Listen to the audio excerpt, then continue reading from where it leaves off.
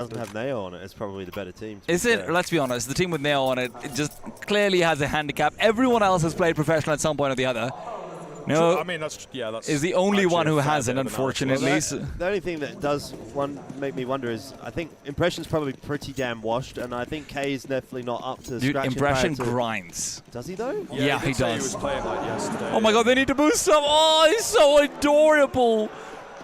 If this was on Instagram, it would be getting shared to me by my wife saying, oh, look at the cutesy pooty little Counter-Strike players. Yeah, we got to put a pin in that one early. I can't have you making that voice. Don't put a pin in my wife. What the hell, No, Scrove? okay, What is wrong with you? Stop hurting my loved ones. Twisting my words.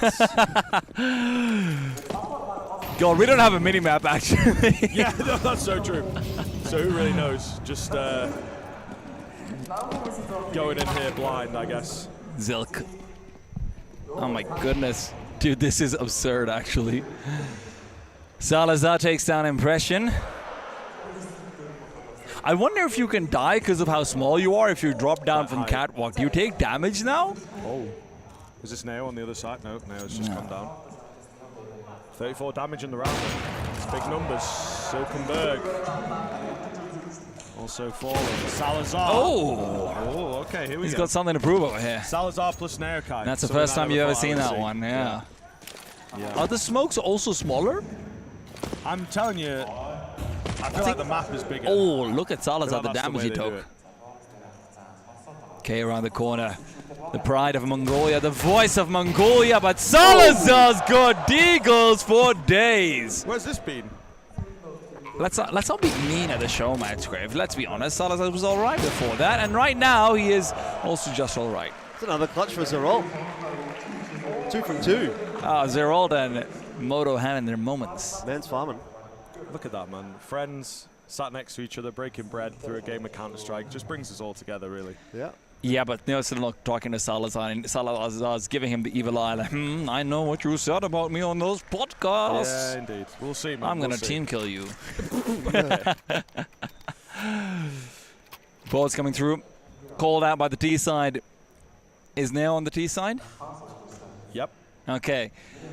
Here's the thing about Neo, guys. He is prepared for anything. Calling attack timeout in a show match. He's the kind of guy to have a pencil in his pocket whenever he's gaming in case there's a sketchy situation coming up. That was loud, Kay. That was loud Impression. That was loud Moto. Do we have anyone else who's loud? Scrave, you want to get loud for me? Nope. Not right now. Come on, Scrave. I believe in you. I don't think he does. Yeah, later on. I'm feeling for your ears. You see, I'm on this one. There's not as much Scribs on the host microphone monitor for myself, so I don't know how loud I'll actually be. Are they just permanently tiny? Is that the thing? I think so. Yeah, I guess so, man. It's kind of funny. It is. It just takes so long to get anywhere. But we'll see. Yo, is this what it feels like being Neo in real life? Okay. Oh my god. Right. That's a load. Leave it out. Leave it out. No, I love Neo. Listen, he's quite wide, so he makes it's true, actually. Neo's a strong man. Dude, they are 100% getting smaller. Yeah, I don't know, man. It's hard. It's so... Whoa. Where's this bridge come from? They've got a bridge in there. I told you the map is bigger. That's why they've got the big bridge. Dude, that's the thing about Mongolia. They're really good about that pedestrian infrastructure. Making sure you can walk about. A ramp into window as well. Yeah. Because you'd never be able to get in otherwise. That's true. You know? It's the same with the van would just be a pointless venture. Oh my god, Impression. Terrible sportsmanship pulling out the auto sniper. Not going to work though, is it? Neo's still not on the board. Keep your eyes on that, folks, at home, those who are playing along. He's not very good, is he? He has been saying he's not very good, so... Oh my goodness. Yeah, I think he's setting himself up for, listen, man, you don't want to go into something like this as a member of talent and be like, yeah, I'm going to, get at least 10 kills. I'm a rock him and sock him, exactly. Guys. Because that's an uncanny Neokai impression. I was not trying to do a Neokai impression. I was just being like a Chad. Fair enough. There's a pretty good He is a pretty big Chad, in all fairness. Now, played a lot of volleyball, played a lot of basketball, played a lot of rugby, but you know what he hasn't played? Clearly Counter-Strike. Not enough of that. Nice, dude. Get him. Is this entire show just going to be ragging on Neo? We don't know anyone else personally well enough. I mean, that's the thing. Yeah. Probably rag on K and Impression. I reckon I could go deep on Impression. Let's go deep in Impression. There you you go. might like it if I did, actually. Jordan, your time to get in there. We'll see. We'll see how he plays. Impressions obviously reigning champion at this stage. Oh my goodness, that is loud. The God of Lightning! All right, well, apparently we're ready. For the Zeus this is where round. the real Counter-Strike starts. Indeed. Yeah, you can actually recharge. But K has got an AWP This somehow. bastard. Yeah, they might have already bought, I guess, beforehand and then sort of decided they're doing Zeus. Oh This my is so god. stupid. This is like This is so stupid. This is like watching toddlers fight amongst themselves. Oh my goodness. my. And these toddlers have zaps, they've got lasers. Oh. It's like the children of Olympus all come together to die. Hercules has fallen. Neo got on the board. He's Proud loving of it. it. He's Proud loving it. This is where he thrives. He's wearing that MongolZ shirt to try to channel a bit of the extra skill coming through from those lads, but Oh my god, look at his face it's with the working. flickering lights as well. Now it just looks diabolical. it's good to see everyone's having a bit of fun though. I'm Yeah, glad for Zilka's sure. as well.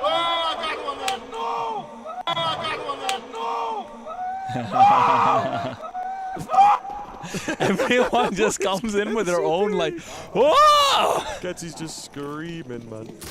How come 3 of these guys have still only got Zeuses? You know, I don't know, man. The HUD kind of shows when they have this is something that actually kind of interesting because usually when you buy a Zeus, it doesn't show up on these custom HUDs, you know? Brother, 'cause they don't really, they were ready for everything. They put ramps on the map, Trev. Clearly they know what they're doing. I think the map is, you might be right. I feel like they're getting, I don't know if I'm just fooling myself. Oh my god, that's so hilarious getting picked out of the air. Honestly. This is like unironically great op deathmatch practice. Yeah, for sure. There's like small targets everywhere, harder to hit.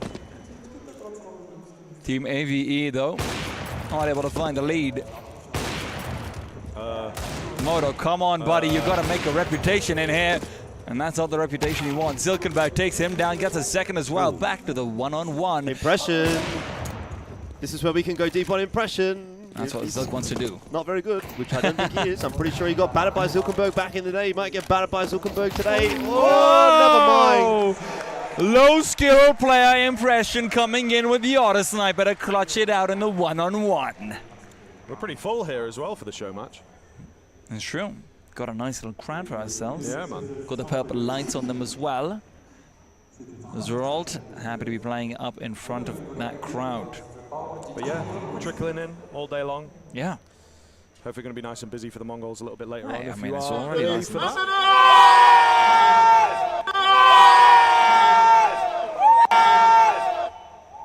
Look at these guys on the casting booth. Yeah, I want to Kenzie get is yelling. loving life. Kenzie's- I think we just need like a Kenzie button after every big round. Just him saying nice. You Like know? Kenzie, dude, here's the thing. Kenzie's such a player. He's always keeping a broom nearby because he knows it's his chance to sweep them all up. Okay. T-Time prepared this one earlier, I can tell. No, actually, I think it's the other way around. He literally just Googled it. I got gamer puns in my hand. You're a cool guy. Yeah, you got to workshop a few of those, my man.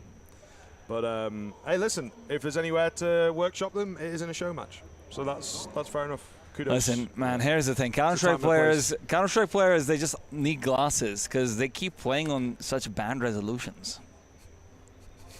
What is that a joke? I don't know, man. I that meant to be Googled it. It's alive? the first thing. I Googled 100 gamer puns, and I got 100 gamer puns. I didn't Right. know they were good or not, Okay. but yeah. That doesn't even make any sense. Yeah, I don't.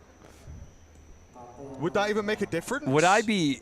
I No, don't but know. seriously, let's unwrap this. Let's unwrap this. If you're on a bad resolution, bad would be lower as Counter-Strike players. Bad is just wrong. We can kind of understand that, right? No, 'Cause but some of 4-3 is bad. We I saw think- Aurora listen, lose listen. around. Let me cook it. Okay. I think Let him cook. the joke is saying that a bad resolution, quote unquote, would be like a low resolution, like Yeah. not HD, 480p. Yeah. You know. So we're familiar with that as Counter-Strike players. Of course. 'cause obviously, some of our guys play 4x3 and lower res. Oh, slow motion. It was already struggling. Would glasses even make a difference? Guys, you have to call us Is in it slow go- motion Yeah, but now. is it going to increase the resolution? They've got Like- 3 players going towards the B side on the CGs. AVE, You know what? though, flashes are ready to go, but it's been missed. I'm definitely not casting. I don't even think this round's going to finish on time. It's taken them 30 seconds to get to the A site, and now they're going to get farmed because they can't strafe out.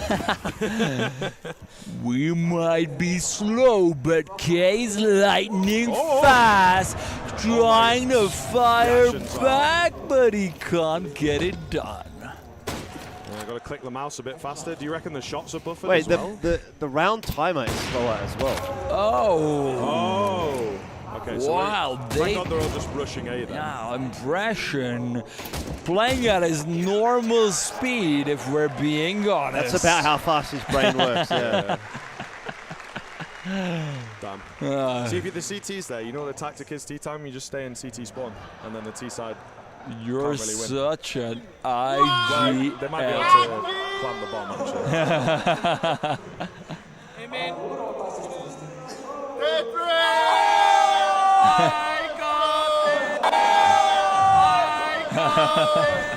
Notice having a good time. I'm glad. I have a feeling they were... Oh my god, it's so loud. I have a feeling they were coming in slow-mo as well. Yeah. That's why they won. They were one with the game. The speed, with the pace. Does that make me a better caster than you guys? What, 'cause you can do it? No, it's hard to listen. Like, it's always hard to listen to me. No. That's my secret. That's my. I'm always bad. I'm always bad. No one can say this is the worst cast I've ever heard if they've already heard the worst cast a few times before. I'm just checkmating all the Twitch chatters. We're gonna lose HP jumping here. Okay. Yeah. Oh, we can drop down over here. Wait up. Oh my god, they got lost because they were trying to figure out the best pathway. Oh, we split up. I'm good.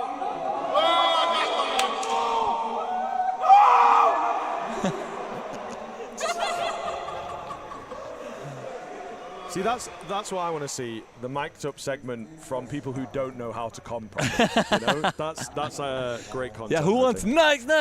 I want actual strats for I want, like, low three graph. people talking over each other, someone calling it like chair, and then being like, where the hell's chair? We've got P90s coming in here. Now we're fast. Yeah, this speed is going in. It's going to be a little bit faster. We're going to have to run and figure out what exactly is going on in the M4. A4 trying to go away towards the main. There are 4 players inside the T-spawn, inside the middle, and now they're trying to accelerate into the connector back towards the inside. They've got this once. They've got this in a second. Guess he's got it down as well. And now what it's going to be coming into over here. It's going to come to a little bit of a team game now. It's only a 2 versus 4. MESA is going to be trying to figure out exactly how to get this one together. They've got 2 players back towards the B side now, and I don't know what to do.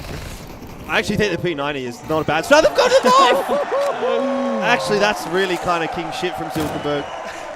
It's pretty smart.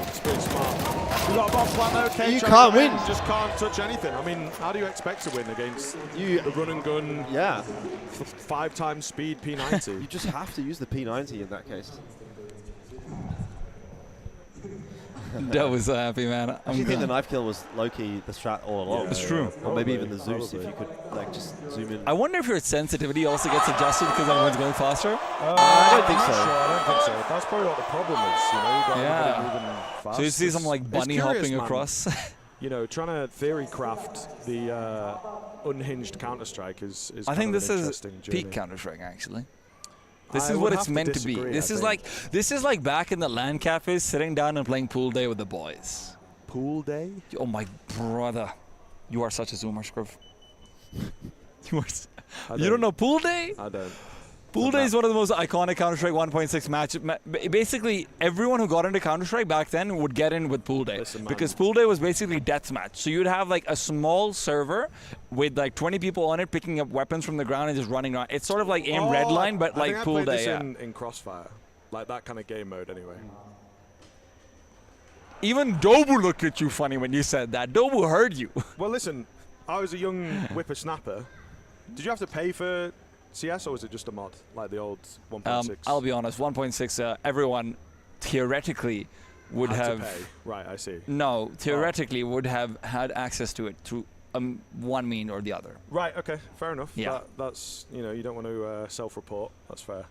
But anyway, Crossfire's free. What is that on the desk, by the way? That massive... Well, I have been wondering that, and I think it might be a smoke machine. I think it is too. I think we're going to get around where they go off. I mean, we'll see. We'll see. I'm interested to. Yeah, but the thing is, guys, I was a console guy for a while, so you know, our version of Counter-Strike was. This is why you only get half a headphone. Not great. Yeah, sure. That's fair enough. That's fair enough. But the one thing I will say, CS:GO on the Xbox, you could press like RB and you do a 180, and it was pretty cool. But yeah, and the thing was actually getting a kill on that version of CS as well. What is this? Have they got? What is It must mean all the flashes and all the decoy nades possible on that team. Zulkenberg's just going to sit there and throw them. One. And they're not even going. I'm pretty sure this would be a Naokai call. I think he sent me an Instagram reel of this exact same play, where you spam all the flashes over B and then go connector to A. Neo would be someone to get his stretch from Instagram. Hey, well, listen, man. We'll see what happens. We'll see what happens. I mean, we don't know because we're not going to be able to see the rotations on the minimap, but it could be big. Well, I think you're. Oh, I think he was jump throwing them from further back, and they weren't going over, by the way. Because the buildings are taller. I think you're right, Scrave. I think the map is just bigger instead of the people. But it worked. Kind of. Worked. Ish. Yeah, they got the site, and that's one half the game. What's the other half? Keeping the site. Yeah, this part. Shit, I think they did that wrong. It's not going as well. This is Come Neo. on. We've got to see what Neo's made of. Neo and Zulkenberg, the dynamic duo. This elite gaming accuracy. Who are these What is two? this? What is this? Man. How have I gone from watching the best Counter-Strike Mongolia has ever seen to the worst? God almighty. Zulkenberg might clutch this, so bombs planted for him. Smoke. Yeah. No way with the smoke on it. So good. Crazy, let's go. Jordan, can we get some expert analysis about what happened in that round? That was fucking dog shit. It's okay, guys. He's Australian. Something like that. Oh, man. It's just good to hear. 'Cause I think it's probably what we were all thinking, really. I'll have you know, I keep it very PG in my head. Sometimes. Depends, man. Depends on the game. Some games I'm like, yo, this is banging. Other games I've just been... This is banged. I've just been watching, the same round over and over and over on Inferno. Oh, so, yes. Oh, I look. like that. Yeah. Fake You guys windows. know exactly what I'm talking about. Yeah. And unfortunately, it is worldwide. It is tier 21 Counter-Strike or tier 1 Counter-Strike. It's my all the face same. at matches tier 20. Sure, If sure. You know. Yeah. Thanks, James. Game. But yeah. Oh, the nade. Okay, this is Demolition Derby. If I can read this right, it should be only nade kills coming through, right? So we're looking at the lineups, we're looking at the ideas.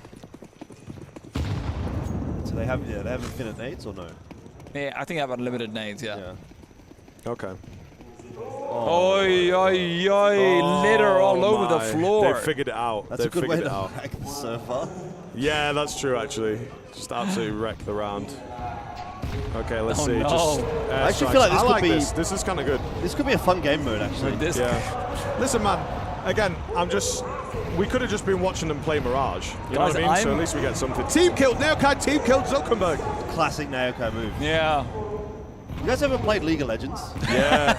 this is like you're laning against the Ziggs. Yeah, absolutely. Oh, Which is God. the worst experience, honestly. Listen, man, I'm from Pakistan. I'm getting PTSD right now. Oh my god. I don't think you can say that. Well, listen. This is going to be only double left. Can he clutch it all together with a grenade, trying to get a little bit up in their faces. He's dodging, he's dancing. It's a little bit like the Looney Tunes. He's shooting at his feet and eventually he'll fall. It's literally dodgeball, except a bit deadlier. That looked pretty good.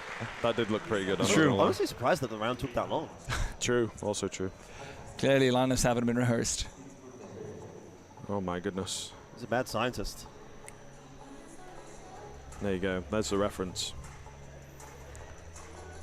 For any watchers out there, we got the bangers coming up. Is that half time? I wasn't even really. No. It's like 62. Maybe it's.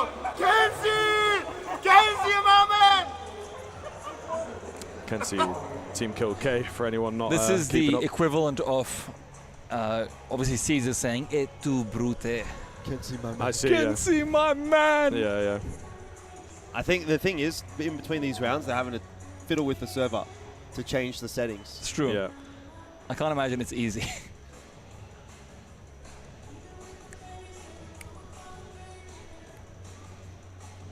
whetting the appetite for the grand final at least. I need the counter-strike back, man. You know, I always struggle to come up with things on the fly. Neokai historically played university league in England. I think we need facts about people other than Neokai. Yeah, but like that's too real. Whoa! Low gravity. I believe I can fly. Oh no! It's just scout This is the snipes, part isn't where it? I leave. I When you believe I start can singing, touch you the lose me. sky. That's They're going pretty. Team Mesa thinks pretty about high. it every night. It's flying Scoutsman. We know this one. Yes, Moto. Yes, Moto. This is Get a banger game mode. It whenever is. they I bring agree. out the Oh no, operations. Moto, Oh! can you get it done? He's dodging. Oh! Clicked on his head real good. Oh! Little no scope. Let's go, Salazar. He's just no scoping it. He might have the method, you know. He might have the method. Is I'm not gonna lie. Salazar the greatest showmatch player of all time? Maybe he's been in 2 now, There you go. so he might be one of the most tenured showmatch players of all time. I think he Which learned is from the certainly first saying one because, let's be honest, the Copenhagen Yeah, major well, showmatch yeah. was one of the worst we've ever seen. So now he's having fun. Who what planted it's the all about. bomb? Oh my god. Yeah, it's a bit of a nerd move, to be fair. Bit of a nerd move. However, defuse, close. Not close enough. Oh, we'll never know. All right.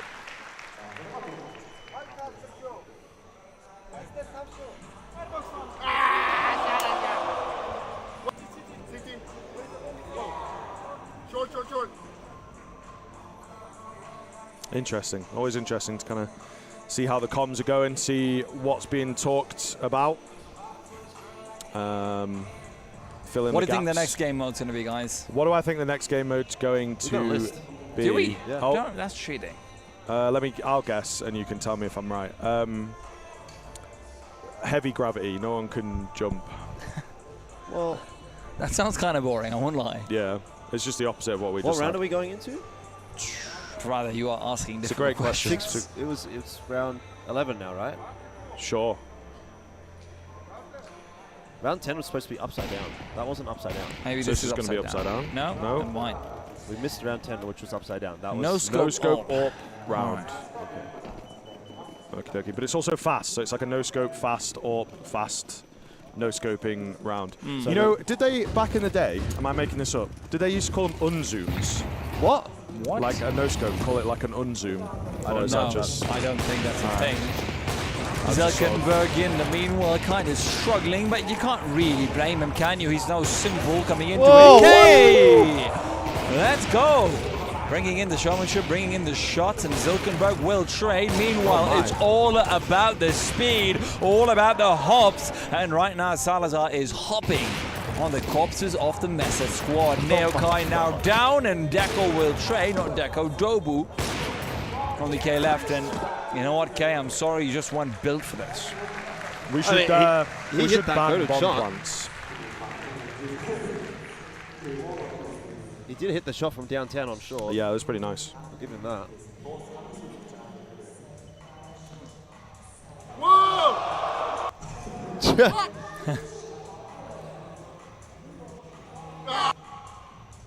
Bro, Dobu didn't look this happy when he got a 1v5 at the same stage 2 years ago. He was hopping around when he got that. I remember. Got to stay in the zone, man. You got to stay in the zone. Salazar and Neo talking tactics. He's getting the stink eye, really. Look at him. Yeah, he's, you know, just kind of confirming his thoughts. I'll leave that there. I don't want to. I don't think you want to build on that one. Yeah, I don't want to flame too hard. But either way, Scriv, Yeah, I remember sure. you saying that you could rap on a beat. How about you rap for the next I don't round? think I've ever said that. But if you, oh my goodness, now you've laid it down. Oh, it's the bunny hop round. Moving into A. What can I say? Oh! Trying to get out mid, but certainly not as easy as it looks. Dobu with the shot, making it downtown in the shot. Oh. There's not much else to add. Fiku with the unzoom, giving him the big doom. Listen, guys, I can't freestyle. I don't listen to I got you. What do you end up with? Unzoom. Unzoom. Unzoom. That's your word. It's only Kenzie and Zerold in the room. There you go. You can build on that. Okay, if we're trading back. Kenzie, Zerold, Kenzie again. No one can stop these men. Kenzie. I rate them 10 out of 10. There you go. Hey! Let's go. Modern day William Wordsworth. Zilkenberg taken down. He tried a little bit too much bunny hopping there. Oh man, I remember what bunny hopping looked like in this game. You know, saddens me. It's pretty hard. If I hit like 2, I'm going crazy. You know what I mean? Back in the day. It's difficult. I'm going crazy even if I don't hit any because this game's just that good. Fair enough, mate. Fair enough. Here we go. Bangers. Not sure if it's coming through. I hope it's all coming through. Can you give us a rendition? Let me listen to the song. Oh wait, it I don't know the song. started halfully through. I actually don't know the song. Otherwise, You don't know this song? No, I don't. Do you remember? Oh. Okay. It started halfway through. But I don't know. Oh, it's too real. You can't do that. We're going to get demonetized. You Hey, can't stop. Yeah, I'm okay. sorry, guys. You know me and my musical talents. It was too close to... Yeah, that's too real. Sorry. Damn. That would be. Hold on. Dancing in September. Oh, yeah. Love you in November. Pull out the inhalers. Things are getting smoky in here. This is where we need like. Oh, Neil just pulled out the vlog camera. He's a this content machine. He's a content machine, man. For real, for real. Oh no, impression. No, he's remembering all of his days of choking Asian qualifiers. Now we need the Undertaker to come out of like the middle of the stage. I want to run down to the stage. Yeah, well, could be a move. Real. One thing I will say here, folks, for the sake of integrity, Neokai's team getting a lot more smoke out of their machine than K's team. That's all I'm saying. Well, so I feel like it's actually going to be a little bit harder for Is this Neokai because we and are the from gang. UK? Maybe. He's from sort of everywhere, apparently. How well can they even see their monitor? That's the point. Not very. No, there's the smoke coming through on K's team. Wait, are we Okay, also it's going to have a picking up. flashbang round where they just have really Real bright flashbangs? eyes, like really bright light shone into their face? This is You no way can't to play see Kansai. shit. Yeah, you can't see anything on that screen, man. Oh, he's going in. Bro, what do I cast? Dobu the first one to brave it. I need gameplay, guys. Are they actually in the game, though? No, I think they're making sure they've got a sufficient amount of smoke. Okay, let's go. Here we go. So we'll see. I mean, you just kind of, okay, the bloke is walking around, He's making walking sure around pointing that everyone's getting a smoke in their sufficient amount of faces. smoke. Yeah. This is a real test of communication. It's like ultimately. a really rude friend of yours with a vape. It's looking good, though. Team MESA charging in, taking the A-bomb site. I like we've picked up the speed a little bit on the players, on the models. I think they're going to run out of smoke otherwise. Well, indeed. Well. Salazar and Fiku, the only ones left. And really, they'd like this round to be over because they cannot see. Salazar, you can tell he can't see, actually. I think even the T's don't know he's there. They're just running away. Kenzie puts him down. What? Oh, whoa, whoa! Whoa! Fiku's no cheating. clipping. What? You can no clip. Bro. Fiku, Get him! he's got it inside the map. Fiku's definitely the first one that's like, does SV cheats work? He's actually just hit his no-clip bind. Yeah, That's hilarious. I don't believe it. You know, we had Crazy that guy. in a pro match in Australia once. Really? Yeah. I had, when CS2 initially came out, Michael and I were casting a game where the T spawned with like 3 bombs. Oh. Okay. That's new. I mean, the game, you know, wasn't in the best state when it first came out. Let's just True. put it that way. But I've been enjoying it so far. You guys like CS2 over CSGO or what? No, I don't mind it. It looks a lot nicer, that's for sure. Yeah, sure, I sure, like sure. this over everything we've had. You ever go back and look at CSGO VODs, you just think, wow, this game is ugly. It really A little bit, yeah. I did see a picture of like a... Oh, wait! Silkenberg How with did he get there? backstab. How did he get there in the first 30 I'm seconds? actually just trying to think about that. clipped as well. Oh. Okay, that would make sense. Okay, the Because shenanigans like he's are on the gonna same start. team as Whoa. Figo, right? So That nade went flying. come on, Kenzie, no clipping behind him. Oh no. Oh, yeah. The sense is definitely not affected. That was like the tiniest flick you've ever seen. But yeah, I saw a picture the other day of like a CSGO smoke, and it did look awful, Yeah. to be honest. The CSGO smoke is like you before your breakup, and the CS2 smoke is like after 6 months of the gym, 8 months of getting the supplements in, talking with the boys with the new personality. You're all ready and gearing to go, Sure. and then you get blown up. Yeah, you get blown up and holes shot in you. Yeah. Damn. There you go. Back to It reality. looks It better, do be but like that. vulnerability is real, That's true. and it's important, guys. Whoa. My ears are quite vulnerable to that. Sure. They're Kay, vulnerable. Kay's loving it. Kay is giving He's getting in on the it, isn't Aurora he? boys a run for their money There you go. in terms of the volume. But that's all good. Scriv, let's get some volume out of you. You want me to... Really? I mean, in Are the you sh- cast, yeah. okay. Oh, Yeah, well. for sure. Okay, Listen, if you open me up to it... the Where's who's this? having a concert?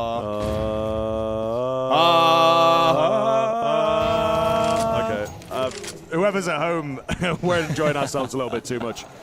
Whoever's at home, I think, not my going to enjoy that. I think we did hit a little harmony there, though. I'm not going to lie to Go you. outside. Touch some grass. And then come back with the finals, please, because we kind of want your hair. All right. There's a tiny box. Yeah. Wait, you can't even get up? Bro, You that's... can't even get up, my guy. Oh, yeah. Oh, You get man. boosted. Yeah. Damn. No one on A, though. Kind of an interesting strat from Team Arve. Yeah, they're getting the kills, though. Getting the kills. I think they're the first team to start cheating. I just want to make that known. I have you know that people could argue that the French team started cheating a long time ago. Shout out Kukui. Ah, it's true. It's true.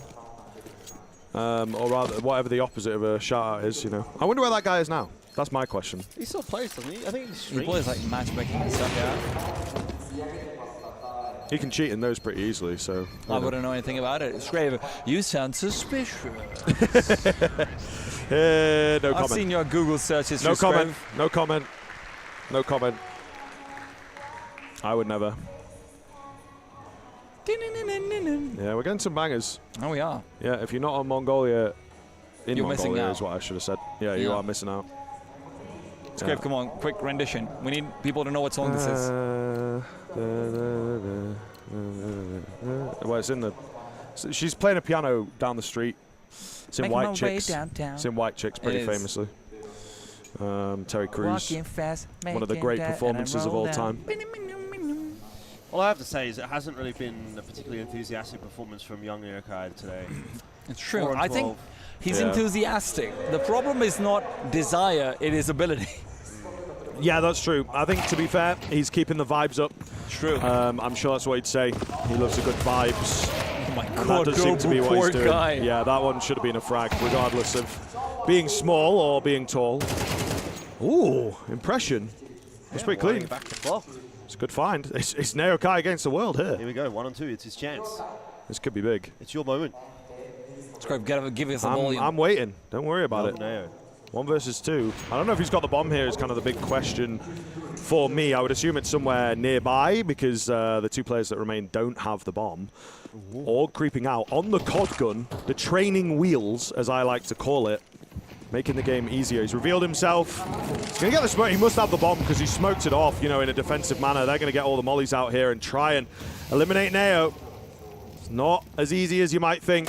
In behind this smoke here, they're a little nervy. Oh, he on can hide in the MESA flower side. pot. He's hiding in the flowers. Oh, he's going to burst out for the first, but impression gets the trade through the smoke. Naokai denied the big 1v2. That was almost big brain, actually, like Yeah, activate man. camouflage. I'd love to see that from the other POV. How Yeah. visible was he? Well, because he actually? sort of stood up a little bit. I think, honestly, he might have been hidden, and then he stood up. Same. Big up Team K. I mean, they're looking good. Pretty close to victory at this point. Are we 13 to win? Is that? Or is it BO3? Mode. Come on, Scrib. Speed cast. What? Are we speed casting into it? Okay. Dobu charging out there, going in onto the ace bomb side. This is a lot harder than it looks. T-Time made it look an awful lot easier, but they're moving around, trying to just take control of the ramp. It's all going to be down to Kenzie. Oh, he's coming in, trying to deny the knife kills. What is going on? Too fast. You can't touch him, but they will take him down. Butterfly knife kill from Dobu in the end. It's actually kind of hard. It is. When you start out of nowhere, you did. You were like, go. You got to ramp into it. But yeah, you maybe do. It's one of the. I wish we had like the knife rounds back, where we could kind of do that. We don't show them loads, you know.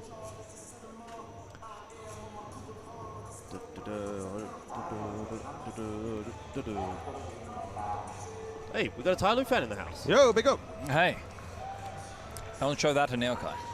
Who's Well, you could now. No advent there. Oh, the signature's like in the. Yeah, it's cool, man. Big up.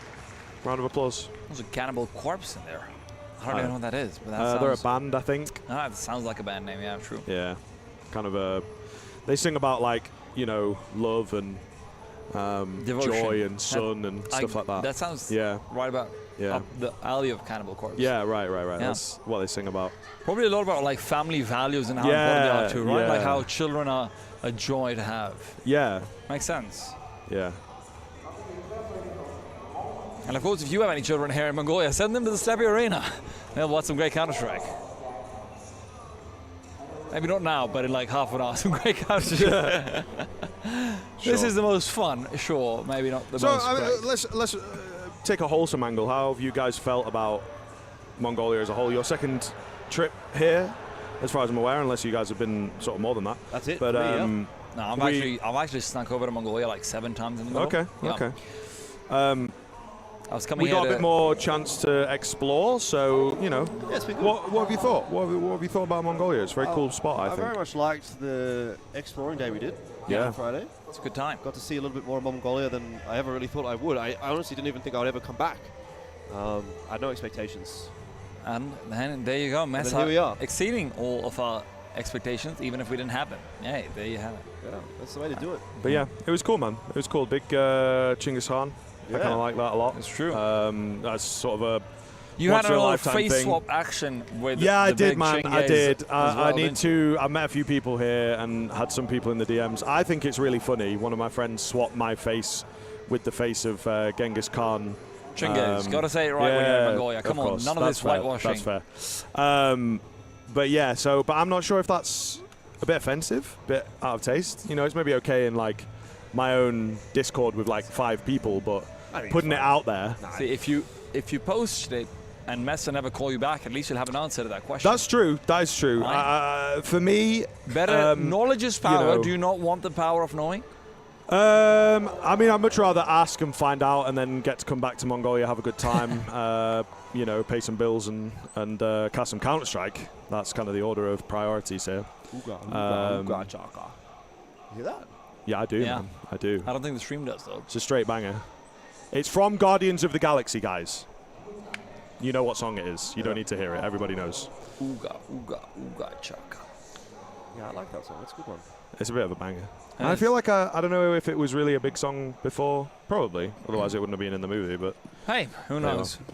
You Opinions know how on Chris Marvel's Pratt? all about the obscure things and trying to bring them to the mainstream, right? Yes. Oh, whoa. Zero's done with it. Hold on a minute. Zero's done with it. Now he's realized that everyone's Wait a minute. He just landed. I was going to say he just slashed twice and there was no damage. I was going to say someone's turned God. Yeah. So we've got some big cheating going on here. Guys. Not Salazar. That's kind of terrifying, though. You knife someone and disappear into the wall. That is kind of scary. We're going to have to turn God mode off, guys. Please. Impression. Yeah. Genius. Anthony's had enough of it. Yeah, although you can't stop them defusing the bomb when they're flying in with God mode. Zerolt's waiting under the floor. It's kind of genius. Oh my goodness. What are we doing here, guys? So we can see who didn't turn God mode on, I guess. It's Silkenberg, Modo, and Fiku. Oh, there goes Salazar. Oh. Oh, they turned God mode off while they're getting on the bomb. You can't be serious. Defuse the bomb now! Oh, I think maybe my God. trying to defuse the bomb is what turns God mode off. Maybe. I have no idea what happened. Yeah, I don't know. That was one of the wilder rounds of Counter-Strike I've wild. ever seen. That was whack. I kind of like it though. Every round we're getting, it's like being at a baseball game, you know, like in between pitches. You get a little taste. You just get that dopamine hit, the part of the song that you know, and the rest of the boring bits are cut out. That's what I want. This is how I listen to music. You guys find that out firsthand. Yeah, yeah. A minute at a time. You guys didn't like my music. I really didn't. So yeah, well, we were gonna go ride horses, so I put some horse music on. Yeah. Play it for the horses. The thing with that song, he could have named the horse at any time, you know. Yeah. Tony. Could have called it Tony. Tony the horse. It's not a hop, skip, and a jump, really, is it? Okay, we're getting close towards the end of the game here, fellers. Yeah. What's happened to Silkenberg? He just wasn't in this round at all. Yeah, I don't rightly know. Neo, another kill for him. Are we going to get him over 10 by the end of the game, do you think? I mean, Fiku's only on 9 kills. Fiku's got to watch himself. So is K. Salazar's on 10. Yeah, whoa, yeah, Salazar really got to watch himself, bro. But There's no way he's alive. He can farm up a couple here. Hopefully. What is this round, do we know? Is it just being small again, I think? Seems just like a normal round. Okie dokie. A normal round in Big Mirage Town. As long as it gets. Damn. Well, Salazar didn't get any. This is going to get interesting towards the end, It fellas. will. Let me tell you, Neokai hot on the heels of Salazar. you'd think he'd compete with the other team. Listen, man, there's some underlying tension coming into this team. Is this like a Starry Lin Vision situation? It goes deeper. It goes. There you go. It goes further back. Historical. Yep, it goes further back. You know, Neo's not afraid to give his opinions on the desk. Salazar's not afraid to be at the bottom of the scoreboard. That's unreasonable. It is a little bit, but it Especially given his pops into performance my at head. MESA. Yeah, well, yes, of course. He's looked very good at this tournament. I think Yeah. the problems with his team run deeper than just the so numbers. don't be a bastard, Scrap. It's quite hard. No, I'm generally a nice guy. It's going to be the last round of the game, boys. It's possible. It is possible. Neo, he's really cruising for some extra damage here. This camper comes in, takes one down, but it's Kenzie to shut him apart. Shut him apart? Yeah, that's what it is. Sure. We're getting all the bad words out before the grand finals. It's all good, man. It's all good, you know. Just flex the muscles, spitball a little bit. It looks like it is going to be over, though, and Neo is going to end under everyone. Yeah, but particularly Salazar. So that's a bit of a shame. Close, though. NT. Oh. What? How is this possible? Hold on a second.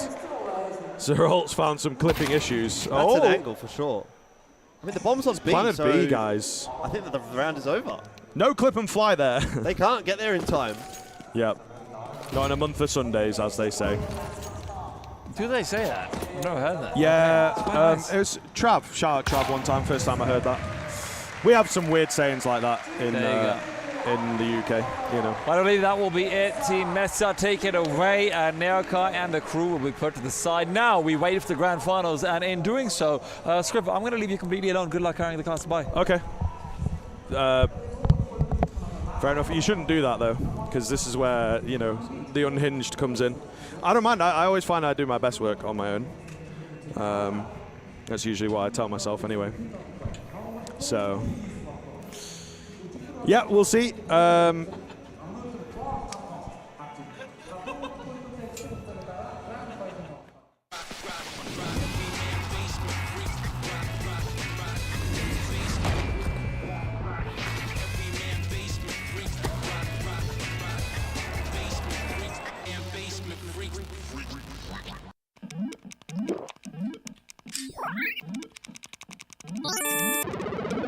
Red Bull gives you wings.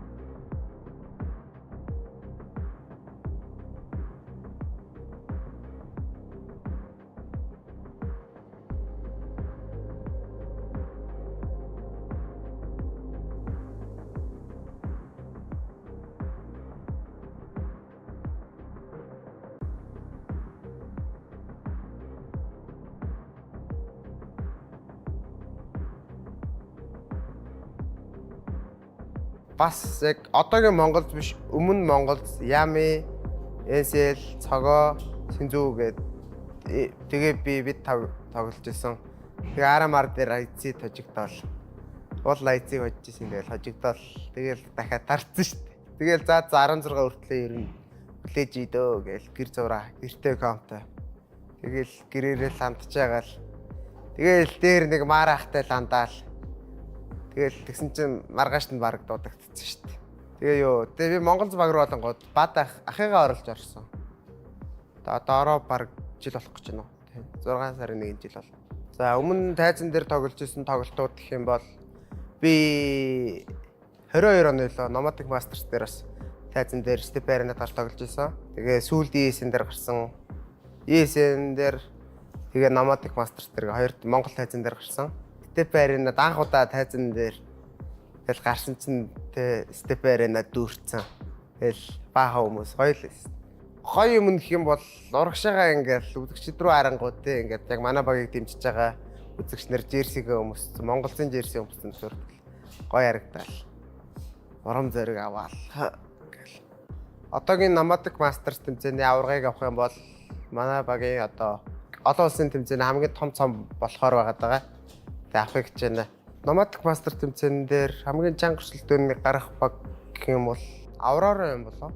Мажор дээр gaming gladiator хууч наруулсан статик хожигдсон. Бариулж чигдсэн тэр ч тэгээд. Тэгээ сүүлд яриаг нь харахад бас амар л юм ярьсан байсан. Тэгээ эрэхт нь хандын дарандаа. Өмнө дуусаагүй юм а дуусгандаа. Тэгээ ингээ миний амжилт гаргаа явж байгаатай холбоотой тийм яг цохоод хэлвэл баадахыг хэлчих. Яваас баадахыг хэлээ. Амар түшигтэй штэ манайх. Амар дуртай хамт тоглогч дуртай тэгээд тоглосоор байгаа. Тэгэл сүүлд баг магт ороод тэгээ стикер гаргацсан. Тэгэл за ер нь гоё байна да гэж бодсон. Би ч бас ер нь стикерээ гаргаад тэгэл гоё явнаа гэж бодсон л. Тэвэрхүү юм. Ер нь баатахад л баярлалаа гэж хэлнэ. Гэр бүлийнхэндээ хайртай шүү. Тэмээдээ бүр их хайртай шүү. Бас It is my first time in Mongolia. I haven't been there for too long yet, but so far I'm pretty happy with, the hotel is good, the weather has been good, and yeah, everything is good so far. The main thing I want to do in Mongolia is to win this tournament. I made the decision to join Bleed pretty fast. I know they have quality players, they have a quality coach, and I just wanted, to kind of work with Kasad again. He said good things about all the people in the team, so that is the main reason. And I think settling in is going pretty well. They're fitting me in pretty well. From 1 to 10, I would probably rate it at like 3 maybe, because we have had no time, no practice almost. We played officials before we came here. I think I have high expectation because I know we're skilled. I think maybe we can shoot our way through the tournament and maybe even win it. But we're not like super prepared. I think last LAN I played was still Melbourne, I think. I played in the arena there. Arena is what every player is playing for, Playing in front of a crowd is special, and it doesn't matter where in the world you're playing. So, I expect us to go to the arena, and I'm looking forward to it. I'm pretty confident we're gonna win, just because I believe in the team's ability to win. I haven't seen too much, but I have coaches and analytical people that will take care of that. I think the biggest difference is the tactical aspect. I think the Asian teams can shoot just as good as all the European teams, if not even better. But I think the Europeans are a little bit ahead when it comes to the tactical department.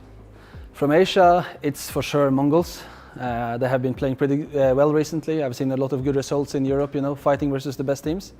And I would say the biggest rival from Europe is probably Aurora. I hope they share for us.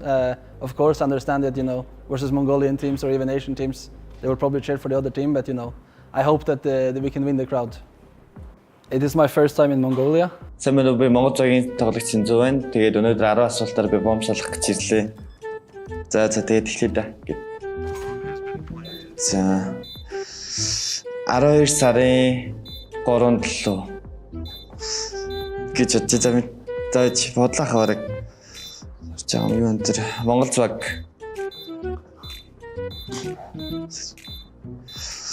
Тэмцээний 15. За чадварлаг залуу тэгээд юу юм бэ? Тийм. Яа энэ төр ингээ гацчих юм уу би?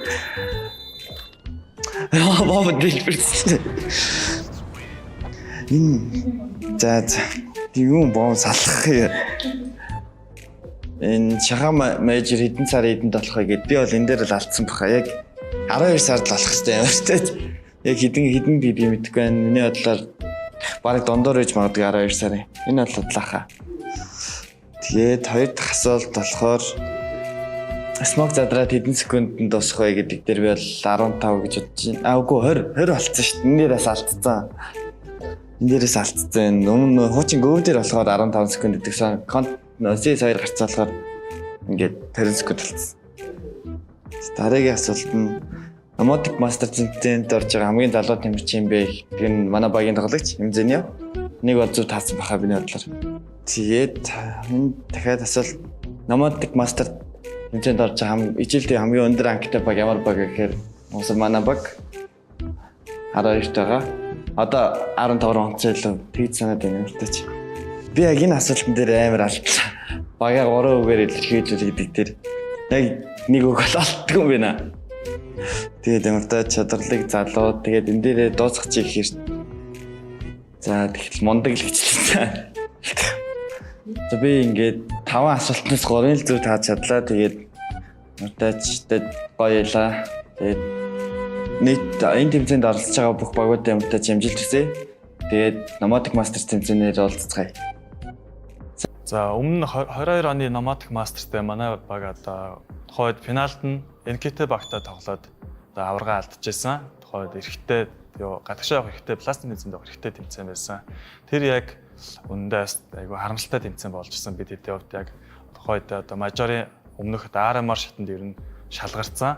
Азаас ингээ шалгараад ер нь айгу амжилттай явах жагаа бас үе байсан. Тэгээд яг бас нэг бодлын амар харамсалтай болж ирсэн тухайд нэг бодлоо айгу зөв ажиглал бас гэж бодож байгаа яг. Энэ удаагийн Nomadic Masters дээр бид нар өмнө одоо хийж байгаа одоо дутуу хийсэн зүйл ер нь гүйцэлдүүлж чадах бас нэг том боломж гэж харж байгаа. За яг одоогийн байдлаар бид нар яг хамгийн том одоо аваргын цомтой тэмцээн гэвэл яг Extremes Land байгаа сайхан оролцсон. Хэрвээ одоо энэ Nomadic Masters бид нар яг төрүүлж чадвал энэ тэмцээн одоо бидний хувьд оролцсон одоо олон улсын тэмцээн дундаас хамгийн том цом авсан ер нь тэмцээн болно гэж бодож байна да. Миний яг хувийн зүгээс яг хамгийн том оролцож ирсэн одоо үзэгчтэй тэмцээн гэвэл одоо Риод болж ирсэн мажорын тэмцээн байгаа. Яг нэг хасагдах шатны тоглолтын дээр 0-0 нээжтэй тоглож ирсэн. Тухайд яг бид нарт яг нэг бас нэг хэцүү байсан юм нэг өөдөөс барьцэл хөгжөө нэмжч нар байгаа. Тэгээс бидний тоглож байгааг барьцэлоод ер нь тэрнээс ер нь бас ингээд жоохон одоо нутгийн багч жоохон давуу ч юм уу яг нэг жоохон итгэл үнэмшилтэй тоглоход ер нь жоохон тус болдог юм шиг байлээ. Ингээл одоо жишээ наадглаад бид хэдийг одоо раунд авахгүйт тэнд яг ингээд дэмжээд орилж байгаа юм ер нь айгүй цөөхөн яг нөгөө талд ингээд одоо айлын нутгийн баг ингээд раунд авахгүйт орилж ингээд дэмжиж байгаа юм амар их байсан. Тэр нь нутагтаа тоглох нь амар давуу талтай л гэж бодож байна. За Gaming Gladiators багтай өмнө Ecstatic нэртэй байхад нь саяхан мажор дээр энэ оны мажор дээр тоглоод бид нэр хожигдсан. Тэгээ сүүлд энэ тэмцээнд ирэх гэж байгаа сэтгэл дээрээ нэг жоох эвгүй яриа өгцсөн байлаа манай эсрэг. Тэгээд тэр үгийг одоо буцааж өгөөд ер нь амын тагландаа л гэж хэлээ да. За өмнө 22 оны Nomadic Masters-тэй манай баг одоо тухайд финалд нь NKT багтаа тоглоод Hi, I'm Kai Cypher and let's defuse the bomb. How many minutes does the user graffiti spray last? 60 seconds, maybe? And then, oh shit, wrong way. If you could take one player from another team, who would it be? Monacy, probably. No Flame Nork. Who's the youngest player in Nomadic Masters? Is it Malzinu, maybe, for Mongols? When was CS2 had officially released? I don't know, like December 25th. That's Christmas. How many majors have there been in CSGO? Oh, 19. How would you describe your team in 3 words? chaotic, fun, lost. How would you describe your team in 3 words? So, chaotic, would I say fun and lost? I mean, chaotic, I think it can be at times. And lost, I lost a bomb, so I just had to say something. And then fun, I mean, I think we all have a good time in our team, so yeah. Who's the youngest player in Nomadic Masters? I would say Malzinho, because I think he looks youngest, to be honest. And I'm pretty sure, I think I heard it, he was 15, 16, something like that. So, yeah. When the CSC had officially released, yeah, I have no idea. I have none. Honestly, random number, random month, that's about it. And then, how many majors had there been in CSGO? I don't know why I said 19. Actually, I mean, that could be kind of right, because there's normally 2 majors a year, and then 12 months. Possibly. It was right. Oh my god, what a guess. And then, I think that's it, right? Okay, cool. So I wasn't able to defuse the bomb, but do you think you could? Hi, I'm Kai Cypher, and let's defuse the bomb.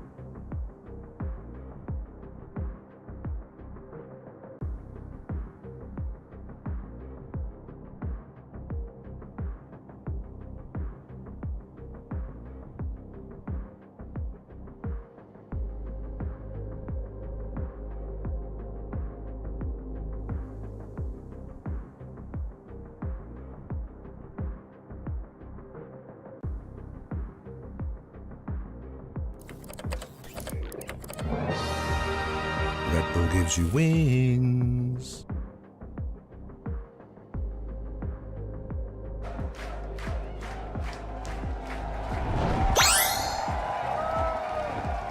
Red Bull gives you wings. It is my first time in Mongolia. I haven't been there for too long yet, but you know, so far I'm pretty happy with, you know, the hotel is good, the weather has been good, and yeah, everything is good so far. I mean, the main thing I want to do in Mongolia is to win this tournament. I made the decision to join Bleed pretty fast. I know they have quality players, they have a quality coach, and I just wanted, you know, to kind of work with Kasad again. He said good things about all the people in the team, so that is the main reason. And I think settling in is going pretty well. They're fitting me in pretty well.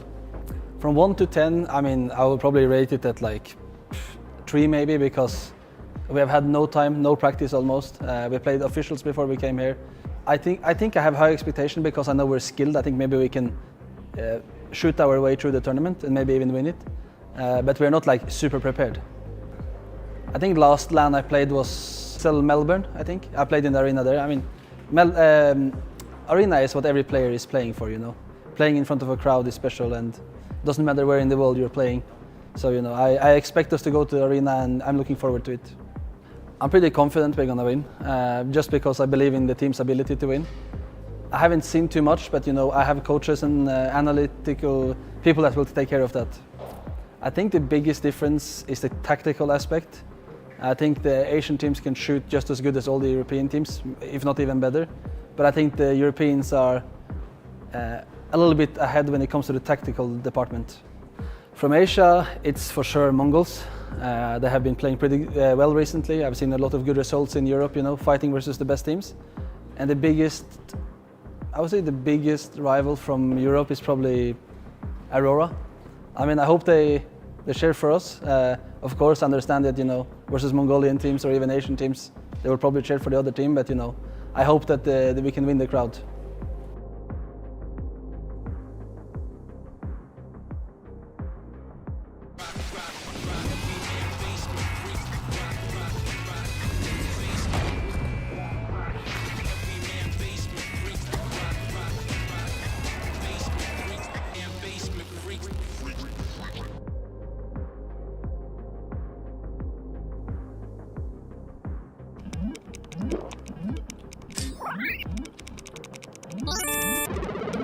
Red Bull gives you wings.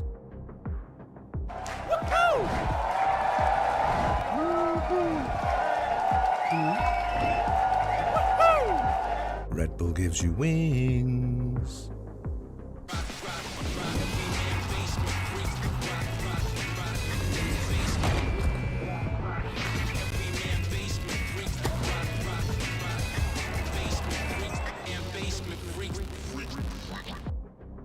Welcome in one and all to the grand final here at the MESA Nomadic Masters Spring 2024.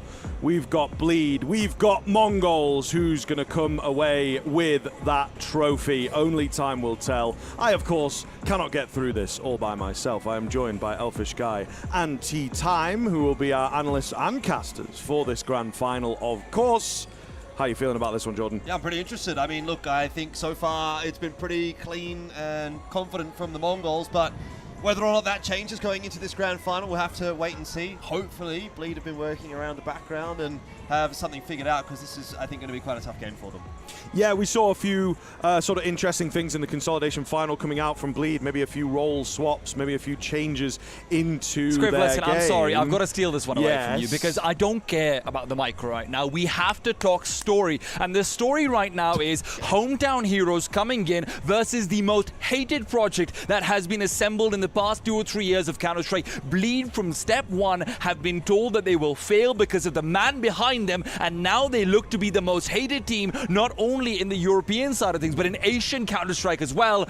Bleed might have lost before, but now they're coming in this with a passion, with a fire for revenge. Yeah, there does seem to be a bigger energy about the team, I think, here today against Aurora. They were a bit more used to that kind of matchup, though. The Mongols have had their number. We saw that yesterday, a pretty one-sided affair. Even they just sort of walked away away from that game going, I guess just not our day. They didn't really have much of an answer as to why it went south. I mean, it's pretty difficult, right? Here's the stat for you. The top 4 players at the event are all MongolZ players. So that's something that I think kind of writes its own storyline. It's not even like, oh, 3 of the top 5 or this or that. It's literally the top 4 at the moment are all MongolZ players. So who's number 5? Techno's actually as far as 5th, I don't know, but Techno's the one that missed out. He was the one that's not in that 4, but he's not that far off. He was, maybe like number 10 or something like that. So even he's having a pretty good performance. So yeah, I mean, that's a tough ask to beat. Let's have a little visit in with the bracket for the last time without a champion, of course, and then we can kind of talk over a few of the results. Not so bothered about those day 1, those day 2, and of course the day 3, but we come into the final day here and things ultimately look pretty good, I think, for both teams. Bleed, it was difficult against Aurora. That Mirage is a big pain point for this team. We are BO5 here in the grand final as well, so just the permabans getting removed, and they will play the rest of the field. I suppose a big question around that will be sort of what order things are played out in, right? If one of the teams gets kind of an advantage, getting some of their stronger maps to start with. We'll check in over the Bleed lineup as well as we sort of talk through that. Right, let's talk about that, right? Because the Bleed lineup, you see it being headlined by the 2 aggressive wings. You've got Hampus and Cypher, both of whom like to go for aggro players. Hampus in the late round, Cypher in the early round. You know what you're getting from them. The question marks, though, come in Jacob and Falvin. They're 2 supportive elements and what they can get done on the anchoring positions, because if Jacob and Falvin are performing, that's where MongolZ are going to have a harder time trying to get into bomb sites. That's exactly what they were able to disable in their previous series as well. Bleed come into this with a very complete lineup, but the entirety of it need to be elevated if they want to do something here. Yeah, do we feel like there's been a bit of inconsistency maybe in this lineup? You know, we've seen Cypher have great maps and then drop-off maps. We've seen Hampus have great maps and drop-off maps. It's been very hard for them to find a game plan that works. Yeah, sure, but I mean, I guess that is to be expected, right? When they haven't necessarily had a whole lot of time with this roster to really mesh. I mean, you got to remember this is the first sort of outing that they've got with Nork and Jacob, so there's a lot of moving pieces that need to kind of fall into place that I don't know if they've necessarily properly had time. What I will say about Bleed is I think that they have kind of gotten better as we've gone over. They've been a little bit shaky in that initial day, that initial game against Shingus Warriors. We had our reservations after watching that, but obviously, you know, a pretty tough game earlier on against Aurora. They were able to knuckle down. They were able to finish that one off pretty comfortably in the end, and I think that it is fitting that they're in this grand final again against the MongolZ to have another crack, and we'll see if, again, a little bit more time as a roster is going to give them any closer of an attempt against the MongolZ. Well, the one bloke we've not talked about on this here Bleed team is, of course, Nork, so let's check in with him as he comes up as the player to watch. I think rightfully so, the way he's been performing. Yeah, there's a good reason why he's a player to watch, because even in the situations where it felt like Bleed aren't able to take a map away, Nork is still providing them openings. In the earlier Mirage against Aurora, he went 6-1 in opening duels, and despite that, they weren't able to convert through. Nork is the consistent rock as we head into those grand finals. He's the one with major playoffs appearances. He's the one with arena appearances. He's the one I'm expecting to show up no matter what. It's everyone else who's a question mark, but for Nork, that's a lot of pressure to be in a new team and to be the rock of that new team.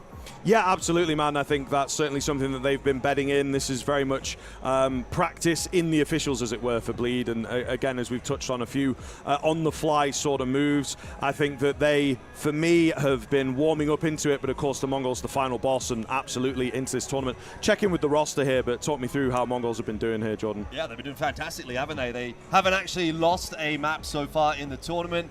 I mean, they came in very much, I think, as the favourites for us and for most people, but there was obviously some reservations around, you know, how good is Bleed going to be? Can Aurora maybe cause them a bit of a ruckus? And has to be said that really at this point, it doesn't feel like anyone has even gotten close to the MongolZ at this event so far. I can't really imagine that's going to change too much going on to the stage. You talk about the experience that the Bleed players have got. Well, it's actually funny when you look at the MongolZ and how young these guys are. You'd have to make the argument that this is a much more experienced roster. Certainly as a team, they've been together quite a bit longer. They've had really big opportunities. Recently, they've had really good results. I mean, obviously the big standout being the result at the major. Confidence is high, good vibes. Everything seems to be going the right way for the MongolZ. So, I mean, I can't see a world where they don't come into this as a massive favourite. And of course, our player to watch would be 9-10 on the other side. The counterpart of Nork obviously had a fantastic series up against Bleed earlier on in the upper bracket finals as well. Was one of the main propellants that headed them forward, and it does feel like 9-10 again, it's in Ulaanbaatar. It feels like he is so comfortable in this environment. He has been in the Steppe Arena before for other MESA events. This is his grounds to farm, and he is looking to do just that. There's always a question mark if you aren't going to see Techno be one of the highest rated players of this team. But in this event where 910 has stood up, and he has stood up so proud, it feels like he's not even needed necessarily on the Techno side. Yeah, I mean, that is true. 910 for sure was maybe not a huge question mark coming into this event, but I think that when we talked about it and gone over the roster, you guys were maybe expecting a bit more out from Blitz, out from Techno, but it does feel like 910 has really lifted himself right up to the top on a very, very consistent basis as well for this team. So I'm excited to see what he can do here in the final. Of course, one of the big things to go over here is that veto. We've got 5 maps coming in, best of 5 grand final. Are they all going to be required? Generally, are there going to be too many question marks around it? It looks like not. Dust 2 Vertigo out of there. It's now just a case of putting your best foot forward. Right, so it's interesting that Bleed goes for the Anubis first. I thought maybe they wanted to prioritize an Ancient, but I'd be surprised if that's not a third pick coming through. MongolZ over here. Nuke is something you want to push as far away as you possibly can. It could actually be an Ancient they lean into themselves, but I don't hate the Mirage pick because obviously Bleed's been having a bit of a struggle. Now if Bleed going to an Ancient, you're opening yourself up to a 3-0 situation here. So you really are relying on the Anubis to come through for them to have that momentum. MongolZ's Inferno as well is a tough time, and unfortunately the tough time is something that I'm going to be saying pretty much consistently no matter what map it is. I feel like if it goes to Nuke, I think Bleed can take this one away, but otherwise I don't see a chance. I mean, it would take a lot to get to Nuke. You have to get through Anubis, Mirage, Ancient and Inferno. All 4 of those maps are really, really good maps for the Mongols. We were speaking to them a little bit and they were saying we're happy to kind of pick into anything, obviously the exception being Vertigo, and I think that very much is reminiscent as you go through that veto. You know, I'm like watching the veto go and I'm thinking, okay, well, what's the next map going to be? Is that going to be one which I can feasibly see a win coming through on Bleed for? And we see Anubis, we see Mirage, we know they've already both gone the way of Mongols in that previous matchup. Then you see Ancient, you go, well, Mongols is pretty damn good on Ancient as well. And then Inferno comes through, you're like, well, they're pretty good on Inferno as well. Yeah. So it's kind of like damned if you do, damned if you don't. I don't really know that there was a way that Bleed could have actually won this There veto. was no good veto over here for Bleed, but at the very least, going into an Anubis, this is a map that historically actually a lot of people, even in the local Mongolian community, think that Mongols do sometimes struggle on Anubis. So it's an interesting take because obviously you have a lot to go off of in the previous map as well. I like the fact that Bleed are going for repeats and they understand that there will be more anti-strat material here for them, because technically the first 3 maps over here can all be heavily anti-stratted. There's a lot of footage available for the Mongols, and frankly Bleed's had nothing to do but go over footage and play matches over here at the arena. The question is, have they had time? I don't know about that, but it's still going to be an uphill battle. Yeah, absolutely. We'll check in with the predictions here, I believe. I think that coming into the tournament, there may well have been kind of a power ranking or a belief that split the desk a little bit. You and I going for Bleed. It was yourself and Neo going for the Mongols. I think maybe as the tournament has gone on, it's a bit harder to defend Bleed, to be fair. And I know that you kind of had the caveat on yours that you believe they could win, but it wouldn't necessarily be the case. Look, my situation was that I think in a power ranking overall, just in terms of how good this team would be against international opposition, I thought Bleed would be better, but I would even rescind that point at this point after what we've seen over here on LAN. We've seen the jitters from Falvin, we've seen the questionable games from Jacob coming through over here. Hell, I've seen Nocco missing in a map as well. So now I'm going into this one thinking that obviously Mongols should be the favorites, but very frankly, I actually think them picking into Mirage is a bit of a trap pick, and Bleed have a chance to take this first 2 away. There's no world where Bleed wins Ancient. I don't know why they picked that one into the third one, but I guess you don't want to go Nuke for yourself. So yeah, I'm still thinking Bleed gets at least a map or 2, but it should be probably about 3-1 for me towards Mongols is what I'm expecting. I'm just thinking 3-0 at this point really for the Mongols after having seen that veto. The needle hasn't really shifted all that much for me for Mongols. In fact, if anything, it's kind of gone more in a positive direction than anything else, right? The games that we've seen from them at this event have been so clean, so crisp. The eye test would say that they're on a different level than any other team. And unless Bleed has done a lot of work over the last couple of days since we last saw them play against one another, Mongols just seemed like they were very, very comfortable in that matchup. And Mongols is not going to get worse going into this grand final. If anything, they're going to get a buff. They're playing in the arena. They've got the fans on side. They've got the experience on side. There's no reason we should see a drop-off from the Mongols, and that is kind of what I feel like we would need if Bleed's going to win See, this so title. I'm going to fine-tune this one a little bit because obviously Bleed's been a team that's been really slow to start into the game so far. I think that's very clear-cut. And look, we won't lie to you guys. There's definitely been some issues about being able to get the practice in before these matches. Obviously, hotel environment's not been perfect for them. They've come out and said it as well. Yeah. Still not an excuse to lose, obviously, but in a situation where they've already played a lower bracket game, they're already warmed up going into this one. We've seen some of the best coming out from Hampus and Cypher. This is going to be a competitive series. We'll see. All right, so we got 3-0. Are you putting a number on it? I put 3-1 in there, yeah, for Mongols. Unfortunately, still don't think Bleed takes it, but it'll be a fight. Yes, absolutely. I think I'll lean for a 3-1 as well, to be honest with you. I can see Bleed picking up a map, but the Mongols have got everything in their favor here in the Steppe Arena in Mongolia. We're going to find out how things go down after a short break.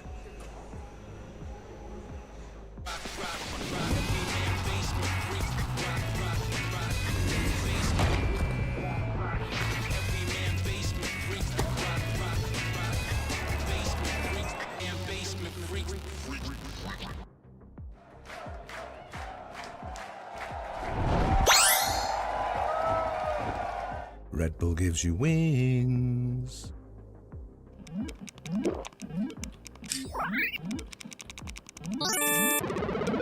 Red Bull gives you wings.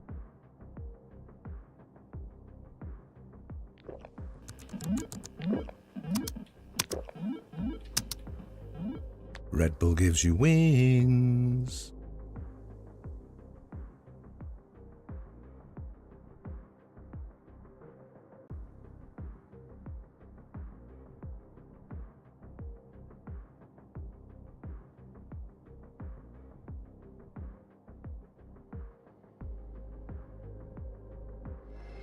Бид бүхний олон жил, олон сараар хичээл зүтгэл бүх зүйлээ золиослон байж энд хамтран хийсэн Nomadic Masters Spring 2024 тэмцээнд өндөрлөхөд цорын ганц матч үлдээд байна. Үүнийг хүлээж байв уу? Вау, энэ бол бид бүхний түүхэнд үнд хаачд байгаагүй шагналын сантай тэмцээн гэж хэлэхэд буруудахгүй байх. $100,000 шагналын сантай Nomadic Masters 2024 тэмцээн Grand Final-ыг хамтдаа эхлүүлцгээе. Grand Final-д бид бүгдийн монголчуудыг нэгтгэж утасных нь ардаас тэр нэг шүүс алдсан тэр мэдрэмжийг биднэрт өгдөг. Би бүр өөрөө ч тулгамдаад энэ ярих юм аа урд хойно ороод юу л болоод байна да. Орхон минь ингээд эднэртэйгээ энэ аренад хамтдаа энэ файналыг үзэж байгаа миний хувьд ч гэсэндээ зүү зэрэглээ мэт санаж байна. Тийм ээ, тэр баг бол MongolZ.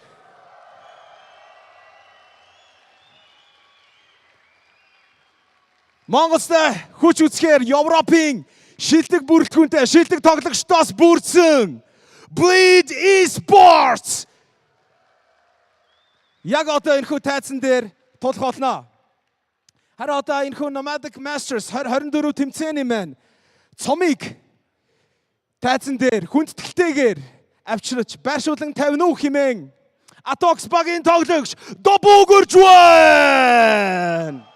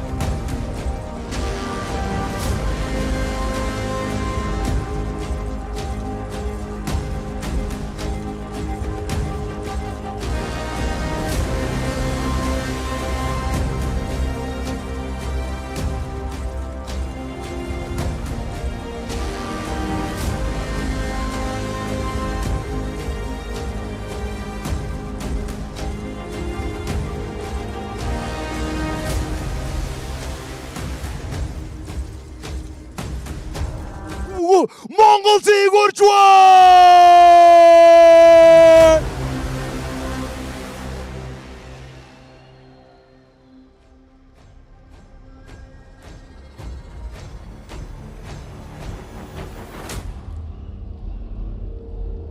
MongolZ багийн бүрэлдэхүүн Тэмцээний 910 please Senzu Techno.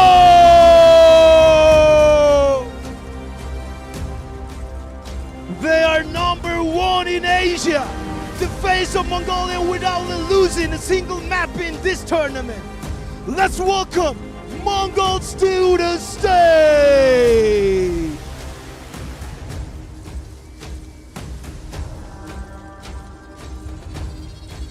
MongolZ багийнханд дахин нэг удаа баяр хүргэцгээе. Тэдэндээ амжилт хүсье.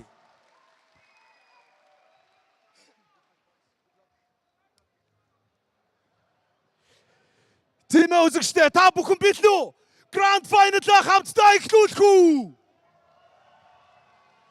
MongolZ тэдний эсэг Bleed Esports Best of 5 үүнийг хамтдаа эхлүүлцгээе. Дахин нэг удаа хамтдаа эхлүүлцгээе гэж хашгирыг төгөө.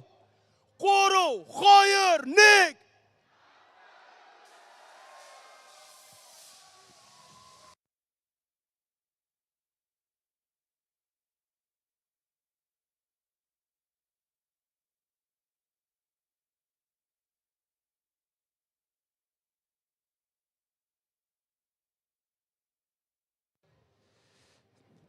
За одоо тэгэхээр та бүхэндээ тоглогчдын тоглолтын өмнөх сэтгэлдлийг эхлэхээс өмнө авцгаая. MongolZ багийн тоглолтын өмнөх сэтгэлдлийг асуухаар Синзуг тайзан дээр урьж байна. Sinzu, everybody. Please welcome on the stage Hampus for the pre-match interview, please. So, hello. So, how do you feeling right now at this grand final? No, we feel great. We're just ready to play, and I hope it will be a good game. Okay, do you have any strategy against the Mongols? I mean, of course we have, but I won't tell you, yeah? But we will, everybody see, right? Yeah, you will see it, you will see it. Thank you. Баярлалаа. Синзөгөөд сэтгэлээ хуваалцаач.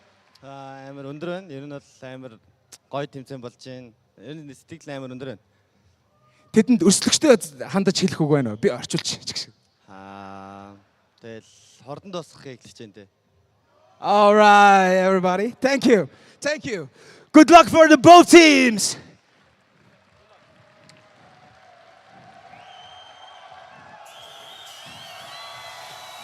За одоо ч ихнээсээ эхлүүлцгээе гэж хашгирна шүү. 3 2 1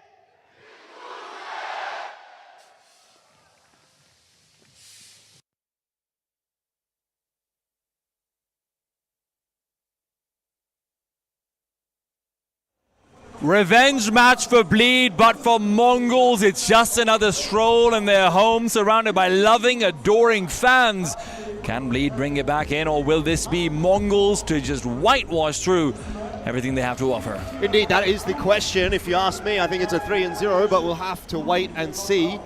It is the culmination of a week's work, though, for both these two teams to have made it to this grand final stage. And what a stage it is. It's very nice here in Ulaabatar, in the Steppe Arena. And for the MongolZ, it's a culmination of years of work, years of making majors for Blitz and Techno, years of taking their scene to the next level, to come back home for a massive tournament to try and take it to Europe, but inside Mongolia. Yeah, I mean, it's a really good point that you make there, because I don't think that this is actually possible without the Mongols having done what they've done. I don't believe personally that an event like this exists if not for this current iteration of the Mongols having the success that they've had. So they've really got to look at this and, you know, take in the moment and really appreciate it, but they've also got to win on this grand final stage because, you know, you've put in all of that work, you've done the hard yards, you've got it to this point, the entire ecosystem exists because of you, and you want to have that successful moment on the stage. If that doesn't happen, well, that would be quite disappointing indeed, not just for the Mongols, but for all the fans here in the Steppe Arena. But in saying that, their trajectory has looked good here at the MESA Nomadic Masters, and we can't imagine that's going to change on the stage. And it's time to get the Nomadic Masters Grand Finals underway. It's Anubis, it's Mongols, it's Bleed. And it's a piss around to see what's going to be coming through. Blitz trying to take the lead down in middle, but it's Knock to go for an early spot back to the B-bomb site. Yeah, Hampus wants to try to get in the thick of things pretty early on in the piece. Highlighted him as one of the players that we'd be expecting to see activated early on for Bleed. First blood does go the way of the invaders. The Mongols not quite able to strike initially, but the trade comes through clean and quick from Mzinho. Hampus taken down perhaps a little bit too much that he has tried to bite off, and now into the B site they go on the Mongols.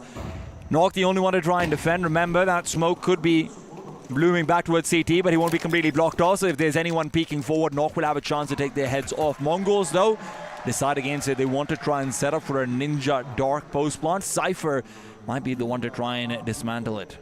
It's a good solid post plant though for Mongols, isn't it? Ugh. Nice headshot as well from Mzinho in E-box. It's going to make the job more difficult for Bleed. Nork at least able to strike for one. There's another one coming through from Jacob, and all of a sudden it starts to fall apart. You've only got the one player left, and he doesn't stand tall. Techno down. It is first blood drawn by Bleed, not only in terms of kills, but also in terms of rounds. Mongols find themselves into a great position in the post plant, like you mentioned, but just not being able to hang on. Knock was a player we highlighted who's going to be an incredibly important factor, and the fact that he's come in alive early on into Anubis is important. I do think that Anubis is going to be the key to this entire series, honestly, for Bleed. If they want to have a chance, they have to break through here. Mongols have shown weakness on this map at times, and frankly, those times are not right now. In saying that, bomb plant is going to allow the Mongols to buy. That's not really helped out too much. Hampus and Jacob already opening the account. This round feels like it's already over before it even starts. Question is, can Mongols at least find a little bit of damage, maybe threaten out another bomb plant? Mzinho lurking forward, but the Heaven player will not overexpose himself in the fadeaway, even getting the headshot. Jacob now on the chase, wants to make sure the man who's been forced back stays back, no re-aggression. They will have to retreat back over towards T-spawn, that's where the bomb is, but in the meanwhile, Techno's found one. Techno's still alive, but barely anything to try and fight with. He's going to have to conjure a miracle here with the Galil if he wants to get away with his life. Unable to do so. And Senzu, the last man standing, has actually been the highest rated player at this tournament so far. We'll look to continue to pad those stats here, if nothing else, to at least take a couple of the guns away from Bleed, but pretty tough ask ahead of him in the 1v4. Oh, Knock's getting aggressive as well. Good to see the fact that Bleed are not going to be shying away. They want to start this match off the right way, by going into Mongols' faces, winning some aim duels, showing them what can be done. Let's not forget, Bleed are bringing two players who, just as early as last year, 3 in fact, made the semi-finals of a major. Or rather, no, sorry. Cypher only made the quarterfinals, but regardless, playoffs of a major, these guys are not unfamiliar to big stages at high pressure against a crowd that does not like them. For sure. On the other hand, the Mongols have had a pretty incredible run of form so far in 2024. And they have looked pretty incredible at this tournament as well. It's really early days, you're down 2-1 or 2-0. Probably going to be 3-0 given the fact that there's not really much of an investment in this one, but I don't really think that's going to rattle the Mongols all that much. They're an experienced team. They know what it takes to get this job done. But what I will say is Bleed are looking very strong out the gates, looking very confident as well. Jacob given a bit more room to work with than he ought to have been by the Mongols there, but he gets away with it. And it might end up just being another pretty clean round from Bleed here. Not going to be too happy about this if you're on the Mongolian side of things, and, well, 9-10's demise over there as well. So far, we've seen Bleed being able to keep 3 or more players alive in both the rounds after the force buy and, the post-eco. This is great to build up the economy. You're going to have an op-out early on for Not, more likely than not as well. Yeah, very good start for Bleed. I like the fact that they're showing that proactivity in a lot of these rounds, taking those aggressive fights over bridge. not allowing the Mongols to get on top early. Yeah. But this is the first gun round, and this is one that will tell us a lot. 910's got the AWP. That's an early smoke out towards A main, if I'm not wrong. And I might be, honestly. What's the plan going to be? Is it going to be continued mid-aggression from Bleed to try and keep things going? Because now up against the AWP of 910, you have to be careful. 910's AWP, of course, was one of the big deciding factors when we looked over towards their prior interaction on Anubis. He absolutely dominated, and when he became a little bit quieter, Mongols did start to lose a few more rounds than perhaps necessary. You talked about that smoke, and you can see how difficult it's making it for the Mongols to try to get into boat. A little bit more attention being put towards bridge this time around. At least from the Mongols, not so the case from Bleed, obviously. They've more or less given that area of the map up after having a lot of presence there earlier. Cost Mongols a lot of utility to take this position. Looks like Nox missed that shot and he's going to retreat back over. It's a plan to get aggressive on the outside of A. Mazinho will be looking to either intercept that or back off after disabling, but Hampus's flank is going to be huge.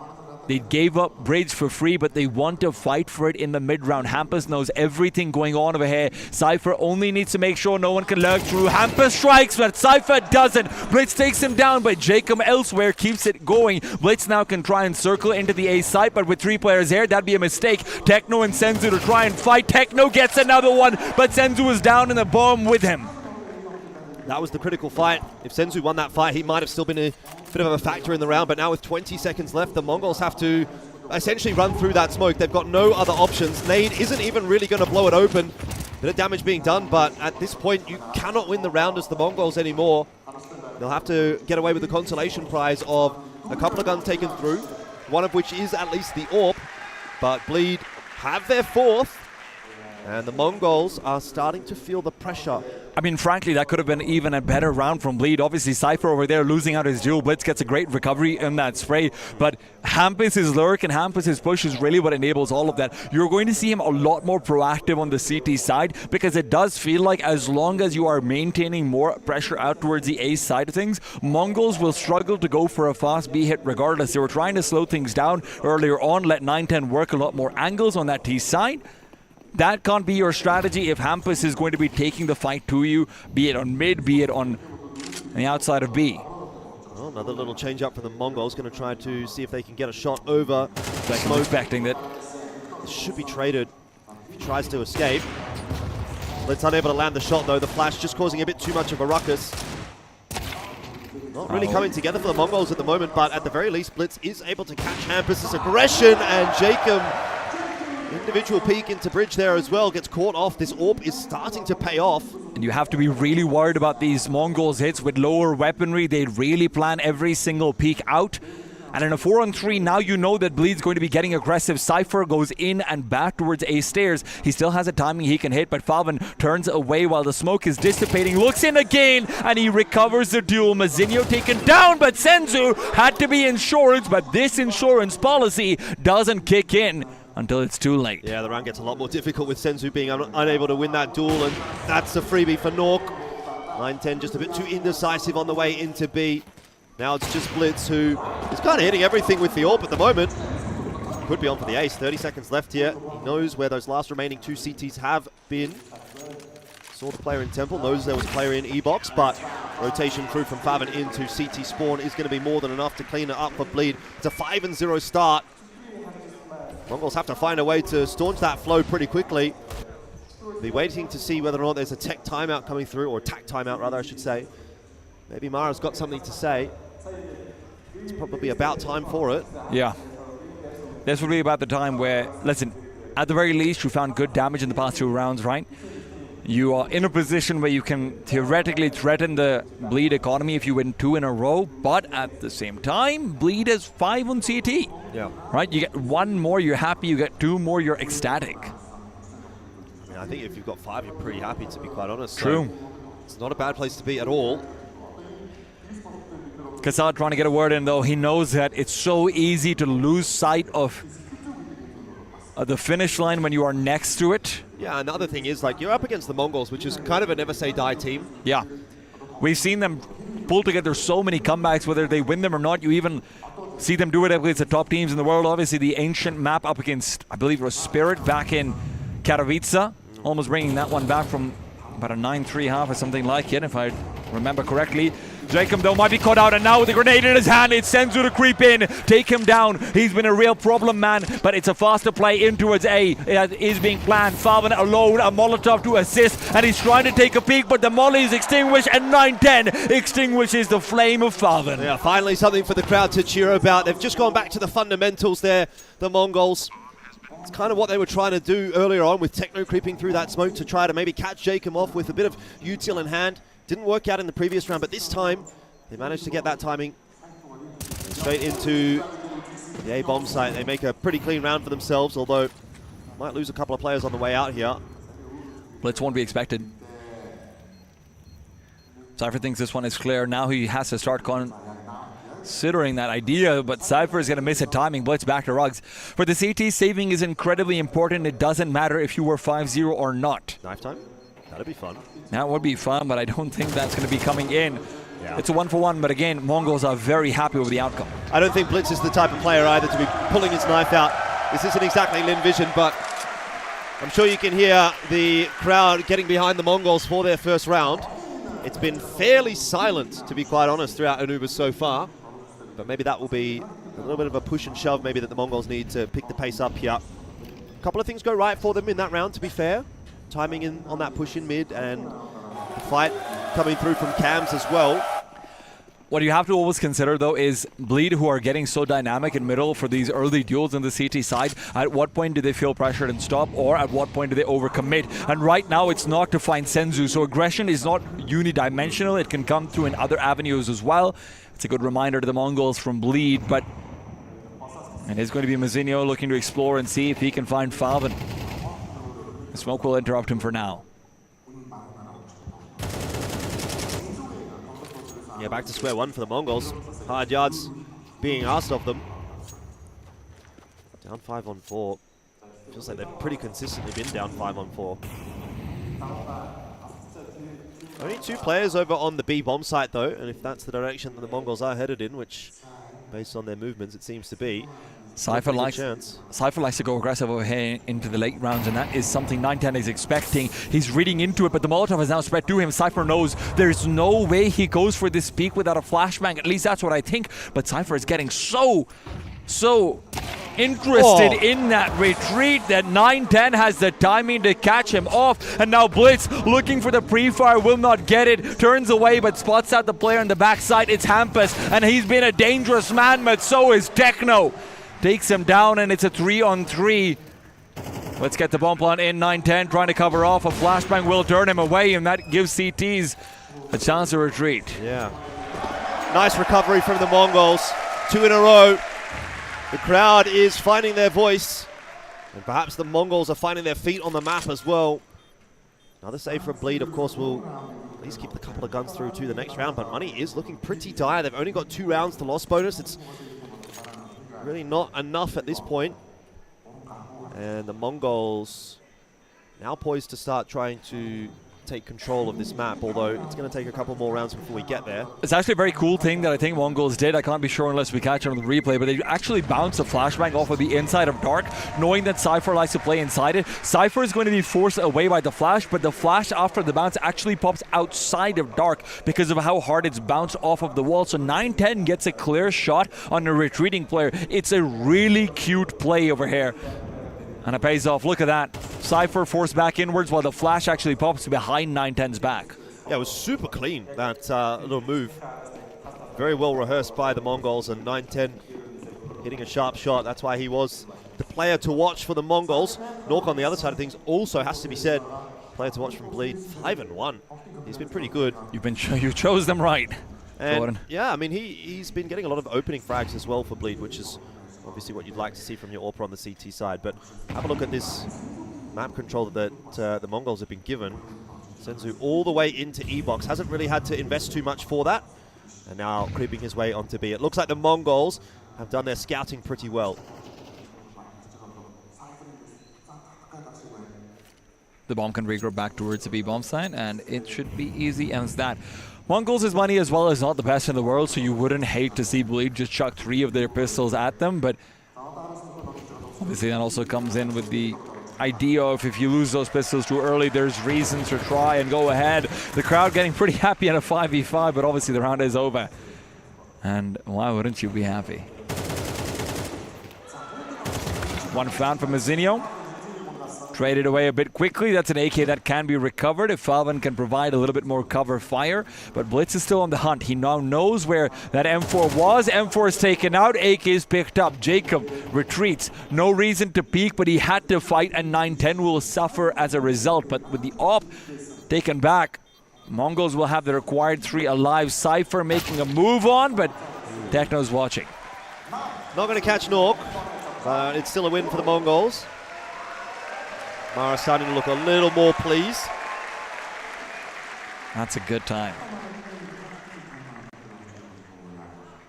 Still a lot of legs yet in this grand final. Can't be getting too far ahead of ourselves. Haven't even finished the first half of the first map, but it's looking competitive. It's looking tight. That's exactly what we wanted to see as well. Look, as much as the crowd might be happy with the one-sided affair, I wouldn't be. I want to see what Bleed have to offer. I'm sure they'd take a pretty tight game that the Mongols win over a quick and clean 3-0. True, but I see a couple of old people in the crowd as well. You have to be careful about heart conditions and whatnot. We've already seen some injuries. Don't want them out too late. Yeah.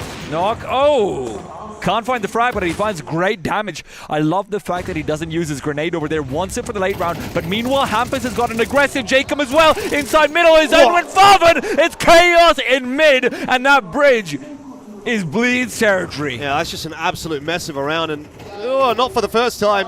9-10 looking for some fights. What? Gets a little bit unlucky with that shot. Might have still been moving, falling, whatever. That round's just not gone well at all for the Mongols. I think it's just one of those rounds, you know, you have to look at that and go, nothing went right for us there. Get a little bit unlucky.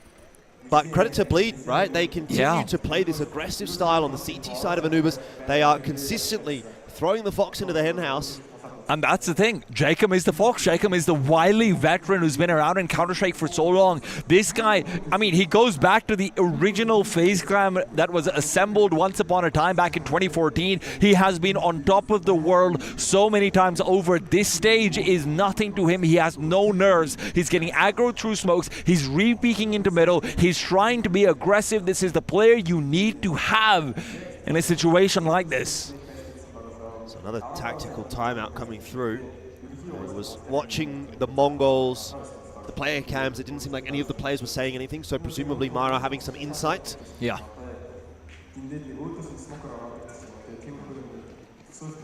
See what the fruits of the labor are going to turn into. Hopefully something nice and sweet. A bit more of a default setup from the Mongols this time around. Watching B main, Techno will have a big job to do. That's been where the majority of the focus has been for Bleed with the pushes. It's either bridge or B main. Cypher has been really good at dodging utility in towards Dark as well, so it's harder to take advantage of him.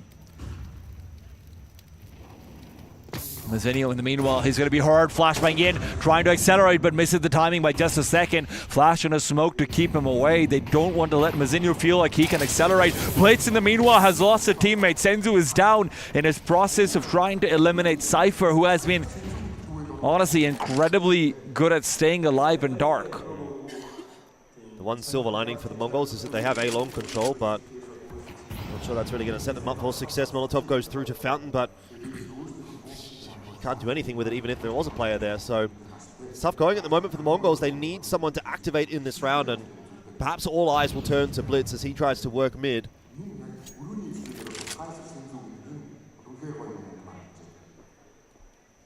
Mazinho,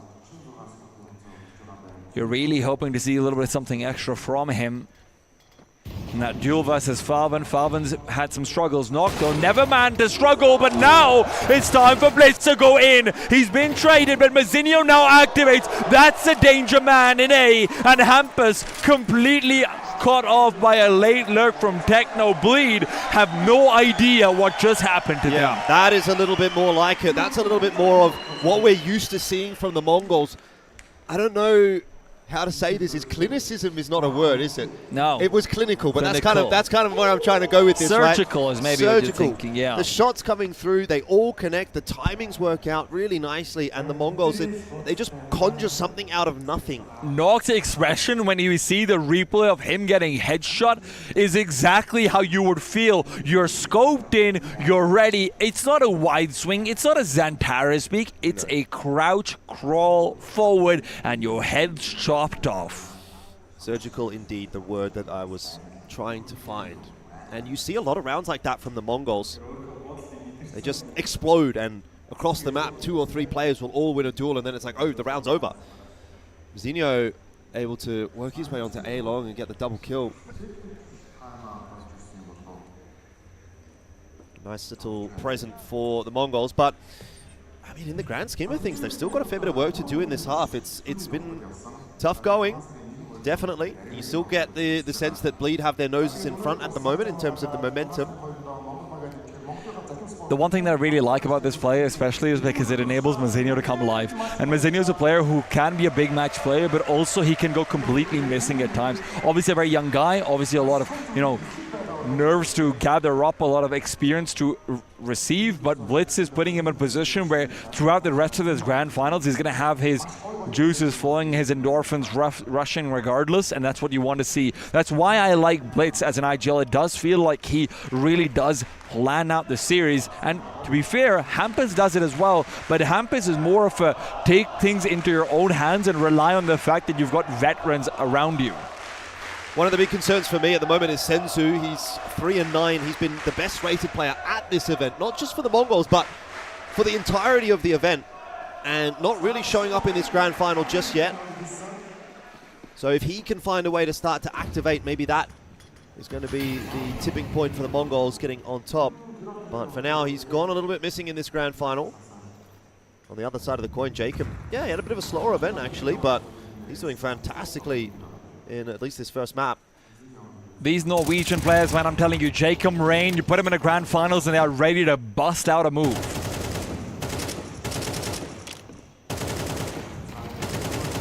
Zinho in the meanwhile trying to keep the pressure going on to Falvin, but fades away. It's going to be a contact play into Jacob's hands. Those hands have been quite deadly so far, but it's Jacob to be traded out very quick. 9-10. Taking him down, a flash overhead to try force Nock off an angle he was never on. But now Nock's found another one, and he has to be careful through the doors, has to keep himself ducked out. A molly from 9-10, trying to force him away. Nock would rather burn than die, and now takes the high ground with a teammate to smoke it off. Faven provides support as well. Bleed might lose their Norwegian knight, but frankly, they're still A-okay. Yeah, let's see what Zinho can do. He's managed to creep his way into A, and that's something that Bleed seem to be relatively aware of, though. With that kill coming through from Senzu, Zinho look to activate, and that is a shot and a half. Holy moly. Where has that come from? I tell you what, that's going to be enough to allow Mongols into the A bomb site, and now a chance for the 2 youngsters on the roster to pull off a big old clutch. Did somebody ask for some SEA face it? Yes, they did, but Mazinho can't get a second. It's all down to Senzu. Needs to activate for the triple, and he can't get it done. Hampus comes back in and restores sanity to that round. Mazinho caught off, expecting a push through heaven. Might have been a bit of a miscom, I don't know, but he seemed really adamant that there was going to be someone coming from heaven, and that was just not the case. To be fair, Mongols probably shouldn't have even gotten that close in that round. Oh, what a shot. My God. Disgusting.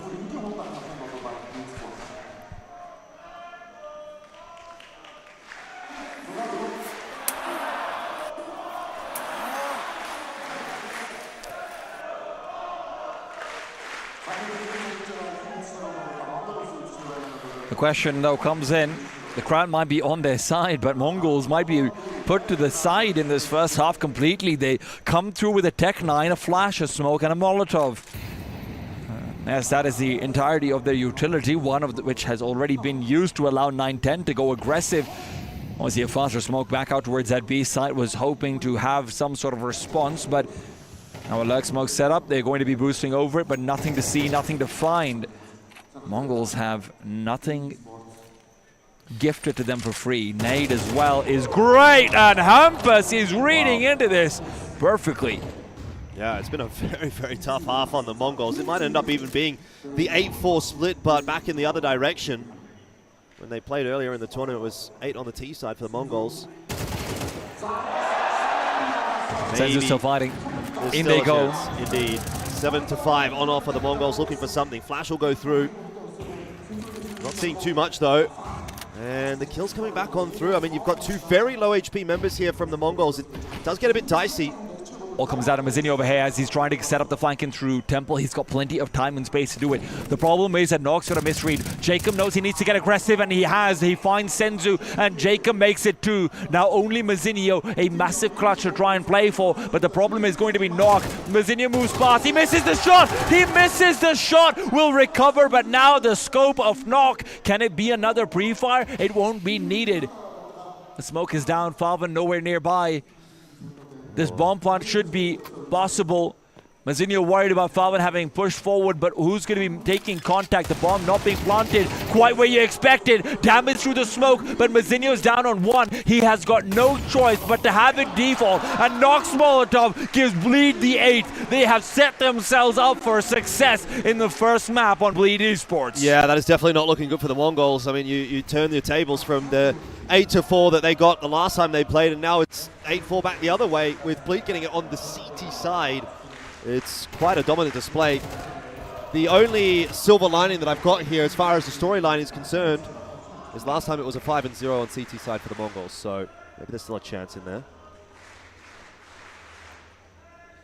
Well, this is the thing about Bleed.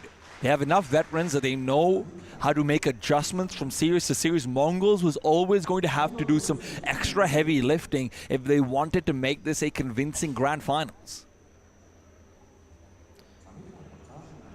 Yeah, someone's got to step up in a big way.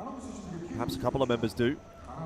I don't think this is unwinnable, definitely, but pistol round is going to be very important for the Mongols. Yeah. Be a nice little bit of spice, though, to actually start this grand final with a map victory of Bleed. You know, I really had a lot of faith in the Mongols based on what we've seen at this event so far. And the problem maybe was that's getting a bit shaky. I do think the problem was honestly always going to be Anubis. Mongols have found a lot of success on it recently, but it's not a map that they've ever been wholly comfortable on.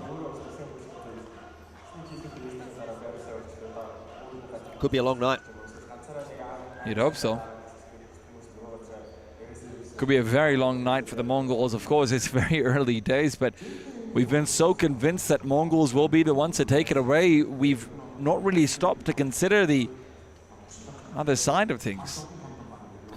The pressure that I mentioned at the very beginning, coming into a tournament as a favorite, coming into a tournament as the team expected to succeed, and now you're down 4 rounds with a crowd of, well over 1,000 people who are all waiting to see you succeed. Senzu and Mazinho both have a lot of pressure on their shoulders. I mean, everyone does, but obviously the youngsters in particular. Well, Mongolian broadcasters trying to get the crowd hyped up a little bit here to give some assistance to the Mongols, perhaps. I think it all comes down to how this pistol plays out, honestly. If Mongols can't get the pistol, then I'm not really backing their chances of coming back into this one. So they've got to start well with those USPs. Tech9's come out, and instantly Jacob with the P250 takes the head off of Senzu. He's having a really rough time in this grand final. Jacob's been nothing less than a Norse god in this series so far. Striking them down at every opportunity. And now 910 and company feel like they need to aggress. What a shot from Mazinho! But he's quickly taken down, and 910 can't add anything else. This conversation's been closed, but maybe there's still something to be said back in middle. Blitz getting his words together, and Hampus will be the one to receive them. Back to a 3 versus 3, and Blitz isn't stopping. He's up to some Hampus business. I wonder if he was spotted there. I think there might have just been a little bit of a window where he might have been spotted. Nork's going to go hunting. Is he aware of Blitz's position? Seems as though perhaps it doesn't matter. One shot for Blitz, then one back from Jacob. He's getting good usage out of this P250. 17 and 10 now into the second half, and might still be the hero for Bleed in that pistol round. Blitz didn't actually spot out the bomb in that situation as well, so Techno has to regroup. Not to say that Bleed couldn't have rerouted even if he hadn't spotted it, but 910 is being very worried about a mid-hit instead. They've misread the situation. The bomb can be planted. there's also a fair bit of utility for that post plant. But Falvin's Molotov reveals intentions, and now 910 is here. Can he find the shot onto the crossing bomb? No, he can't. And a deep smoke is trying to be bypassed. 910 cannot find the head, and Jacob continues to succeed. The headshot angle was perfect for him. 5 HP didn't matter. Yeah, this is like the second or third kill that he's gotten on 5 HP. Comes down to Techno, who is a little bit of a fan of the clutch, the 2v1. Let's see what he can do. Sometimes I like to call him Techno 4v1k, but hopefully it's Techno 2v1k in this case. Not so though, as Favin hits the shot with the USP, and that is a critical pistol round loss for the Mongols, and a huge round from Jacob. He's getting his plaudits from Coach Kassad there. They've got to recognize how big Jacob was. That's the first opener, but he was able to get at least 2 more after the fact. Norwegian veterans and grand finals. I'm a better duo. It's crazy because Senzu in that initial duel really only needed 1 tap. Couldn't land it, but Jacob hits the headshot. And unfortunately, Senzu's lack of success continues forward. Mongols now on basically a full save. This round is a foregone conclusion. Bleed should be meeting 10 in about a minute or so. It's going to be an early rotate from the Mongols into the B sites. Not sure how much that's really going to help them out. They would need the opening kill or 2, and hasn't really eventuated. Double up though on platform. Doesn't really eventuate into a whole lot. It's 1 kill for Senzu, and that's it. 10-4. Bleeder getting through this map now with ease. You really only got a couple of gun rounds to play with as well if you're the Mongols. So, and I don't even know if we're going to have an op being bought out at all. Maybe in the next round that might be a possibility, but right now it sure as hell isn't. You're going to be on 5 M4s, and is there a play to be made with those M4s? You're expecting Blitz to be the man to try and make a move. Obviously, he's been bringing back a lot of these man-down situations so far, but it's not like he's really popping off individually either. Not yet, at least.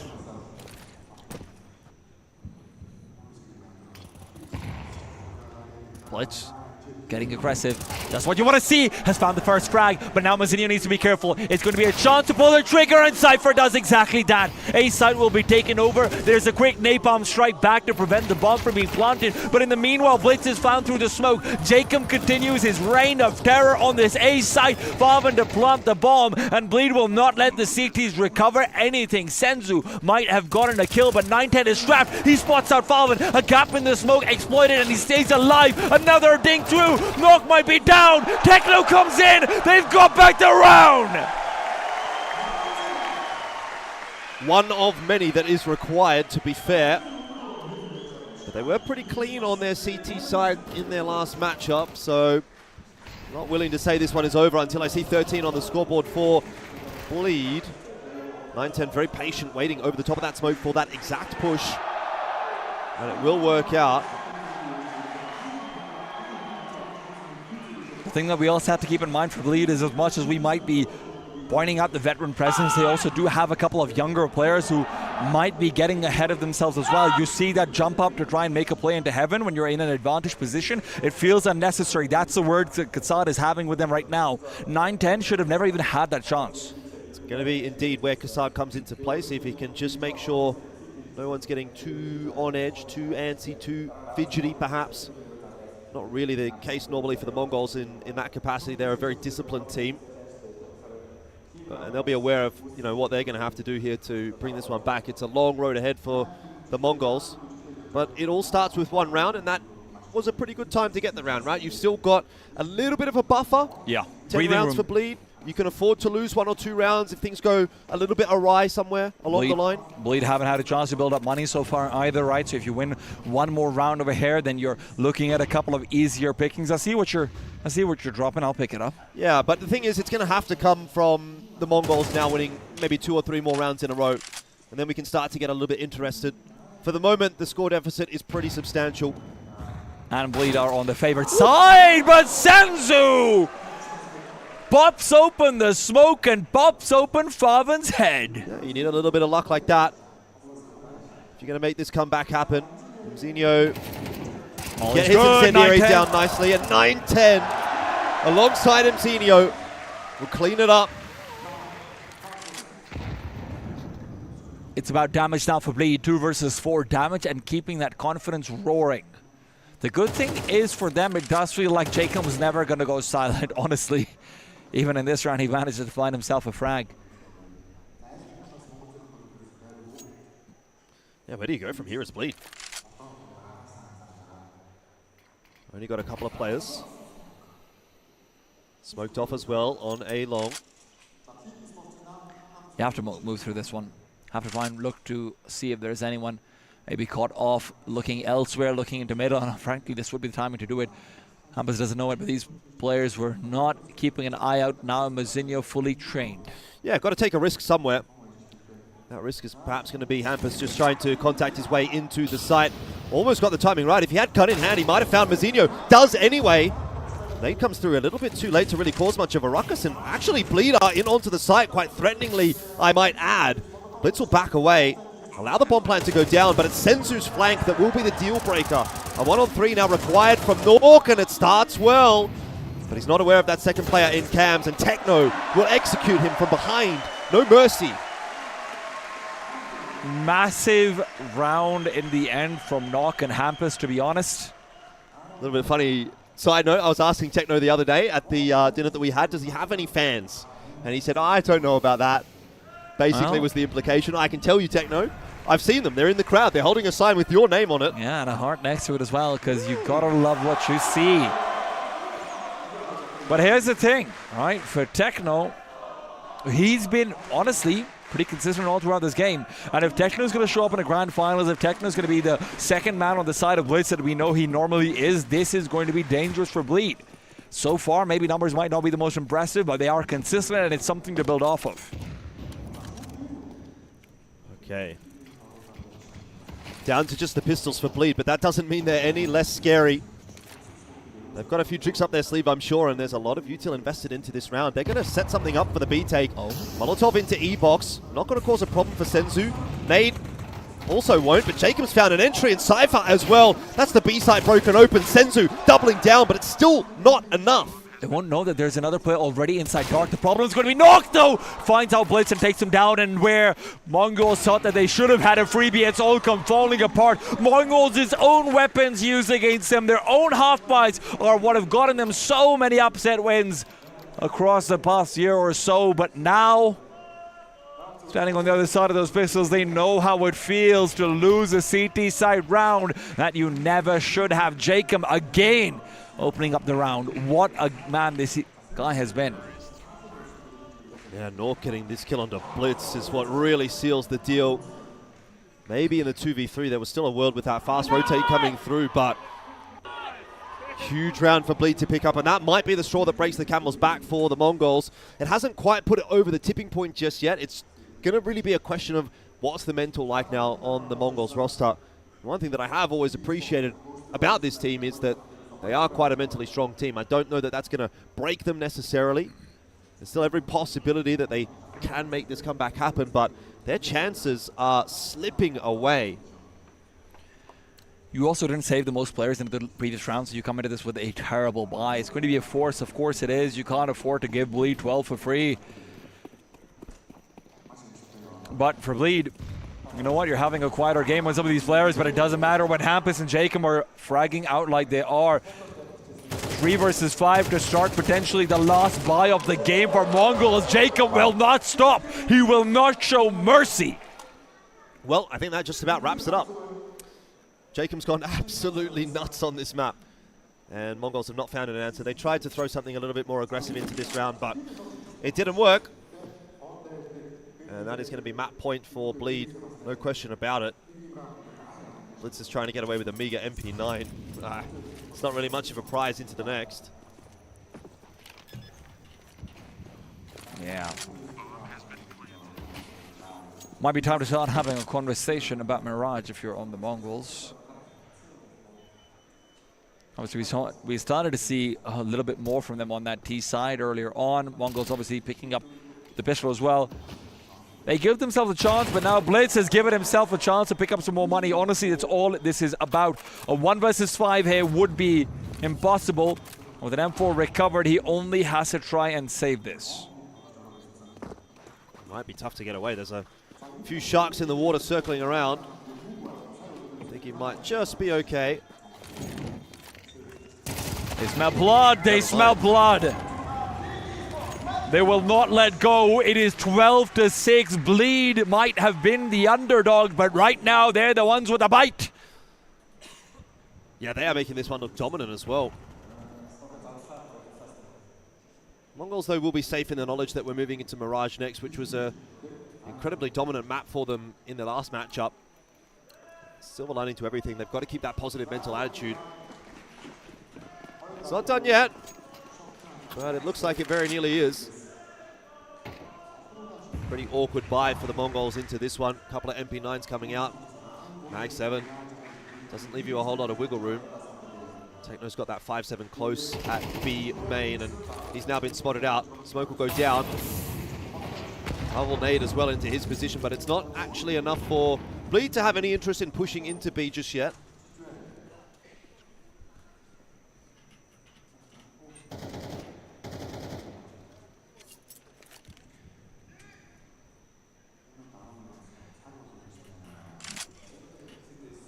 I know I talk a lot about the force buys and half buy success from the Mongols, but so often it comes on the T side with a game plan.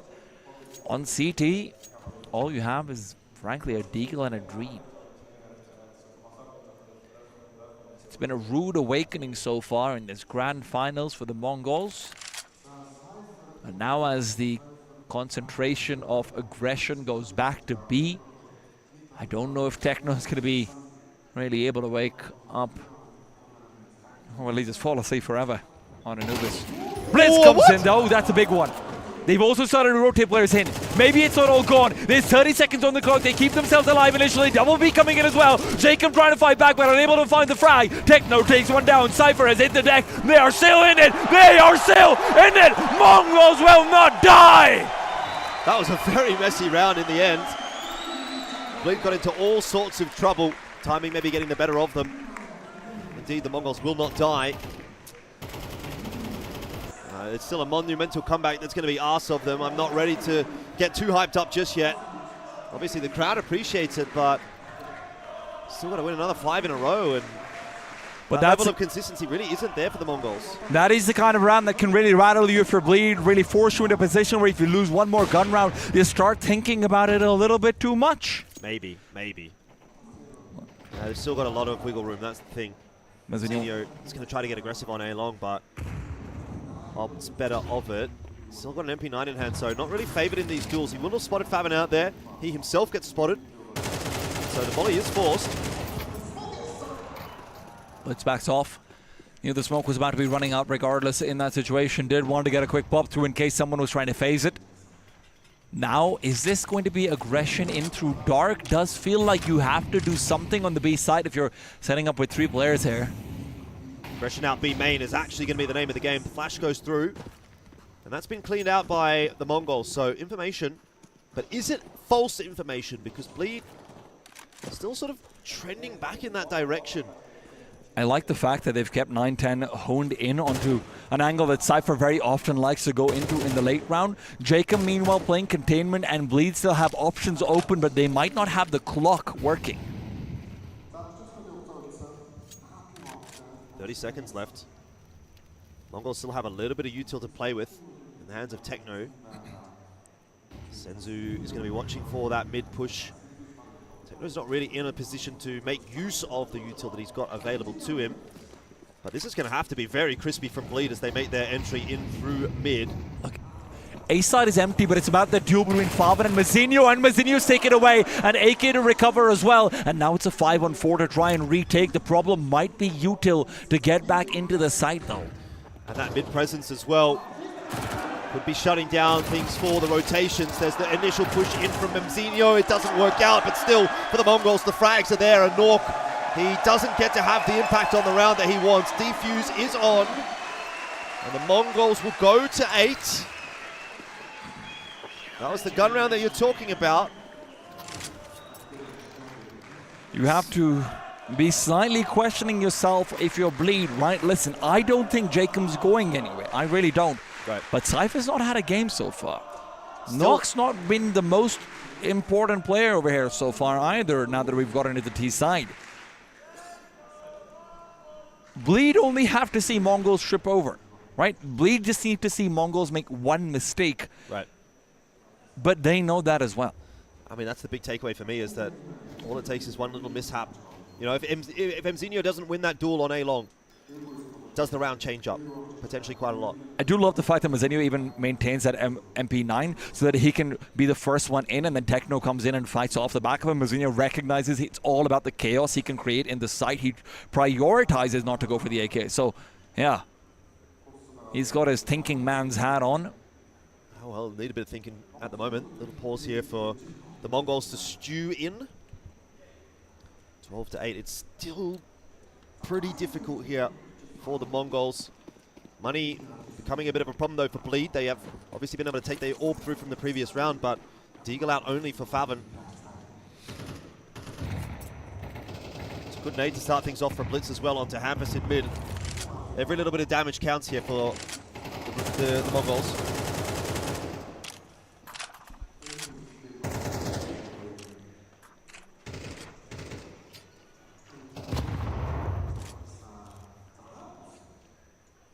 Senzu is going to be in a very dangerous position here. Molotov is good, but it might force these players forward. No, Bleed, retreat, they will not aggress, and neither will Senzu. It's all about the timing on the util when you're playing E-Box, and he's used it perfectly. Molly gave the information, then he gets the smoke through as well, which will slow Bleed down. Meanwhile, Nork has been spotted out, but now also smoked off, and the nade will greet him for a little bit of chip damage. It's on to Senzu here, though, alongside Techno. They both step up in a good way. Still one more member, and it's Nork actually through the smoke. Gets that kill onto Senzu. B-site now cracked open in some way, shape, or form. It's all going to be down to Blitz and what he can get. The Molotov is great. He's found Jacob as well, and now Nork trying to cover him off, but Blitz will not aggress. He knows exactly what's going on inside the site. Hampus, so what a play to make. Back into Temple he goes. He will be completely unnoticed, unexpected. Meanwhile, Nok is just watching out for the smoke to dissipate, and as the CT is smoked off again, 9-10 finds Nok. The flash was great. They know where Hampus should be, and now they know for sure. Mongols up to 9. Bleed cannot cross that finish line. It's so tense, though. Again, Mzinho comes up with the crucial frag. If he drops on that temple peak, the round is really hanging in the balance. Techno might have been able to get the trade, but easier said than done. It's getting tight now, though.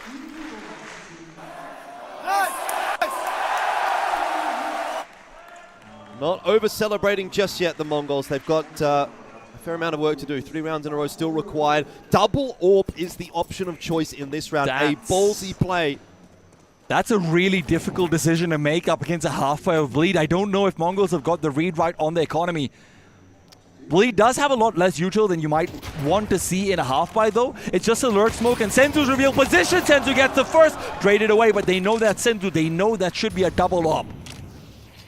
Well, if they're putting 2 and 2 together, hopefully they do, yes. They'd open the smoke from 9-10, gets the information. There's not too much happening outside B main, at least in the near vicinity. Bleed are kind of hanging about. Bleed out some of that CT util. Bleed also do have 2 flashes, and 9-10's going to struggle to stop a B rush if that's going to be the game plan. Obviously, with Techno nearby as well, you can at least rely on him. I do like the fact that 9-10 is going to be taking over Dark. He's assuming there's not going to be more than one player in this position, and that's exactly what the case is as well. Falvin, though, hidden away from the evil eye of 9-10. Oh, they're going to find him. At Techno, he wants to go in. Who's finding who? Falvin gets the frag. 9-10 alone will refrag it, sure, but the pathway is through middle. And they're going to meet Mzinho there. Mzinho decides not to re-aggress. He knows it's going to be a different call. Let's just going to have a look back into mid again. This is where things get really tense. If he drops right now, it can be round over. Timing perfect, and Blitz. 2 is enough. 2 is most certainly enough as long as Mzinho can lock this one down. He hears the footsteps, makes it look easy. Another one for the Mongols. And it really starts to feel doable now. 10 now for Mongols. You dare try and take a map away on their own home ground. It will not be easy. Bleed have been making every round close. They have been making every round tense. But tension is not enough. Mongols will not die without dominance. Step Arena getting more and more busy as well, as every time I turn around I see more people in the crowd. Everyone's here to see the Mongols make this comeback happen. Mzinho doesn't quite manage to get that frag over the line, and this is the first time in a while that the Mongols have got a numbers deficit. Big chance that you wouldn't want to see go begging if you're a Bleed supporter. What's the response from the Mongols? Oh, 910's been spotted out. He's going to be taken down as well. Is this it? Blitz has to conjure something special. Is this the end of the line? Blitz spots out one, but that's all he gets. Farben trades. He's been a big man these past 2 rounds, and Farben does not want to let go of the chokehold he has on the Mongolian throats. Well, I think it might just be done here. 4-on-2 for Techno and Senzo. They've got no presence at all on the bomb site. Creeping their way forward. Fair bit of time to play with here, to be fair, and some players isolated away from the bomb site. Techno, though, this is a tough angle to check. Impossible almost. Surely he doesn't expect that first shot onto Senzu, a clean one, but Techno round the corner, or actually has the wherewithal, but still, it won't matter. 13-10, the scoreline on the first map. It was a good effort from the Mongols to try to bring it back, but Bleed will reign supreme. Bleed was sweating over there though, and at the end of the day, Farben coming through with a couple of very important rounds. That last one, no different to anything else, and Mzinho was such a crucial player to actually put them at a position where the comeback was even possible.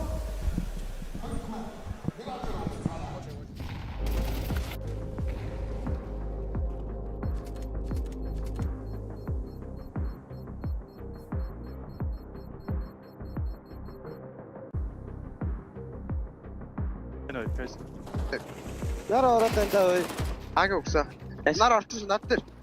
Над руу дээр таашгаа шоо мэнэрч байна. За. Байтнаар. Таашаа. Yes би та. Баратлаас боломжтой. Зөв ордог. Жоох юм зэ. Шар. Хайтар удаа. Шар юм байна. Нар өгсөн. Шаркер. Харагдахгүй шүү. Эстэ. За.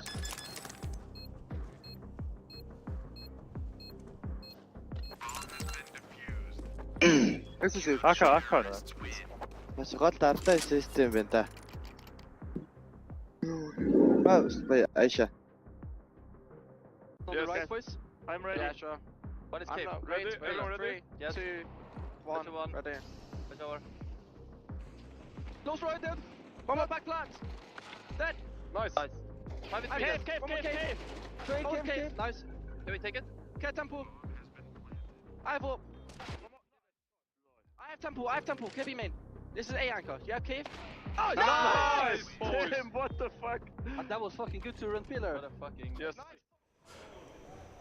Well, in the Lion's Den, the hometown heroes go a map down. I mean, it's a feisty crowd here and a close game at the end, but Bleed take map number 1. Not a bad way to start it, considering how the upper bracket final went. Yeah, indeed. I mean, that was a fantastic performance from Jacob, especially in the first half. It looked like it was going to be done easily by Bleed. I guess you do have to give some credit to the Mongols for being able to bring it back close, and that puts them in a bit of a better spot going into map 2 than what the alternative might have been, but overall, it really felt like it was Bleed's map to lose. Well, we can take a look at the scoreboard, see how things look at the tail end of that one, and for at least Mongols, it took a while for them to get going. At the tail end, we did see a couple of names start to push their way forward, Techno being one of them at 17, 16 for Blitz, but across the board, it took a while to get to this point. You know, listen, that might be the case, but 910 and Senzu never showed up. 910 on 11 kills, Senzu's 14 is deceptive. A lot of those kills come into positions which he's really being set up for very heavily, and he doesn't pick up a multi-frag. Honestly, Mzinho's 14 were so incredibly influential for the rounds that Mongols get.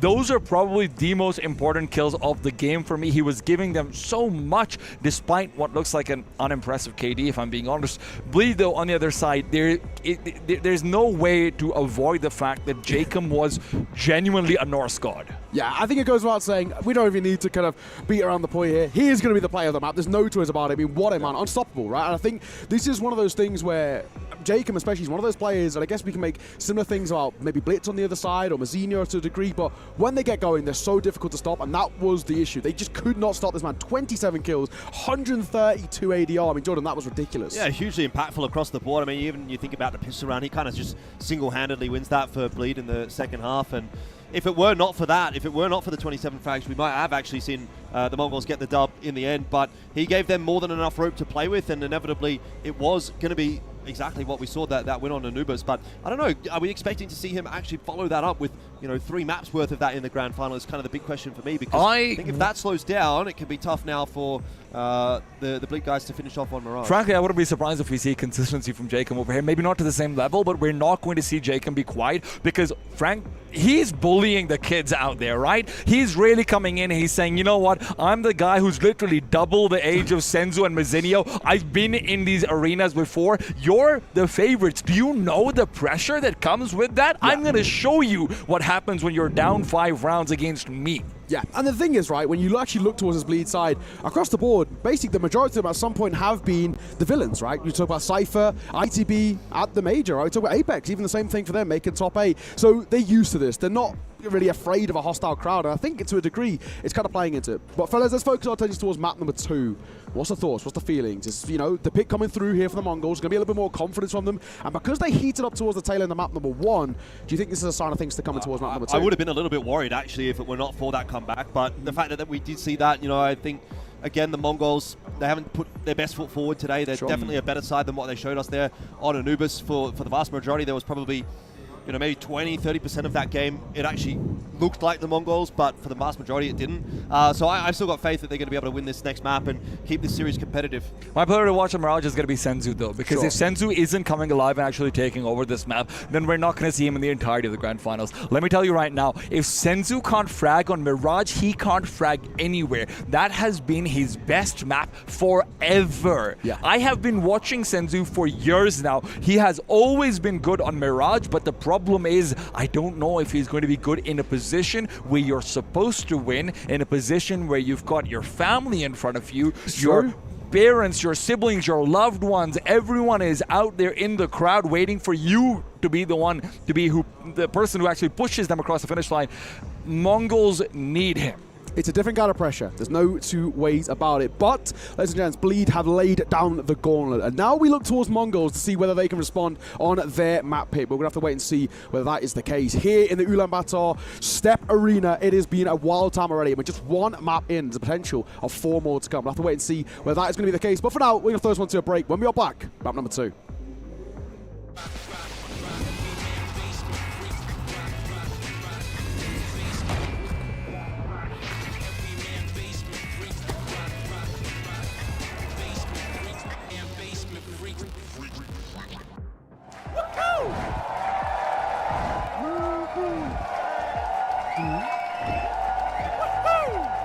Red Bull gives you wings.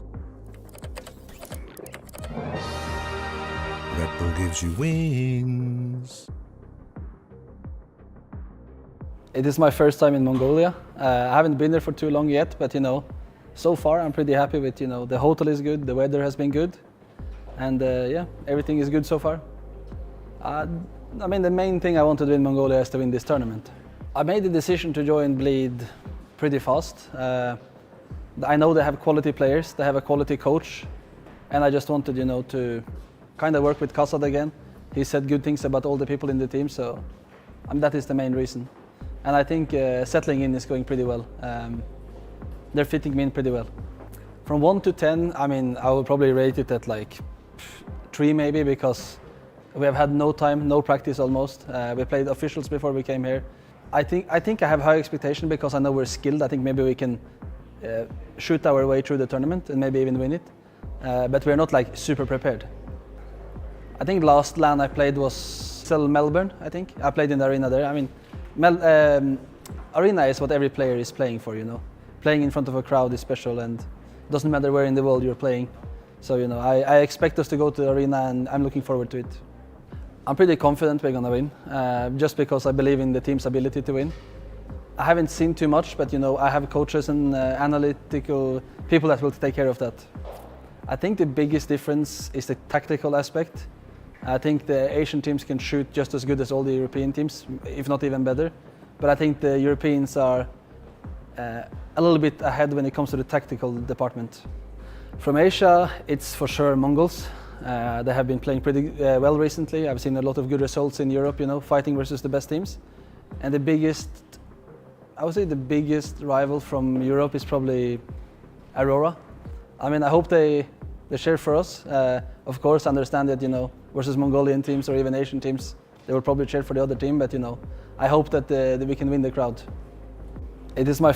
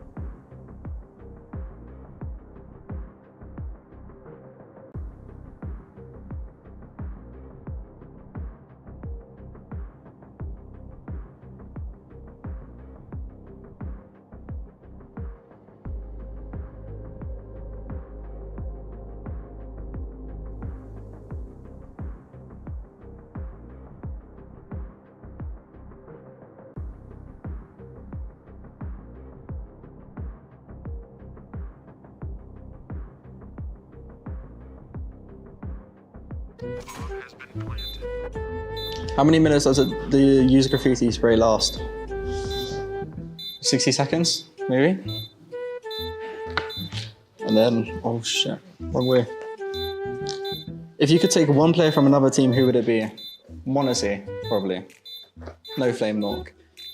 Who's the youngest player in Nomadic Masters? Is it Malzino, maybe, for Mongols? When was CS2 had officially released? I don't know, like December 25th. That's Christmas. How many majors have there been in CSGO? Oh, 19. How would you describe your team in 3 words? Chaotic, fun, lost. How would you describe your team in 3 words? So, chaotic, would I say fun and lost?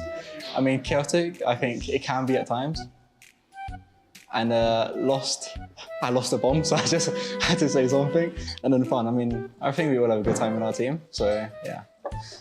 Who's the youngest player in Nomadic Masters? I would say Malzinho, because I think he looks youngest, to be honest. And I'm pretty sure, I think I heard it, he was 15, 16, something like that. So, yeah. When the CS2 had officially released? Yeah, I have no idea. I have none. Honestly, random number, random month, that's about it. And then, how many majors had there been in CSGO? I don't know why I said 19. Actually, I mean, that could be kind of right, because there's normally 2 majors a year, and then 12 months. Possibly. It was right. Oh my god, what a guess. And then, I think that's it, right? Okay, cool. So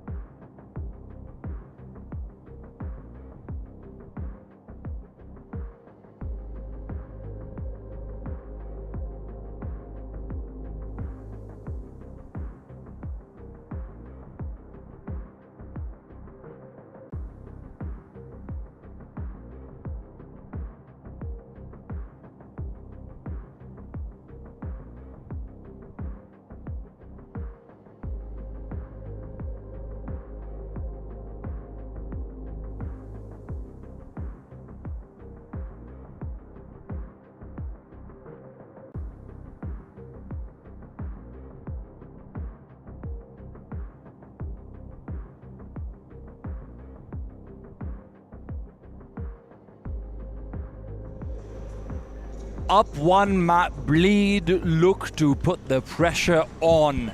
The Mongols on the other side did mount up a comeback, did show what they can do, but can they do it again in Mirage? That is the question. Indeed, it's a big one, isn't it? I mean, this is the Mongols' home ground territory. They should be feeling a little bit more comfortable, and with that little comeback that they were making toward the back end of Anubis, I've still got some faith that we might see more than just the 3 maps tonight. 9-10 starts well, first blood. Is that a metaphor for something we're going to be seeing a little bit later on, perhaps throughout the rest of the map? Dooley's paying off. Jacob, surely not for 3.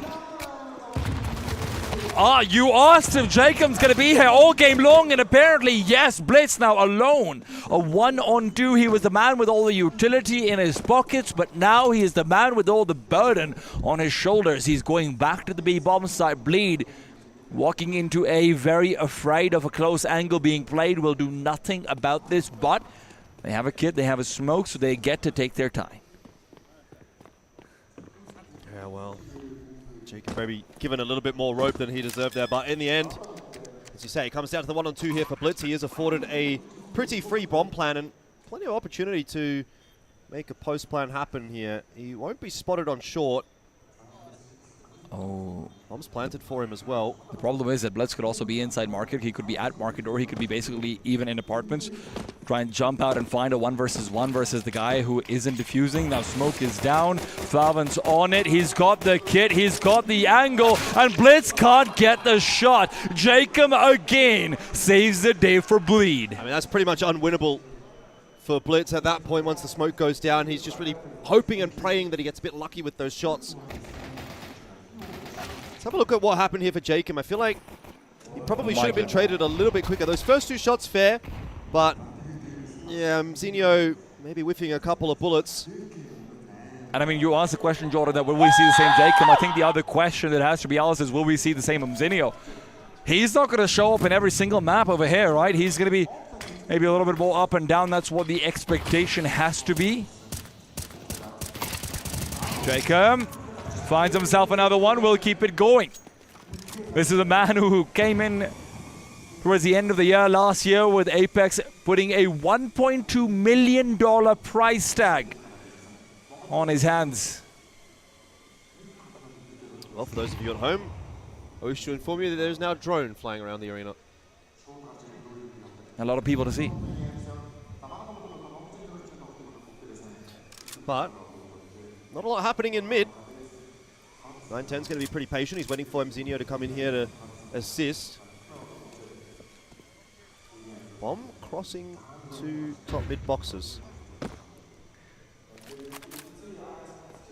They have to be careful about Techno if you're Hampus. Hampus, if he goes for a jump spot in this position, he could just end up falling. Techno's going to move past that smoke. That's what Hampus would expect. But Techno, you know what?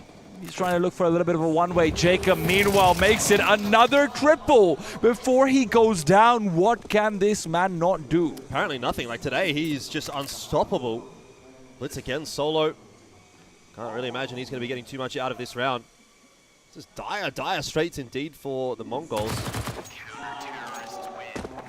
Lost that first map pretty... That was a pretty... Unfortunately, let's say. You know, it was a good comeback, but you know, you put all that hard work in and you don't manage to make it happen. It can be even worse on the receiving end when you do cop the loss. And now starting map 2, Jacob gets a triple kill in the pistol, triple kill in the second round. You're thinking, uh-oh, here we go again. Here we go again. Does seem to sum it up pretty nicely. Jacob 6-1, rather 6-2 to start things off. 1 assist in there as well, because obviously he's going to have some of those. But at least in middle with the hero Galil, Blitz finds some impact. Switches things out with Senzu as well. Senzu also had armor, so if you want to keep fighting, there is that window.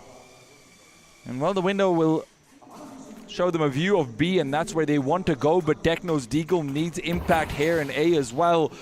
He's chosen to be a pretty hard lurk. Wants to play. Senzu's actually moved back over to A as well, trying to take the palace position. If Techno gets knocked, then Senzu can be a completely unexpected element. They won't be thinking of a double lurk setup to be pulled through. Mongols are completely spread apart the map. Comes down to the split and pick game style, doesn't it? Techno pretty handy with the Deagle. This is scary. Yeah. He's been given so much space and no one's jump spotting over here either. Falvin might be expecting a player to try and hard peek into him, but the problem is Mazino's also got a lot of space, so if Falvin is revealed by a stairs crawl or something like it, you have a very split up trio of CTs. This triangle could be deadly, but it could also lose its points very quickly. Mongols are going to have to activate soon. They've only got 25 seconds left, and Blitz will go down early. Techno looks for the trade. It ends up being Senzu, and in the end, the triangle was deadly enough. Lead get through that one. They do sort of negotiate those treacherous waters without really too much difficulty in the end. Keep 3 guns alive. There was so much on offer for the Mongols, but they didn't really manage to grasp it with both hands.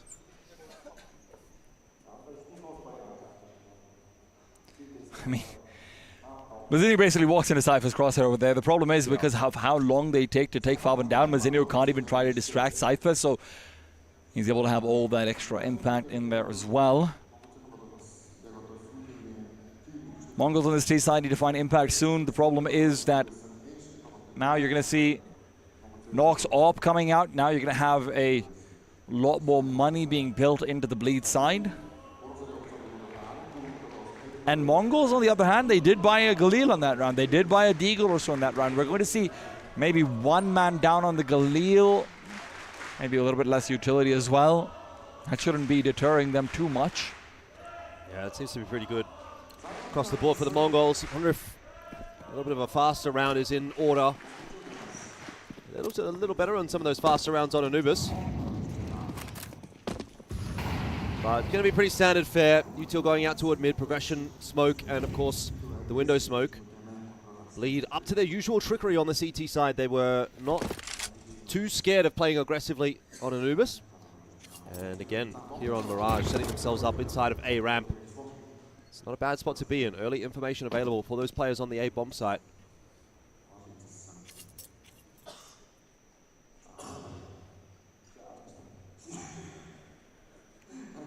Freezing like this for the Mongols is because they're expecting aggression for Bleed, but as Hampus and Cypher have declined to do so in Anubis, Mirage will be no different. He've let that up to Jacob. And he's got no reason to go forward. He's got Nock covering off connector, who has now found Senzu as well. Popping open that connector smoke, could find himself another, but the cross has already come through from 910. It's going to be a B-split plan, and there's only 2 to receive, but Mongols need to accelerate. Well, they're going to. Nice setup though from Bleed. The 1-2 punch. Hampus behind the bench. Having a look at Short. He doesn't even need to really worry about that. Nork has it covered at the moment, and Cypher hasn't been pushed off of the line on apartments just yet either. This is not going well for the Mongols. They haven't found any entries, and the time is ticking away from them as well. It is just falling to bits. Blitz got one, but that really was nothing. I'm telling you, Jordan, the pressure is really mounting up on their shoulders, being down the map and now down 4 rounds as well. Mongols are getting completely lost, and Bleed are, frankly speaking, outplaying them. Because Mongols puts absolutely no one up in Palace, Nock feels completely unthreatened, and even if there was someone in Palace, you have to get past the man who is watching, I believe it was Jacob. Meanwhile, the B bomb site feels also secure because it's a B split coming their way, sure, but Nock always has enough presence to be able to stop that short presence from being overly deadly. Blitz, pensive, and a bit unsure about what to do.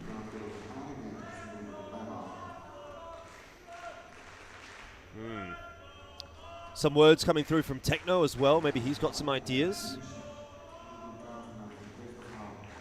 This is not the right time to be kind of going to sleep as the Mongols, right? Maybe peaked a little bit too early in the tournament.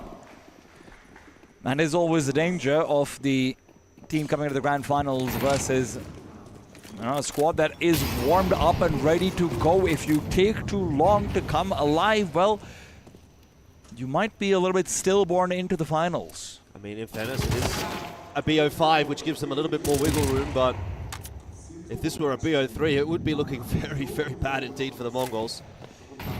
You don't want to be in a position where you have to reverse sweep. It's still early days in Mirage, and maybe 910 can find an entry. He does do so. A second kill around the corner secured, but Cypher has done the same. In from short he goes, and he aggresses forward. Should know there's a player on top of the triple boxes, but 910's got the triple kill. And Shadow spotted, but it's only a bait. Hampus and 5-5 blitz, and 910 has to ace. It's an unreasonable expectation, but it's an unreasonable round. The bomb so far off. Do they know the bomb is there? I don't think that they do, but they might go and find it in just a second.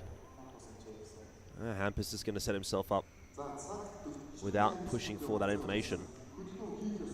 And now all eyes turn to 910 and see what he can do. The ace clutch would be a big round to do it in. You need to get the ball rolling earlier rather than later.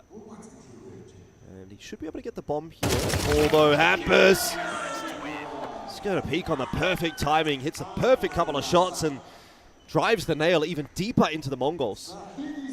That round is all Cypher. The damage he's able to find out from short is huge. I don't know if he actually spotted out the bomb carrier. Maybe the bomb flew backwards, something like it. But man, Cypher, those 2 frags are big. And then afterwards, Blitz unable to find anything. Blitz gets so greedy after seeing the shadow, misses out completely because Falvin catches him off guard as well. Bleed up to 5. Mongols' money is in the bin. Shambolic situations in Ulaanbaatar. Nork's thanking his lucky stars there wasn't another nade that sailed through there. Good damage done by the Mongols, but it's not really going to move the needle all that much. Nork will be happy to set up on this line. Tough one for those pistols to challenge. You need a half-buy win over here. You need it. If Bleed go up 6-0, there seems to be no chance whatsoever. A flashbang is ready and prime. Nock should not really be hit by it. Leg shot comes in. There was a chance, but Cypher has been all over the map. Cypher has been everywhere, and now he gets two. Hampus, it reveals Cypher is still alive. Not for long. Senzu trades a 2-on-3 with Nock low, but the flank is the problem. Jacob, the man of the hour, and so far the man of the match, wants to be the man of the round as well. I think he might just be. Bomb plan did go down, at least for the Mongols. There's that to play around, though. Blitz with the AK has to strike, and he will for one, but it's not going to be enough. Jacob, easy trade for him. Down to Senzu, Deagle on offer. Let's have a look and see what he can do. Requires the headshot, and he gets it! The Mongols find their first round. A little bit of Senzu brilliance. Exactly what you needed if you are the Mongols right now. It's Cypher who starts off with the instant double. Hampus adds his name to the conversation. That is a 2-on-5. A 2-on-5 that you recovered. Bleed were set up perfectly. Bleed get everything, but sometimes it's muscle that matters, not the brains. Muscle memory, that really, from Senzu. You need to follow it up with a little bit more, and Blitz very quickly into connector is going to do just that. The Mongols lining up for a second round here, and already the map control looking pretty good with Blitz working his way into window. Having a look through the murder hole, he might get a bit over-aggressive, but instead finds a perfect timing. This is a master stroke from Blitz. Already 2 kills in the round. B site completely open. Zenio's able to strike on the other side of the map as well. The tables have definitely turned for a brief moment. Techno can't afford to drop here. He's got the bomb in hand. Cowering away in the palace now with his teammate Mzenio, but this could still go very wrong, but not this time. Techno locks it down. Falvin across all of these players has the least experience on stage. Chucking out a smoke over there basically is an invitation to let Techno peek in again. This is exactly what we had in Anubis, Jordan. Bleed get the lead, and then Mongols fight back off the back of a good round.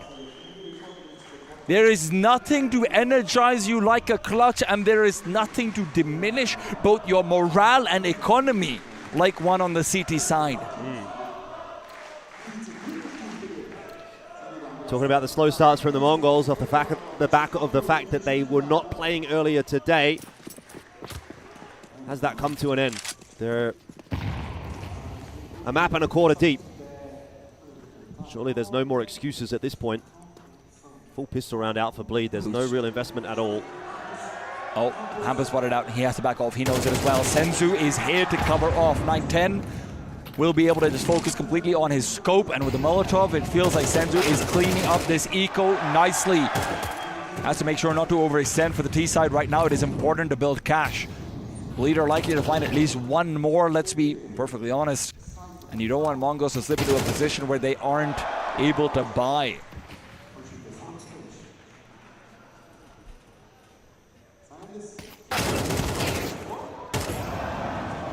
Five alive seems to be the likely situation. Techno, Hale and Hearty.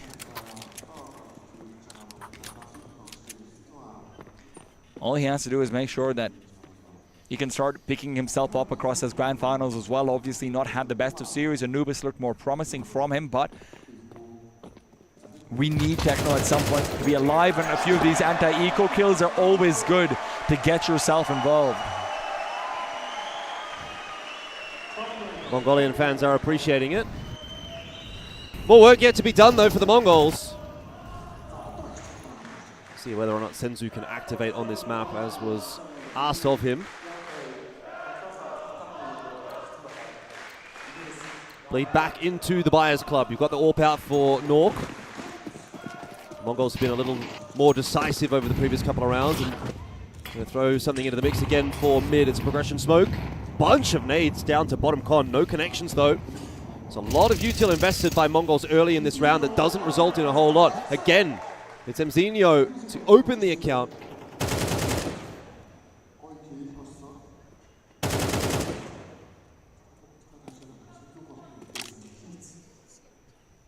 Falvin, unfortunately, might end up being a problem over here for Bleed. If you can recover a few of these rounds, he can shrug it off and not feel too bad about himself, but now he'll have that time to think about that one as well. Connector control forfeited by Jacob. It will be hard to recontest with Blitz moving through. Knock gets one, but the trade is beautiful from 9-10, and Jacob has no idea, but there's about to be aggression through that connector. Blitz wants to make a move. He wants to make a play, and with Jacob now spotted, he knows that there's no one inside the connector halls. Jacob's backed off to jungle. Cypher into Under Palace. This is a little bit of something though from Hampus. The problem is he's in hand. He's never going to be effective on this flank with a shotgun unless they're returning to B. I mean, unless Mongols waits a little bit too long. Right now, 9-10 is looking like a bit of a sitting duck. He is turned around in the right direction though, and comes down to a case of timing. 25 seconds left on the clock. Eventually the Mongols are going to have to make their move, but 9-10 thinks something's up round the corner. The shadow advantage, the bomb is dropped, and now all of a sudden for the Mongols, it is chaos. Zinho, he wants to salvage, and he does.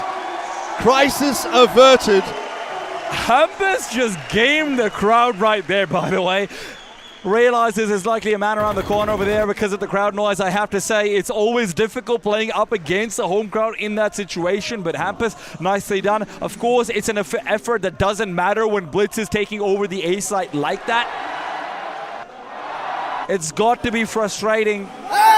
You were up 5-0, and now you have let Mongols get 4 in a row to find yourself on a half bye.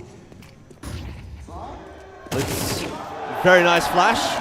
Straight into underpass. Jacob has been neutered. He got 6 kills in the first 2 rounds, and since then only 2 more. He's fallen off the pace, certainly. So too have the lead.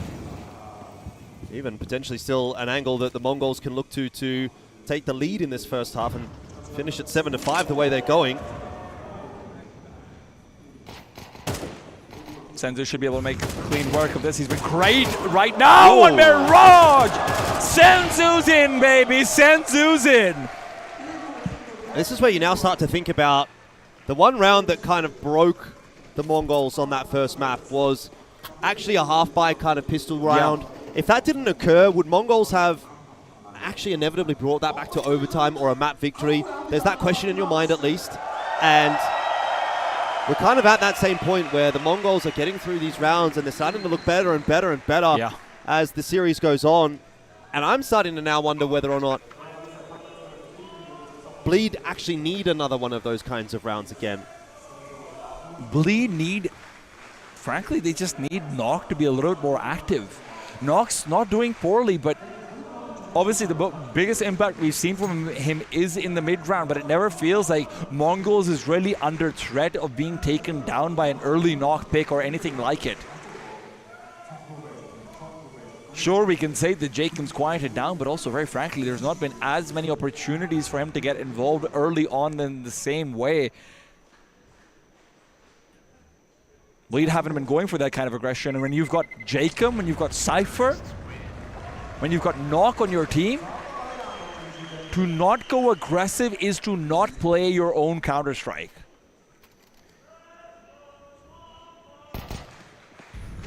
And that's always the problem if you start playing into the style of Grandmaster Blitz. That's made in 3, and by that I mean made in 3 maps.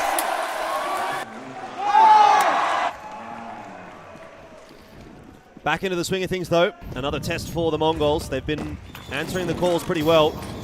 5 apiece though the scoreline, and the half can still really go in either direction. Hampus gets aggressive up through mid. Might have been spotted out there for a half second by Senzu. I think he's got the read. I think he's seen him. He's very much locked in, and yes, now the util will get tossed on through the nade. Bit of a chunk. Molotov spreads, and Hampus is dead. One piece of the puzzle falls into place for the Mongols in round 11. Mazinho in the meanwhile is looking for Falvin. That's a duel that's gone Mazinho's way.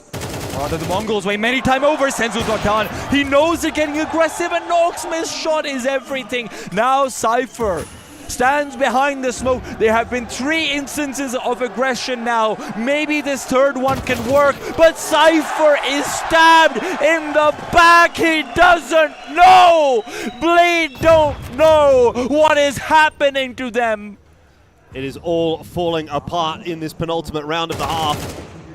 Techno spots out that last player over toward B, and there's only one over on A at the Palace position. It's almost impossible to imagine this will go the way of Bleed now. Techno does fall, however. Now with 35 seconds left on the clock, Bleed allowing that bomb plant to go down might be more incentivized to save their guns here anyway. Still got one more round and a half to think about. Favin's having a bit of a look. Maybe if he gets one here, you can think about something. But Nork's on the complete wrong side of the map, so it's kind of an irrelevant kill in the end. There's so much money for the Mongols. Yeah. Senzu, though, if he can catch Favin on this exit, that will be a relevant kill. Whiffs the spray pretty hard. Again, doesn't really matter if the Mongols are losing guns here and there.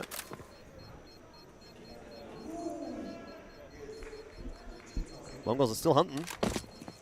They know how valuable this is, right? Even one gun taken away from them is huge, and 9-10 does exactly that. Favin's now out. Nock can save the AWP, but we just saw him miss a very crucial shot over there. If that shot hits, Cypher feels a little bit more free to be able to make a play. Frankly, if there's 4 opportunities actually. Hampus initially gets molly-donated out, can't find a frag. Jacob's then trying to play supportive towards Hampus, and because his teammate's already dead, he offers up absolutely nothing.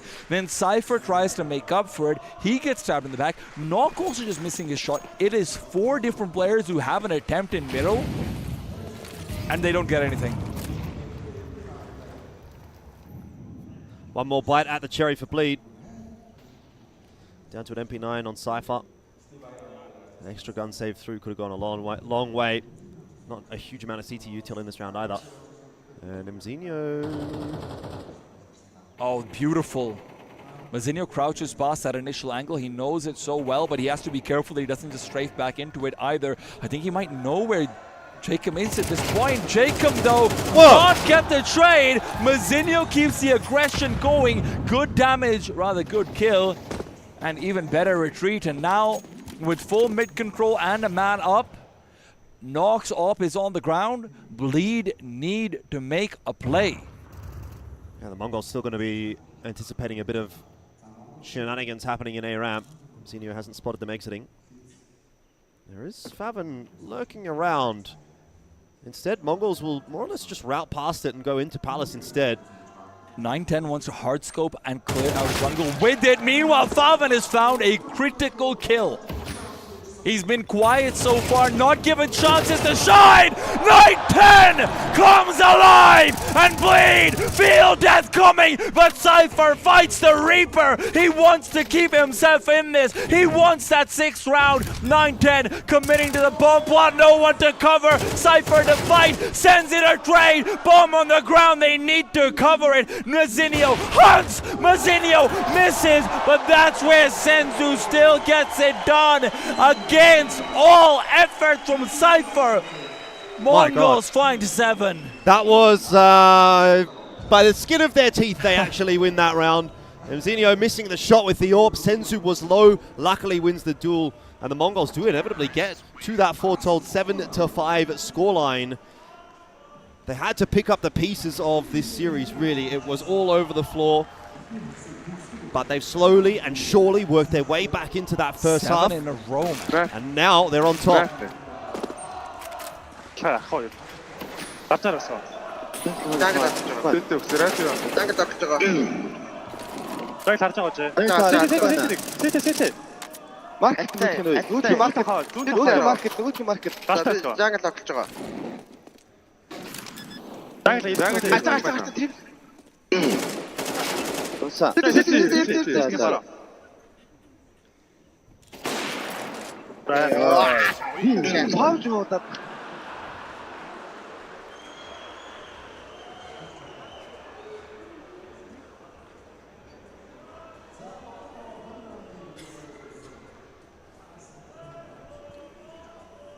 A lot of head scratching, a lot of thinking, but not a lot of words being said right now. In the Bleed camp, you'd expect the big man behind them, the lightning rod of hatred, Kassad, man who has taken an Australian team to the semi-finals of a major in the past. That's not a big deal. We've got some pretty good players. Haven't done it again, though. A lot of words coming through from Mara. Mongols know that they're still a bit behind in this series, even if the map is looking pretty good. The other thing to consider, of course, is that Mongols so far have been able to decide the pace of this game entirely on their own. You switch over to CT side, that becomes significantly harder. Yep. Double AWP, definitely an option though, if things are rolling nicely for the Mongols on Mirage. They pulled it out on Anubis, and they are known to use it in Mirage as well. Senzu fancies himself every now and then. But we're into the second half. Pistol isn't necessarily going to be a make or break for either team. But it's a nice start, of course. Very spread approach from Bleed, though. You'd imagine this will be an A finish in the end. And 9-10 is going to be pressured. First couple of shots don't connect. They'll have to go for the swing again in a second. It's this time Blitz to have an impact. Techno in there as well. It's not too bad. It's actually fighting across the map, and this is kind of chaotic for the Mongols. It's the double pump from Bleed that's going to catch them off.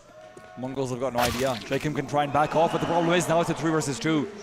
At the same time, you don't actually have a kit available for the Mongols, and now they are starting to figure out they need to accelerate back to the site. Bomb can be planted, it'll be planted out for CT, so you have to be careful. The player crossing over has been spotted. They know where Favan is, they know where the bomb was planted. Both players' his location known. Favan has to fight, he finds one, he finds two. Favan keeps it going, headshot is there as well! Favan brings it home. Bleed will get their second pistol. Yeah, 9-10, he was just so convinced that there was someone in Palace that he never swung to attempt an assistance on Mizzinho's fight. He was expecting the swing to come through, and it never did. Obviously, that extra player was in CT spawn. I think Mizzinho just half a second too late up connected to even spot that cross. So it's the little things that have come together there for Bleed. And it's so incredibly important to see Favan activated, because it's not even his fault. Most of the time, he wasn't given a chance that was too late on that A-side anchoring position. Bleed's first round in 8 now. No real response from the Mongols in terms of the investment. So it should be pretty straightforward for Bleed. 9-10's going to keep his head ducked down. Could get up to something cheeky. But really, you're going to be happy to walk away with a kill or two in this round if you're Mongols. Especially with the setup that they've got here, playing on the A side. A little bit more retake. 9-10 has other ideas. Jacob already down. It is traded back. But some early signs of life from the Mongols in a round like this gives you some degree of interest. He's being locked down pretty well in the end by Bleed.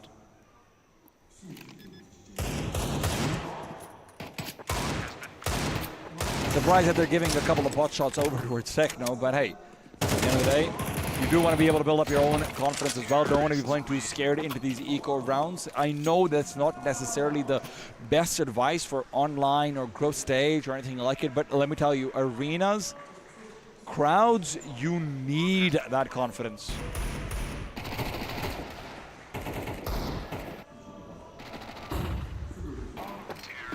Mongols will not have an op going into the next round, so 9-10, who has frankly been really good on the rifles, will have to continue that. It's been all right. Might start to see some holes in the defense, though. I mean, we can highlight Techno 4-11 at the moment, not having the greatest of games. Double aggression towards Palace, so Favan has to be careful, but Favan's found one. Will he expect a second? Yes, he does! Yes, he does! He's seen this before. Mongols have made this play in the tournament already. Yeah, it's not worked out. There was aggression over on the other side of the map as well, and that was kind of dealt with too. So Mzinho and 9-10 right out of the gates are on the back foot. Just trying to get a bit more active and see if they can find someone to take a fight against. I know that when you've got the numbers deficit, you do have to take a bit of a risk. Mzinho doesn't know there's a player who's creep past, but he stops the bomb from being relayed over. Now has the read on where Falvin is because of that grenade, but he's lost his teammate and now all alone. 3 to find, 1 already in the pocket, second is there, and now he knows where Falvin was, don't forget, but the problem is he has no idea about Hampus, and Hampus is a lurking man! All the way in from the B side, never expected. That is what makes Hampus so dangerous. You know he's going to be disassociated from his team, but you don't know where he's coming from. Oh, I was starting to wonder whether we were going to get an Mzinho around there. But too far gone in that case. 8-7 though, Bleed are back in the lead. Took Mongols a long time to salvage that first half, and straight away it's kind of taken back away from them. Money's problematic. They have to take a half bite. So you'd think the lead will grow to 2.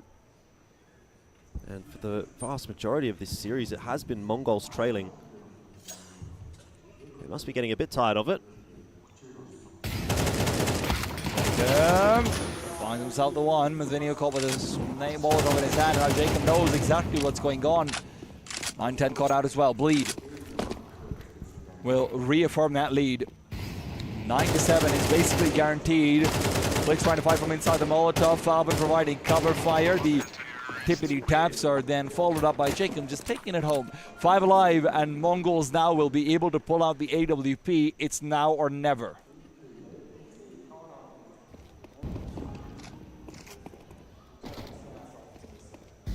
Not at the point yet where I'm worried for the Mongols in this map, but if they were to lose this one, then series is looking in a very dire position. Conversation going to happen here between coach and in-game leader for Bleed. And in the meanwhile, the Mongols will be stewing in the position that they found themselves in, another deficit. What is going on in that brain? What is Blitz going to come up with?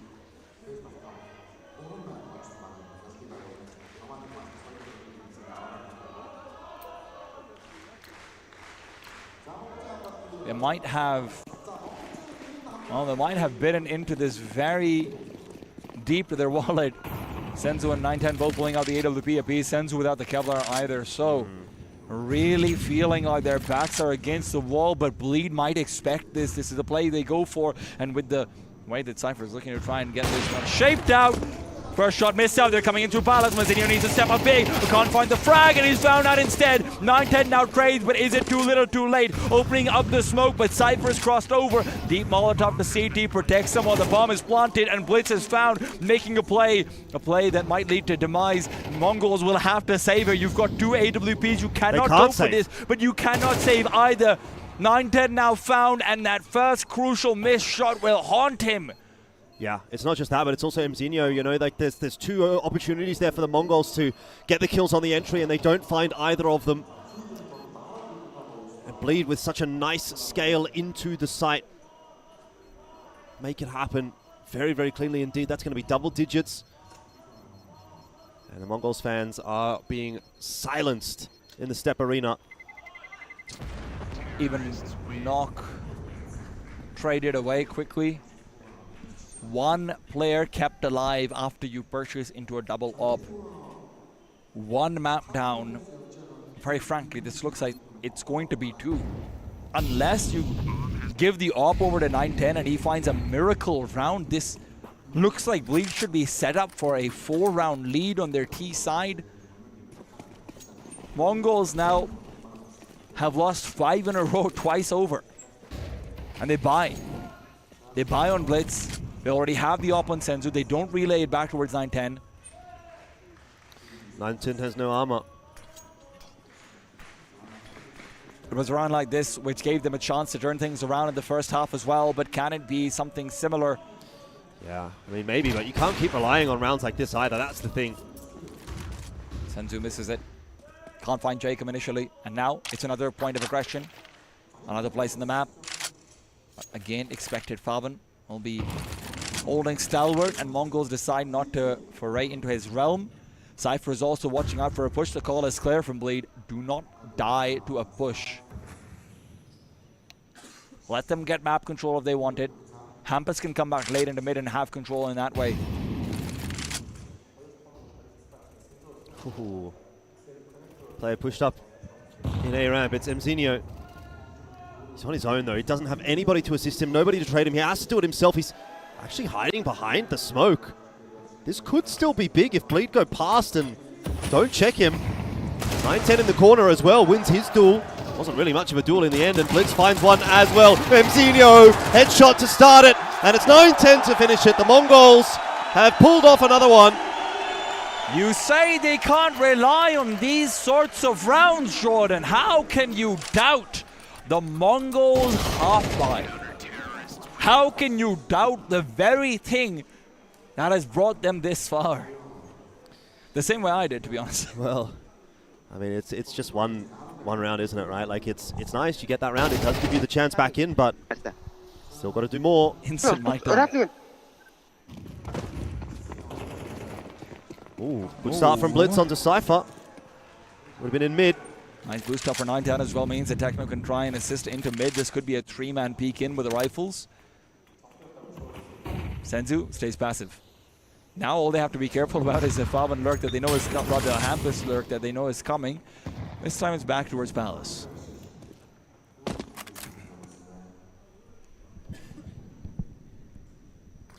It's a nice push from 9-10. He's got early information if there's going to be a push toward B. Has been spotted out. He's going to go for the re-peek. Doesn't get punished for it. But Bleed are going to have to take their sweet time pushing into apartments. Techno very much still stoic, watching it short. There's no rotation yet to come in from the rest of the Mongols. Bleed are being patient for their own right.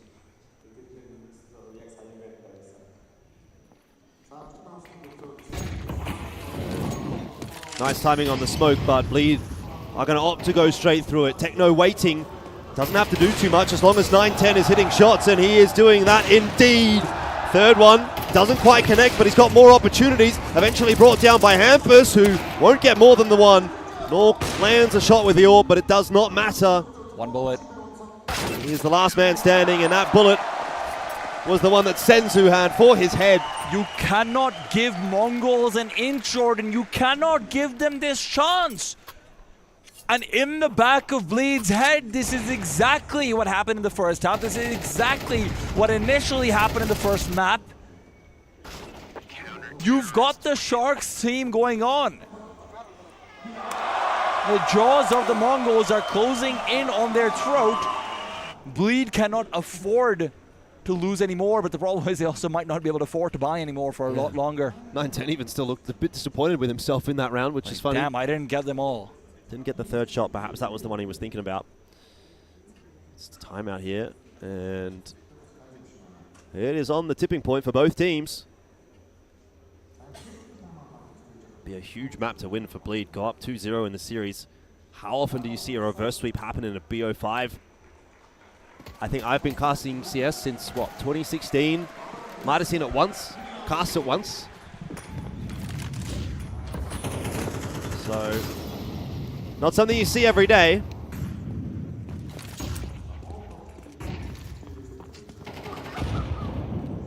But the Mongols are hoping to avoid that possibility.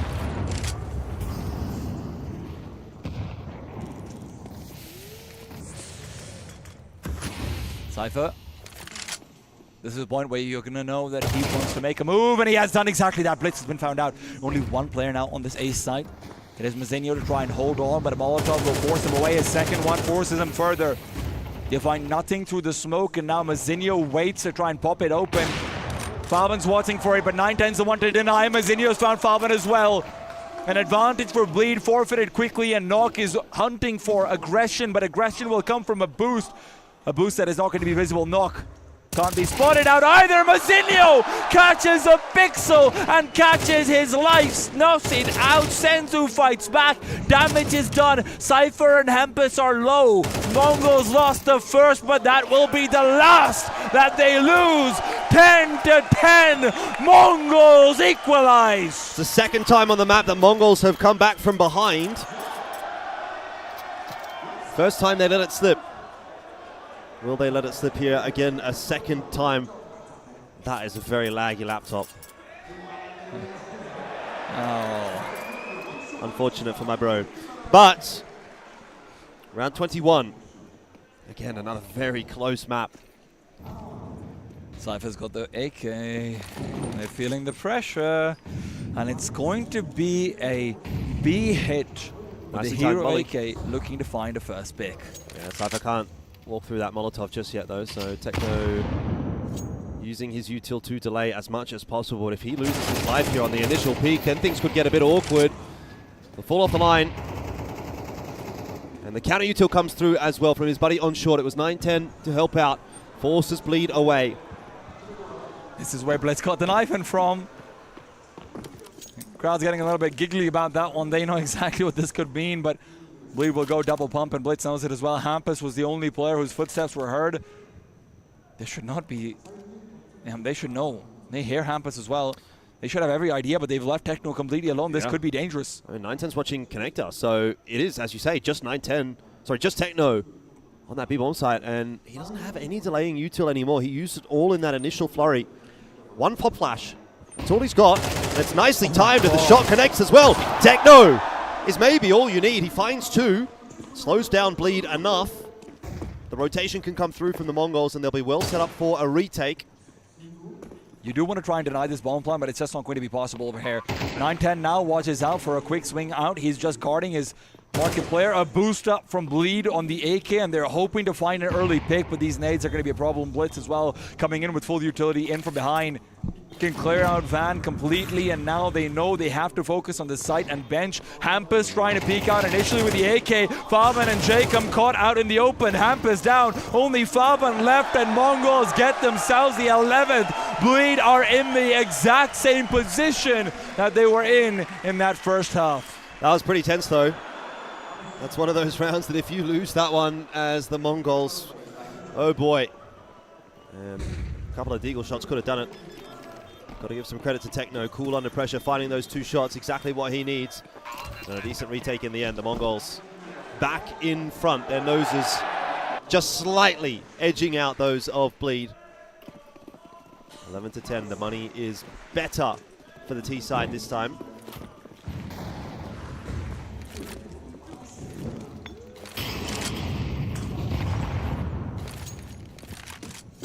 It is very much the last chance for Bleed to try and make something happen over here. If you lose now, then Mongols should just run away with it. Flash in for Blitz. He's trying to peek out. This should be a death, and indeed it is. Cypher takes him down second time. We've seen that happen in the past few rounds, but last time over, Mongols still kept 4 players alive, so there's still a world to try and move past, and 910 is picking it up on his shoulders. Yep, he's really found a way to activate on this CT side, which is exactly what you want from your AWPer on Mirage. 20 kills now. 20 kills for him, 18 for Blitz. They've both been instrumental on Mirage so far. Senzu with a bit of a cursory glance into mid there, not seeing too much. He's going to fall away and look to reinforce the B bomb site. Holding short more than likely. Techno's pretty far advanced in the apartments, so he doesn't really need too much help. All they have in terms of utility on the CT side is a smoke and a flashbang. Now, Bleed have got the advantage over there. If they can just find one frag, 910 would be the likely victim that they attempt to go for, but 910's also just got exactly that in mind as well. He knows he just needs to try and defend himself. Noah coming in from behind. Noah turns away. 910 peeks. 910 gets one. Another man right around the corner now behind the smoke, and they should know that Jacob might be in here as well. Hampus flashed off. Senzu damages him up and spots out Jacob. Techno now looks to flank.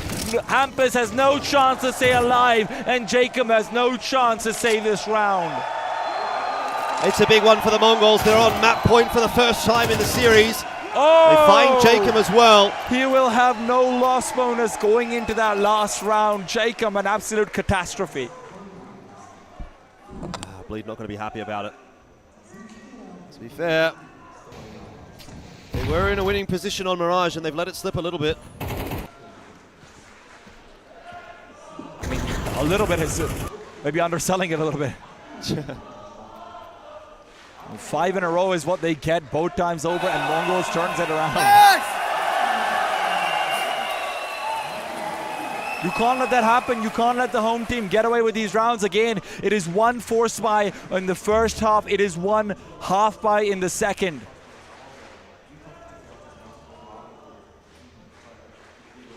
As much as I might be praising Jacob, as much as I might be praising the attempts made from Bleed overall, the problem is the muscle on Mongols cannot be underestimated.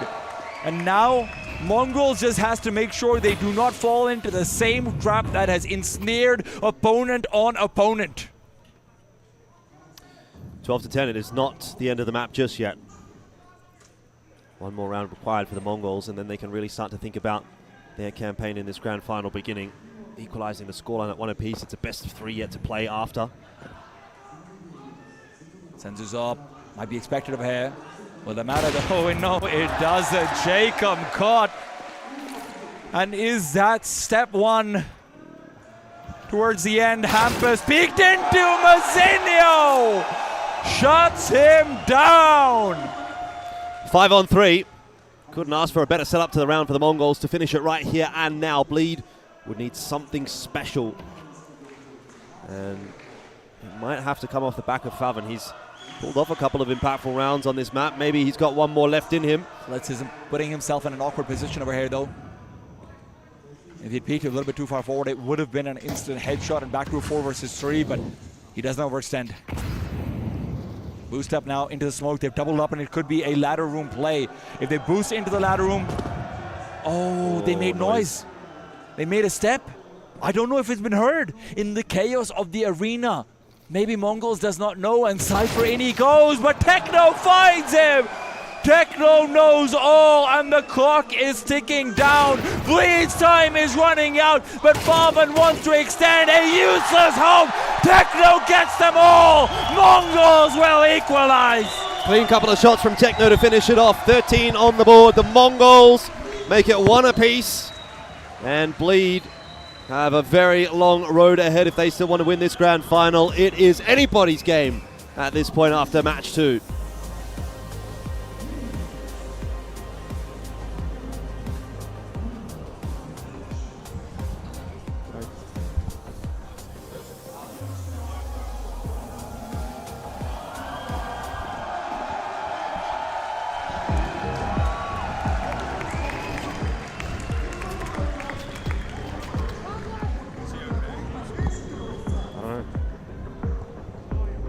Seems fine.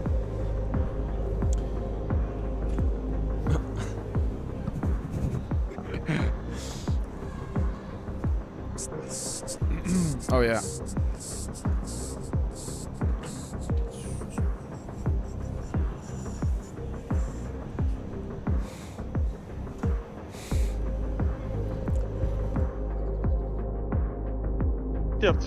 Орчин утлаас энэ зөө.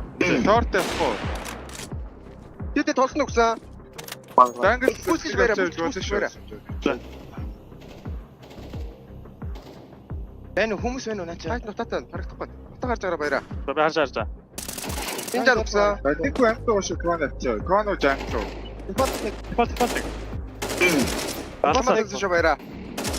Баамаа. Фалт нэг явартаач. Шүү. Шатны шат өгсөн. Yeah, nice.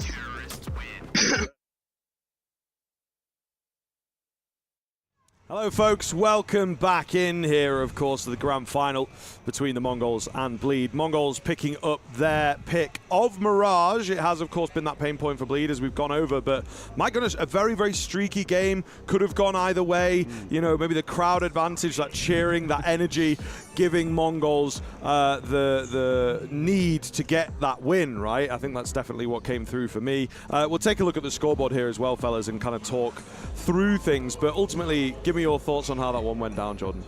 Oh, I'm feeling like this one might actually be a pretty long night. It's feeling really, really tight. I guess at the end of the day, the thing that really was the difference maker was you did have those individual sort of step-up moments from the Mongols, a tad bit more than Bleed on this map. Favin had some really good moments. He had a lot of impact in a bunch of instances, but 9-10 was the one that kind of felt like he took the ball and ran with it for the Mongols once they got onto that CT side. Once he had the AWP in hand, there was a lot of multi-kills from him in really important moments. And so in the end, the Mongols just getting a little bit more, that 5% more out than what Bleed did. And I wonder, is that because they've now found the time to warm into the series? Are they feeling a little bit more comfortable on the stage? And that's something that we're going to get to continue to see throughout the rest of this series? Or did Bleed maybe take their foot off the gas a little bit? Perhaps a little bit of column A, bit of column B? Yeah, it's a difficult question, I suppose, posed into, like you say, what could be quite a long series here, especially now that we've had a map traded either way. We're getting at least 4 maps out of it. Again, though, that Mirage is a map, probably the best looking Mirage I think we've maybe seen from Bleed this tournament. Yeah, absolutely. I mean, Bleed for me I always kind of felt like a weakness, and it's actually quite damning when Mirage is a weakness because it's one of the most fundamental core maps you've got in the pool. You never see anything new on it, right? It's been in the pool for such a long time that when you see sides who look very uncomfortable, it is pretty damning because it talks about cohesion and synergy, which isn't quite built up. We've already spoke about this point to death, but this is a side that have had 4 or 5 days of boot camp, not a lot of practice, right? But that was much better. They've done a hell of a lot of work coming in towards this series. We saw it earlier today, and even then, in the couple hours break they had between Series 1 and 2, 10 times better.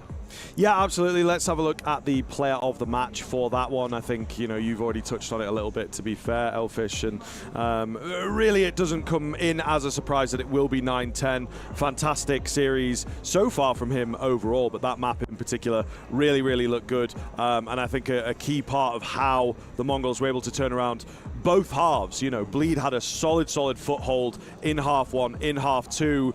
But the Mongols were able to turn things around thanks to this guy. Yeah, most definitely. Obviously going to be a hugely impactful player throughout the rest of the series as well, or at least the Mongols will be hoping that is the case. He's had a very good tournament too. He was, I think, second highest rated player coming into this matchup. And, as far as that matchup between 9-10 and Nork is concerned, I don't think he's letting the ball slip at all. Yeah, for sure. I feel there was a really, really good, solid performance coming in from 9-10. We'll see if that continues throughout the series. We've got the head-to-head here as well. Again, 2 players that we have highlighted across the course, but just to kind of get a full read of sort of the stats and the MESA TV stats as well. Yeah, I mean, really, it's good to see Favin stepping up because actually when you look across the stats, when you look across the tournament, he actually has been one of the weaker performances. Yes, he plays anchor roles. Yes, he plays tough roles, which you're not always going to expect big things from him, but he has looked at times like a bit of a weakness. The side across the board have been really strong. Cypher's had maps where he's been untouchable. Jacob, map 1, untouchable. Nork has been one of the best AWPers we've had at this tournament, right? And Hampus has been probably arguably one of the best players, if not the best player, right? Across the board with how much impact he's had. And I think they're visually missing that final piece for Favin. So to see him now stepping up, to see him actually get a bit of self-confidence, because individually he's actually very talented. There's no two ways about it. This is a guy who can play top-level Counter-Strike, but I think maybe lost a bit of confidence in himself. He's now on the Kassad. He seems to be back into kind of the form that we know he can have. And if now he steps up, this opens up a lot of doors for Bleed. But now they're going to map down. We're looking at the likes of Kassad, right? How are these side going to mentally bounce back? Because yes, it's only 1-0 in the scoreboard, but you look at this, you never want to let Mongols get on a heater. We saw what happened when they played the other day, right? If Mongols get going, they're impossible to stop, and the same thing goes for the series, right? And if Mongols now have the crowd behind them, they're playing well, it can be a scary thought. So it's all really on Kassad to keep the tempers low. Yeah, I mean, as I've mentioned, and maybe get your quick thoughts on this as well, I do feel that the Bleed side have been a bit inconsistent individually. You know what I mean? We've seen different names at the top and the bottom of the scoreboard, whereas, again, the Mongols seem to have that formula figured out, right? You're getting Techno, you're getting 9-10 much more consistently, is just ultimately the only word for it. At the end of the day, you don't have 4 players at the top of the stats for the entire event if you're not getting some level of consistency through, and that's really what the Mongols had coming into today. I don't know if it's obviously changed over the last couple of maps. That may be true, but you're right. Where is that coming from Bleed? Yep. Where you're getting one big game out of Jacob, then he has a sort of it wasn't bad performance on Mirage, but someone's going to have to step up here again onto Ancient, and I have my reservations because I think Ancient's quite a good map for the Mongols. So T-Tap mentioned this, right? You can't rely on Jacob getting 27 kills on map. It's just something you can't really look towards. So they do need a little bit more evenly spread across the board. We saw it a little bit there, but they just need that extra, like you said, 5-10%, which is what the Mongols have. I think at the moment, this is a side who have so many different outlets of where they can find firepower. If 9-10 doesn't step up, Techno will fill that gap. If Techno doesn't fill the gap, Mazinho will, right? And this is the thing. And then obviously we look towards Blitz, arguably the main man on this team, not only for me fragging-wise, but I think we saw really showcase the Mirage. He is, in my opinion, if not the smartest, one of them in the server and in this tournament, man. His mind for the game is unbelievable. His reads, his mid to late rounds are so good. And that's where I think for Bleed, they need to try and react to it. They need to try and make Blitz feel a little bit uncomfortable, because if he falls apart, the team falls apart. Well, folks, another map in the bag, 1-1 for each of these teams now. We've got a long night ahead of us, it would seem. Are we going to get all 5? We'll revisit that question a little bit later on, I'm sure. But for now, we're going to take a break. See you on the other side of this.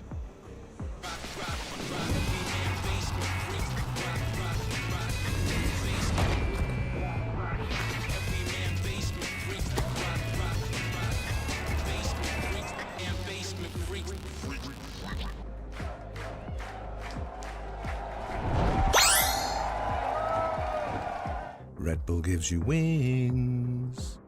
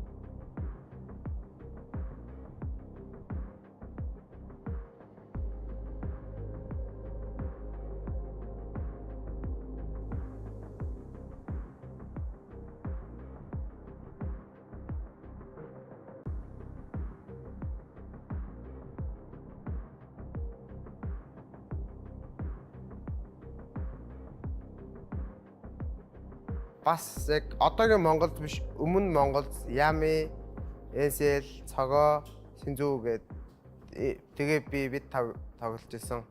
Тэгээ арамар дээр айцыг тожигдоол. Уул айцыг хожижсэн тэгэл хожигдоол. Тэгэл дахиад тарцсан шүү дээ. Тэгэл за 16 хүртлээ ирнэ. Хүлээж идөө гээл гэр зураа, гэртэй комтой. Тэгэл гэрээрээ ландж байгаал. Тэгэл дээр нэг марахтай ландаал. Тэгэл тэгсэн чинь маргааш нь баг дуудагдчихсан шүү дээ. Тэгээ юу, тэгээ би MongolZ баг руу болонгод бад ахыгаа оруулж орсон. Одоо ороо баг жил болох гэж байна уу? 6 сарын 1 жил бол. За өмнө тайзан дээр тоглож исэн тоглолтууд гэх юм бол би 22 оны лөө Nomadic Masters дээр бас тайзан дээр step arena тал тоглож исэн. Тэгээ сүүлд ESN дээр гарсан. ESN дээр тэгээ Nomadic Masters дээр хоёр Монгол тайзан дээр гарсан. Step arena анх удаа тайзан дээр тэгэл гарсан чинь step arena дүүрцэн. Тэгэл бааха хүмүүс хоёул гоё юм гэх юм бол урагшаага ингээл үзэгчд рүү харангууд те ингээд яг манай багийг дэмжиж байгаа үзэгчнэр жерсигээ өмссөн MongolZ жерси өмссөн төрөл гоё харагдаал. Урам зориг аваал. Одоогийн Nomadic Masters тэмцээний аваргыг авах юм бол манай багийн одоо олон улсын тэмцээний хамгийн том цом болохоор байгаа даа. Тэгээ авахыг гэж байна.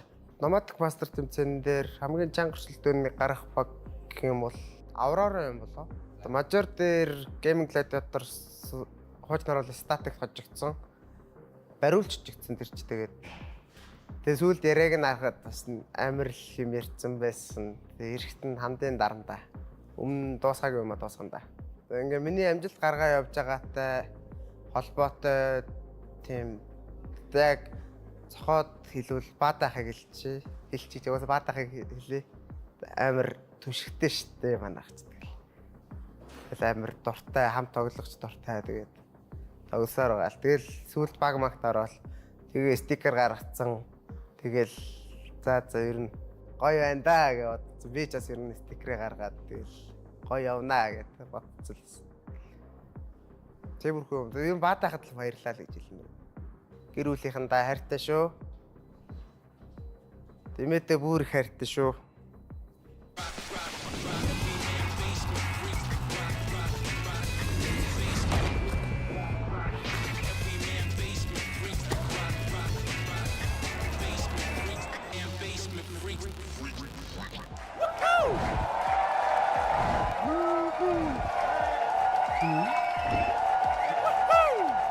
Red Bull gives you wings.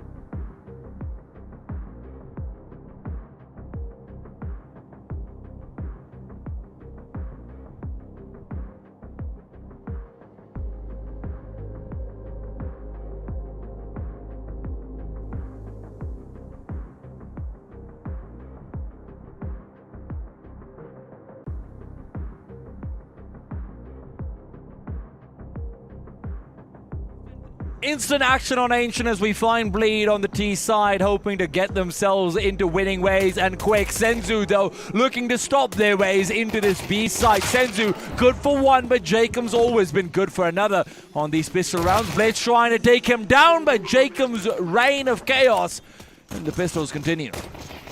Yeah, Jacob continuing to push his way forward. Not able to find much more than that, but it's Favin. Oh, triple kill for Favin. And that's the pistol wrapped up. Easy as you like, it's in the blink of an eye, it just disappears. That's exactly what you want to see from Bleed. Of course, they crumble down in Mirage. I don't think there's any other way to say it. And now on Ancient, which is of course their own map pick, the third one in this best of 5, they need to come out on top. This is potentially going to be the most contentious map pick as well. Bleed obviously going into what is a strength of theirs, but at the same time, Mongols have found so much success on it as well.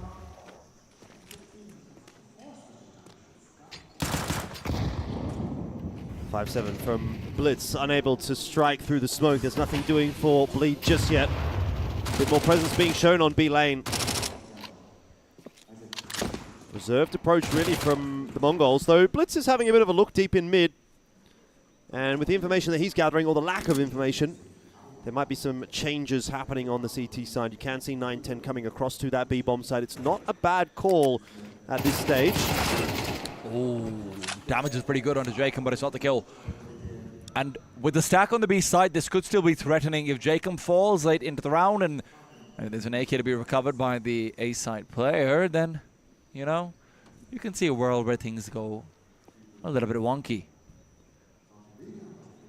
Techno needs but one shot, 5-7. Not quite able to get the job done this time. Decent damage though, Cypher will be pushed away, and there's 40 seconds now on the clock as it is Taking down the A site will be the destination for Bleed. They have taken a gander, and it is going to end up being correct. Oh, okay. This is where it gets awkward. You've got the double up. Techno's been able to find that Mac 10. Rotation's going over on toward the A bomb site. Mzinho might be able to get one. Jacob very low, though, not offering himself. Oh, headshot does connect. And again, another chance for Mzinho. Doesn't quite manage to strike this time around. The round is saved by Bleed. Mongols, though, are probing.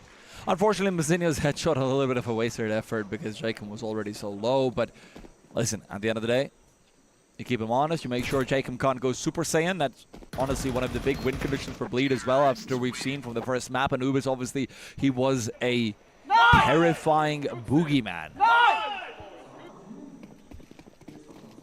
You won't be seeing much into this round, though, from the Mongols, given that they invested in the last. Though, they have decided to opt for a few grenades. And they've done a fair chunk of damage to Jacob with those, though, unfortunately for the Mongols, unable to actually land a kill. The North was finished off by the Eagle. That's a lot of damage being dealt in this situation. Now, again, Mongols will never win this round, but maybe there's a little bit that you can put some stress on the T-side economy. Now, they've gone into the right side as well. Two players are low. Senzu's found a healthy man. And now I'm getting scared. Now I'm getting worried. So is Bleed. They're turned away. They don't want to fight up against Senzu. Jacob has to be careful. Will collect on Blitz. He's already low. Senzu now in the rotation. Might be able to catch him. If he gets his kill, another man feeling a little bit unhealthy is Hampus, but Jacob gets it done. Yeah, Jacob seems to be a low HP warrior. Every time he's down to a sliver of HP, he's picking up a couple of frags, which is, I suppose, quite a good trait to have. Bleed get that 3-0 lead, as is fairly customary off the pistol win. But first gun round ready to go for Bleed. The Mongols have managed to pick up an AWP. Yeah. 910 obviously big man in Mirage, but right now he's been boosted up. It's a run boost forward. Jacob has no idea. The both of them have not seen each other. Jacob gets one. It's traded away. 910 was fully zoned into the B lane angle as well. So Hampus will fall in kind. Cypher in the meanwhile trying to be a brave explorer, but his head is at risk. Senzu instead finds his own twisted off. It's just a mess of a round. Both teams are going to look at that one on the review and go, what is happening there? We've found ourselves at a fairly solid position for both teams with a 3-on-3. Techno in his favored position of Cheetah. It's hard to stop the bomb plant from coming in if you're going in for a double house presence. 910 obviously just watching out for a lurk back to middle. Bleed like to do that. Obviously, they've got a lot of lurking players, and 910's going to find the first one for free. Cypher's gone, but he's also the player who you do see outside of B, and with Mzinho playing passive, they don't actually know if this is going to be just the one or not. That's what Bleed are relying on. And as Techno looks to strafe back in, it's just a jiggle. It is perfectly played, and Techno keeps Knock at bay. Beautifully done, Faven. However, gifted one for free. And 910. He's going to spot the info that the bomb plant is going down, though. He'll wait for Mzinho to come across, ensure that that 2v1 is in play. Nate's not really going to do too much damage, and Faven's been able to find his way back into cave. They will not have realized it either, but with the Molotov will reveal the position. Now 910 only has to hold it off, but the problem is that same Molotov. Mzinho spots him out, but it won't matter. Faven. Oh, no. The first kill given over to him by Techno has proven to be a little bit too much, and 910 for him to close the distance, it'll take too long. He doesn't have the kit, so all he can do is hope to stick, but even then he knows that Faven likely to peak soon. Faven gets them all, starts this out 7-0, and it all goes back to the overcommitment of Techno. Yeah, that's a really bad way to lose that round. Mongols had it. First gun round on the map should have been theirs. Such a clean shot from 910, and to be honest, Techno did a really good job of initially holding cave, but... Let's go! Definitely getting a little bit over-eager in that situation. After he spotted the bomb, knew the player should be behind him. He's thinking, maybe I can catch him off guard, maybe I can get that second kill, get my own juices flowing. Obviously, Techno has not necessarily had the best tournament nor the best series. And Bleed are going to take that momentum and run with it straight into mid. They know that the buy is going to be pretty weak for the Mongols. They can continue to push the issue. This is now the third map in a row where Bleed have got off to a stellar start. The Mongols are not making life easy for themselves. To try and triangulate onto Jacob is now going to be the call. Bleed, frankly speaking, after Mirage, if there's one thing I can guarantee you Kassad will have sat them down and talked to them about is, boys, don't lose to the goddamn Deagles. Well, to be fair, it is a problem that a lot of teams run into against the Mongols, so it's true. Might not be the silliest thing.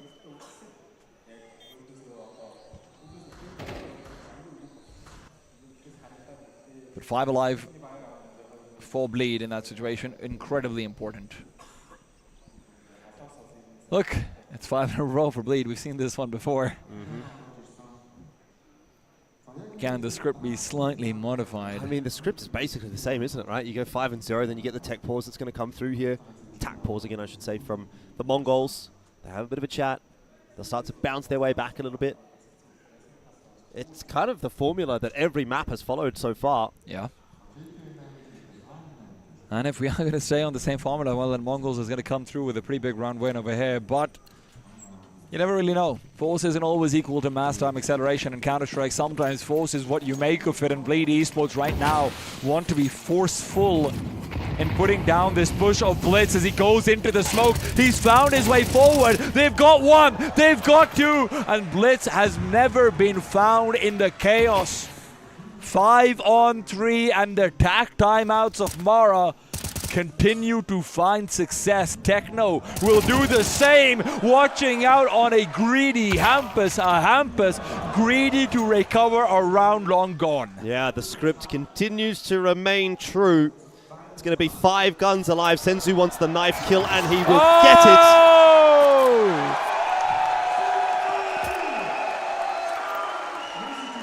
How does it go the same way every time? Every goddamn time.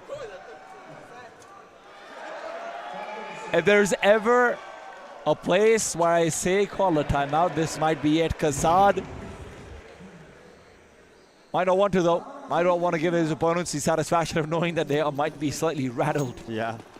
I mean, you're up 5-1. I don't think you necessarily need it at this point. Bleed won't be too concerned about that, even with the knife coming through. That, however, is going to cause some headaches, particularly for Jacob, who's had his head now shot off. Hampus, good trade back in, though. Has control of Shelf, and he can do more work into mid. Techno completely disabled by that one smoke, and he can't actually help his teammates out at all. Hampus now with a grenade inside. Techno's dodged it, but the problem is, what else are you going to dodge? You've got 3 people coming into your bomb site, and you don't have the center to help out. Cypher already took care of him. And Mongols, who found a bit of success as quickly as that, will also lose out on a round where they start off with an early kill. Blitz simply can't refrag. Yeah. Blitz, he's actually having a bit of a stinker. Yeah. 0-6. Completely missing at the moment. And Bleed, apparently they didn't need that tack timeout. Not particularly perturbed by how the previous round played out, and so straight back into the swing of things, and in a dominant way as well. That, I think, is actually going to end up rattling the Mongols more than anything else. Yeah. At the very least, 910's able to hold on to his AWP.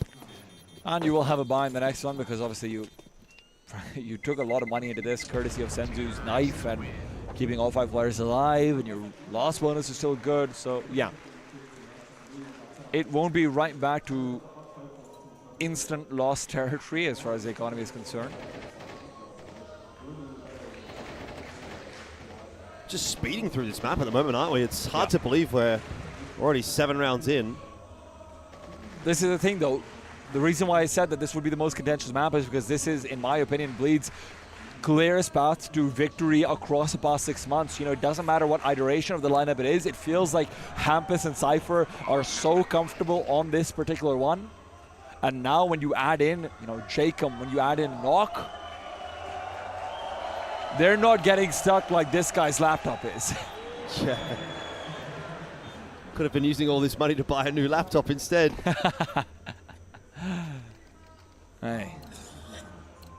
That is always something to consider. Faces that up. Another head scratcher for the Mongols. It feels like they're playing like a puzzle game, right? You're down 6-1. Think of something to do that is going to save the day. They were able to do that on Mirage. Took them a little while, but got there in the end. And now faced with much the same task as what they had in the first map, which they didn't end up finding a solution for.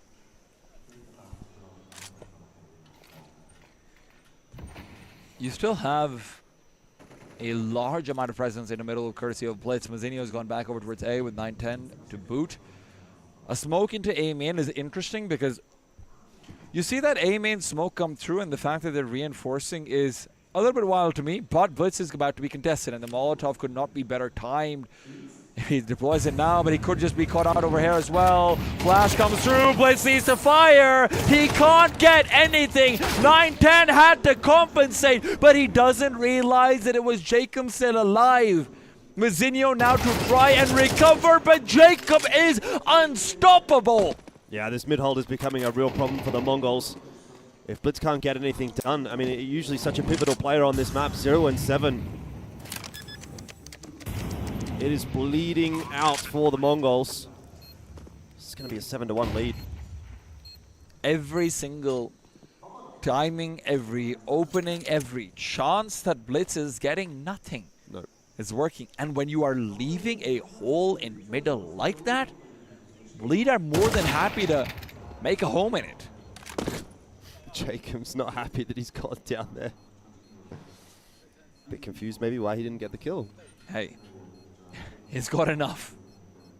11-5 now, 3 in this one.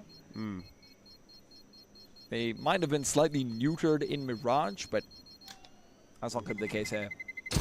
So far, putting up a pretty convincing performance, convincing me that he could be the MVP of this grand finals.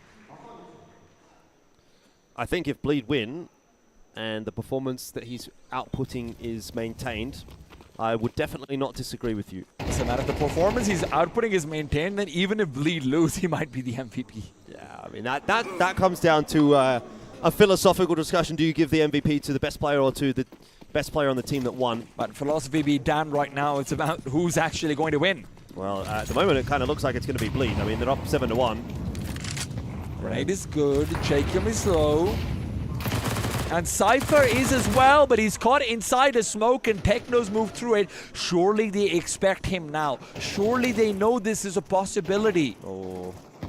9-10 is waiting for it. Indeed, the comms were on point for the Mongols. That hole in the defense, at least, is shorn up. That's the way that Cypher was able to win a round up against Aurora early on in a crucial 2 versus 4. That time the smoke was out towards the B doors, but Mongols are a little bit more aware than that. Jacob is low. It's going to be an A-side hit. You are going into both Mazinho and 9-10. What's the utility looking like amongst them? Mazinho's got an incendiary. 9-10. Actually, it's not 9-10, sorry. It is Senzu. And Senzu does actually have a flashbang, which is not going to be insignificant if he wants to try and chuck that one out after the Molotov to try and stop them from peeking into Mazinho. So if Bleed goes for a rush, this is going to be an incredibly difficult duel to try and attempt. Bleed know what's coming. It is going to be Mazinho with the flames to take him down, and now Senzu lies in wait for the peak. Bleed have no option but to go forward, and into death they go. Senzu and Mazinho take him down. Everyone's got a fan. Every single one of the players has got a fan up there in the stands. I don't know if you can say the same about Bleed. No. Public enemy number 1 is Bleed right now. Oh well. Not the biggest of concerns for Bleed. They've got the 7-2 lead, so they can afford to drop around here and there, and if they respond in the way that they did the last time they dropped the round, then maybe they'll even take that. It's going to be a faster play into B lane from Bleed, but forced away by all that util used by the Mongols. Main sub is over toward A long. And again, the Mongols looking to clear out mid, which they've done successfully this time.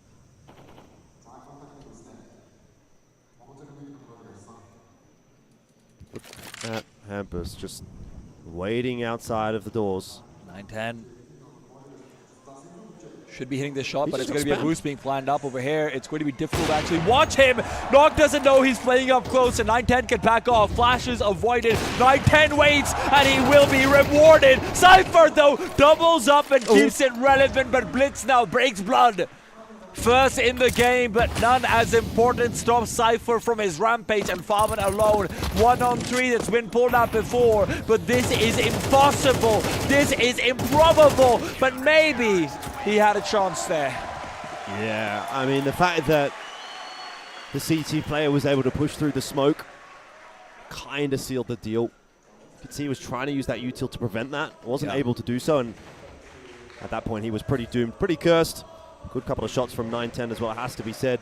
If we're talking about MVP candidates on either side, it's obviously Jacob for Bleed. Probably at this stage, 9-10 for the Mongols has been the most solid player across the 3 maps. Yeah. But as we've said before, there's a lot of legs in this grand final. It is a best of 5. We're going to have at least one more map after this one. And it's already getting pretty late. Jacob just waltzes his way into mid. Nice flash assist from Nork. Blitz isn't winning that duel. No, he's having a really rough time. He's given the call over that there's a man inside red room, but that's just a distraction. That's just a distraction. It's only one defender on this B-bomb site. It's Senzu, and he's afraid. He is afraid. He's afraid of the Norwegian boogeyman. He's afraid of what is to come. Bleed now up against Techno. Will still put him down at 2-on-3. 9-10 inside a smoke, and now maybe even through it. Mongols want to contest, but they simply cannot. No hope. Snowball's chance in hell of winning that round, even with the 2 players, is having to push through that smoke is just a recipe for disaster. You're fish in a barrel for the Bleed members to shoot. This is going to be an 8th, and Bleed going from strength to strength here on Ancient. It's traditionally been a pretty good map for the Mongols, but it's traditionally been a pretty good map for Blitz. Yeah. Just don't really feel like the Mongols are at 100% tonight. Something's not working. We're saying something, but again, it is just Blitz in middle. You are giving that up for free every time. Even when Mazinho gets a kill, Blitz is left behind to play Watchdog, and well, it's not a pretty useful Watchdog if it just rolls over and asks you to scratch its belly.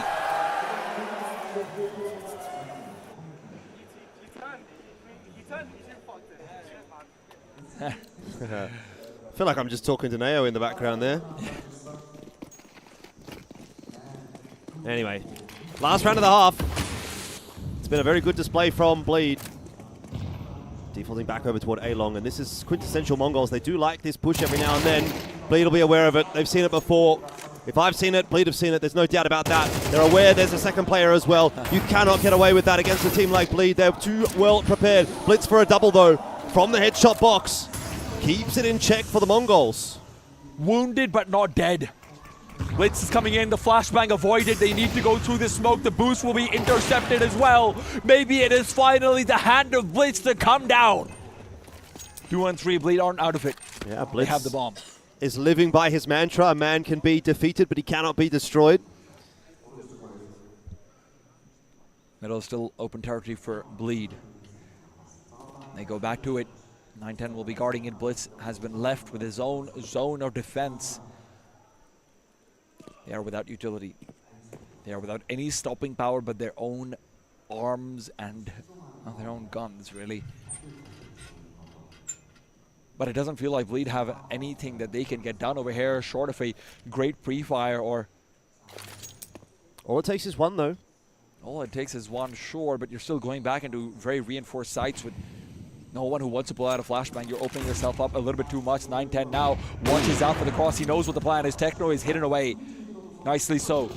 Needs to take that peek. Nok finds one, but Nok is taken down. The bomb is not going to be able to get onto the site unless Techno falls, and Hampus has done just that. Techno again in a position where he had to stay alive will go down, and now it's IGL action, and Blitz has already... He's accelerated back over. Hampus will be able to retreat. It's bad timing for Blitz. Hampus could be anywhere at this point in time. Blitz up the ramp. did not spot Hampus. He has no idea. He's got to clear cave. He's got to clear cheetah. The only place he can't really be is ramp. But even then, now that the time has played out, he could have walked all the way in through cave up to ramp. So Blitz has absolutely lost this round, and there is nothing that he can do about it. Hampus playing that timer so nicely. Tap on the bomb, but well aware that Blitz is not defusing. He has it. He has the defuse. Blitz has done it. Blitz has done it. I don't know if that was Blitz doing it or Hampus kind of caking it a little bit. That should have been around absolutely for Bleed. Blitz gets a little bit lucky. I will say it. Blitz gets lucky. But the Mongols need that. They need a little bit of luck to get back into this map. Look at how that starts. Cypher with a double on A long. That should have been a Bleed round every day of the week. And even then, in the 1v1, Hampus has it hook, line, and sinker, but just sort of over pushes a little bit. Maybe didn't recognize that Blitz was off the bomb. I think he really didn't understand the timing over there either. Yeah. It's a small mishap. It's not the biggest of deals. Bleed can move past that pretty comfortably given they've got such a lead, but a round like that in a high-stakes situation could be a massive tilter. Especially if that's going to be what gets Blitz to come alive, right? You know, 3 kills in that last round, a clutch over there as well. Really gets the blood flowing through your veins.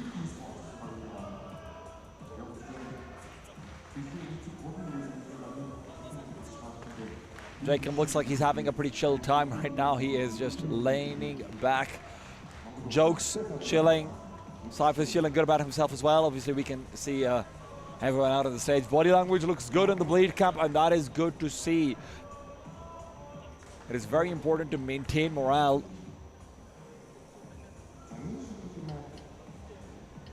Obviously, you can always chalk that down to a round that you should have lost anyway, right? It's not like an overwhelming advantage that you had, as you have in the past against these 4 spies. But that being said, Mongols are on the favorite side of the map coming up into the next one. 4-8 is not good. Let's be honest, Bleed have done more than what they needed. It's getting pretty late in the evening as well. We've just hit 9 p.m. local time, and with another 2 maps still potentially to play, plus half of this map, we're in for a potentially pretty late finish, and that's something that I'm now looking at both teams and wondering what's the fatigue factor going to look like. I mean, it should be bigger for Bleed, right? Yeah, definitely. Bleed obviously coming in earlier on. They have to play that first match. They have to wait through the show match. They have to come back in. Losing a couple of these very difficult games as well. Mongols going in for an old classic of a site hit early on. This is what they like to do, but it's not going to be an instant call. That's what they have become a little bit known for. Yeah, but who is there but Jacob, ready and waiting with the dualies in hand. This is not the man that you want to be challenging at the moment. Never in a pistol round, no. He's having a fantastic series, and Favin getting the info early is going to allow Jacob to set himself ready to go. The first connects, but not quite the second, and indeed it's a good trade from the Mongols. They've barreled their way into the site and allowed themselves a bomb plant. This might be the first round from Jacob in a pistol that we haven't seen him get a multi-kill, and whenever that happens, you can assume that Bleed aren't going to have a chance, and well, that assumption seems to be looking pretty good. Knock, however, also good looking, but not so much when his head is taken off. Yeah. Really does downgrade that dating app profile. Cypher, though, doesn't realize he's got a backstab being lined up. Blitz wants to get this one out. Blitz still looking shaky, and 910 is there to hold his hands and give them the win. 5 now on the board for Mongols. Well, a pretty necessary pistol round win for the Mongols to keep them in this contest. So we might be lining up for another very close map. Yeah. Last 2 have really been down to the wire. No overtimes just yet. Feel as though this is a series that might feature one at some point, the way things are going. Pretty standard buy into round number 2 for the Mongols. Nothing, of course, for Bleed. But the MAC-10s for Blitz and Techno. Going to be the focal point in this one for the Mongols.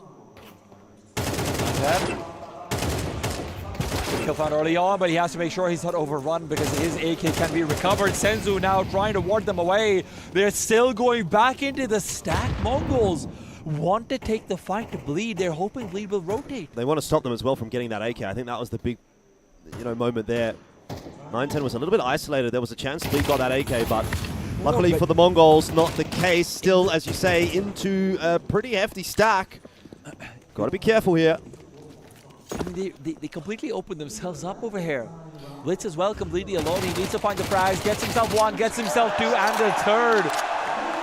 Listen, that round was actually a little bit scary for a second. Yeah. The main objective there for the Mongols, though, was to stop the AK going into the hands of the CTs, and they were able to do that. Thanks to Blitz. Takes it through himself. So you lose a couple of MAC-10s, not a big deal. Scoreline not looking quite so precarious anymore for the Mongols, but still work to be done. What's the approach in the first gun round? It is towards the A side primarily. We have Blitz working middle still. Cypher's missed that flashbang as well. Not the best, but doesn't really matter too much. There's no one over there to punish or any intention of trying.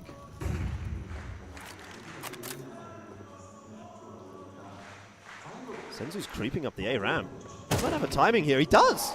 Seconds gone. Maybe a second to be found over here as well from Senzu, but smoke goes down towards the back of CT. Hampus has a bottle in his face. Falvin is found, and so is Nog. What is going on? The bomb's not even going to the B site, and Hampus has a chance to punish. The flank of Cypher is going to catch Blitz as well. Blitz is ready though. Yeah. But is he? Oh no, they think it's a B hit, and now Blitz might have heard no Cypher. What Cypher will have the timing? Cypher's MP9 has found the bomb, and all of Senzu's efforts could be in vain. This round is just an absolute cluster of fun. Cypher's picked up the AK as well. Yeah, but they don't know that 910's in A long. And 910 knows exactly what should be going on over here. Easy kill found. There you go. This is a mind-boggling round, I think, for both teams. This is not how a normal round of Counter-Strike plays. They were really not expecting Senzu to find that much, and frankly, Bleed thought that it was going to be a B-side hit, and now it's right. If there was ever a chance for Hampus to make up for that previous lost round, this would be it, and he's found the first. Instant rotation backwards that is Sweden. Remember, he does not have himself a kit. The bomb being planted out, looking for that first duel. If he can get it, there was a dream.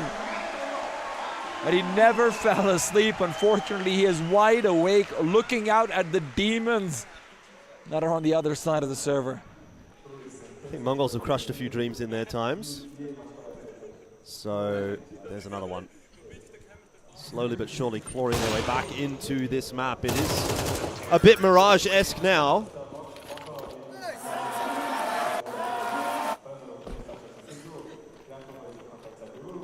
Three on the trot for the Mongols. Another save for Bleed. Faster play in effect for the Mongols, as well as they try to scale their way up B lane, and it works out nicely with 910 already finding the opening kill up the ramp. Oh, close to getting another one through the smoke as well. At the same time, Cypher's pursuit, he finds one. Senzu's quick on the trade. Senzu has been sharp since Mirage. I said it before, if there was anything that was going to wake him up, it would be his favorite map, but Falvin also has been quietly idling inside a main. There's not going to be a lurk to find, but maybe there's a sandwich to be made. No, actually, the bomb is really isolated. They want to end B. But if Nock can find a kill or two here on the Red Room players, Bleed can make this interesting. Nock will back off. He's thinking that the initial attack has to come elsewhere. Blitz goes down, Nock is traded, and Falvin still does not dare accelerate. So the bomb will be planted, and sanity likely restored. A lot of these rounds really feel like they're coming down to some minuscule timings on the tenterhooks for both teams. 910, to be fair, was pretty aware of a potential flank. You could see him checking in toward T-spawn and has a look down the ramp, so I think Mongols were cottoning onto that one. It's an equalizing round though. Mongols have gotten it this far. Can they go the distance again, similar to Mirage?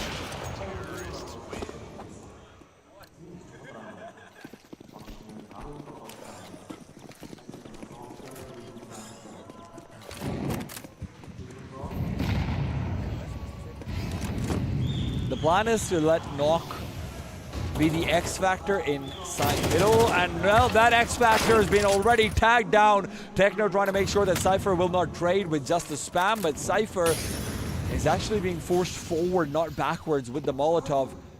I don't know what Techno's jump's playing forward. The smoke is still very much there, but Cypher is now aware of that possibility, watching for that very information play. And Techno won't go for it twice. He does love the jump spot though, so I wouldn't be surprised to see him pull it out again. Into mid goes the Mongols. Ooh, and the nade is going to land. Now 9-10 looking to clear out Donut. He might be given a reward as well. Favin spotted out. 9-10 continues to deliver, and Cypher, you can't win that duel against two. There's just no way. Senzu will lose his life on the ramp. Ooh, and 9-10 drops as well. It has to be a full retake to come through, and Hampa simply cannot accelerate fast enough to put himself in a relevant position. Blitz will at least be able to cordon off any presence to come out from the B side itself, but it's actually going to be a wrap back to A main. Hampus and Jacob are not threatening any of the usual retake angles. They've got a kit and a smoke, but the time will be very much expended, and now Blitz has to be worried about this. Blitz is just not turning away. Blitz is the insurance fund, honestly. It's kind of going to be a case of, well, if Messinho doesn't get it done, maybe Blitz will. But Blitz is, the bomb is implanted for Blitz, so really he's not going to be the most relevant in this situation. The time is going to be what decides it all, and if Messinho is taken down by Jacob, well then that's where the problem comes in. Messinho pulls out the knife, and he's got it again! How many knife kills? Take the lead. It is knife on knife on knife. How many is that for the Mongols in this map? Sorry, not in this map, in this series. Is that? It's 2 in the map, I think. 3 at least. 3 in the series, yes. 3 knife kills in the series is, I mean, that's quite a lot. You're averaging 1 per map so far. Hey, that's a good head. That is a great head.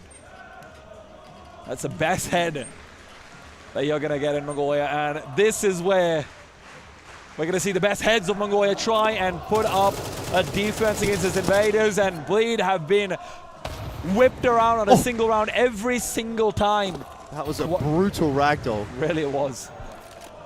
I'm sure that's how Bleed feel right now as well. Been clotheslined mentally.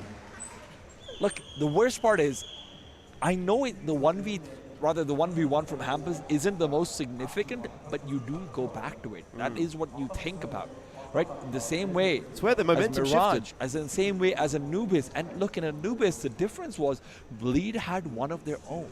Yeah. And that's what they need here. Yep. That's what they have to somehow summon up. Conjure up. Got to do some witchcraft. And unfortunately, I don't see any witches on the Bleed side. Maybe Impression on the sidelines is making a pentagram. But so far, the only devilry has really been from, frankly, Senzu and 9-10. Well, this is undoubtedly a, well, I was going to say tack timeout, but actually it might be a tech pause here. It's lasted for a while. I think it's a tech pause. Here we go. We've got Techno forever, 9-10, Senzu Hart, Blitz, and Messinho. my bro Messinho. My bro Messinho. I definitely don't think that's Messinho's bro. We know Messinho's bro. Because we know Messinho's bro, and it's that ain't Bartek. it. Another Mongols sign in the background there. Mongols on top, it says. And well, they might end up on top in this map. I mean, if all things considered, right now they are on top. They're 1-1, but they're up, leading in map number 3. Yeah. So the edge has actually swung back in the direction of the Mongols for the first time in the series. They've been working very hard to make that happen. It might be a double push in late from Cave. That's what Hampus and Cypher are up to. Techno's Mongols watching. have got plenty of players. Mongols have got plenty of players. Techno knows that this is what they like to do. The bomb is so isolated again outside of B, but it's going to be a donut train that's set up. It's a super safe angle for 9-10 though, with the orb just watching very patiently, and eventually he'll rotate quickly off. So no harm, no foul. Bleed, they've got all the info that there's nothing happening on B lane, which full contact. is going to put them in good stead, obviously, with this early rotate into A. Question is it going to be early enough? Nock has no idea, and Farben finds nothing. Yep. I think that's our answer. You half bought into this. Let's not forget. You had some weapons, you had some deagles. And again, this is what we're seeing. This is the kind of round you need. Cypher gets one. I would be surprised if they don't try and contest this, but the time is always against them. No, you're not going to get this 2v3. Might as well take the M4 into the next round.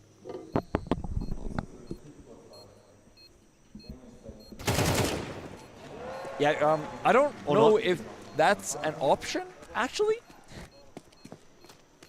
How about the MP9? Not even. 10-8, double digits secured for the Mongols. Money's kind of crippled over here as well for Bleed, actually, on two of these players. If I'm not wrong, they were about on $4,000. I only got a glimpse of it for a second, so let's take a look. Okay, so they have M4s on everyone, but Favin's going to be without too much utility. He has a smoke. In grand total, they will have 2 flashes in this round. 2 flashes! 10-8, 3 rounds to go for the Mongols. Find that 2-1 lead in terms of the overall series scoreline. PO5, of course, I need to remind you, 9-10 going to be boosted up once again. Nate is good though. And they're getting aggressive. Hampus wants a flashbang. One of those 2 needs to be used. Not even needed. Right through the smoke. Hampus has traced him down, and Mazinho will fall as well. They are exploring dangerous waters, and Bleed are not done yet. Yeah, bit of a weird round. Bit of a weird round for the Mongols. It was not very cohesive at all. Something went wrong with the timing. Oh. It's kind of cool.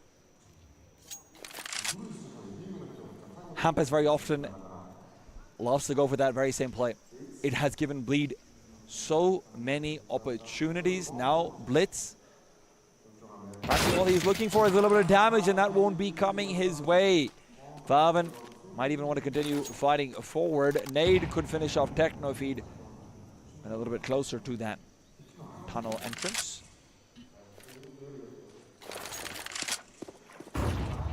Flash forward, Favin caught, the Techno's not ready, Scylla just in time.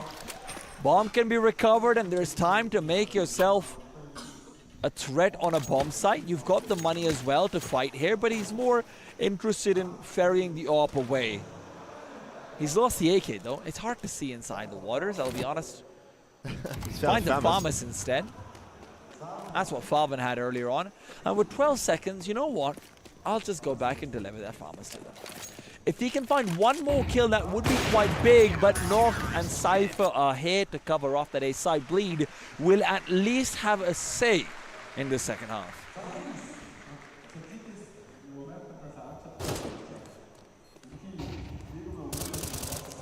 Yeah, I don't really know what happened in that round for the Mongols. Maybe they don't know either. Timing just looked off. Miscommunication, perhaps someone not in the right place at the right time. Didn't really look as cohesive as the usual rounds from this team, so chalk that one up to a bit of a mishap.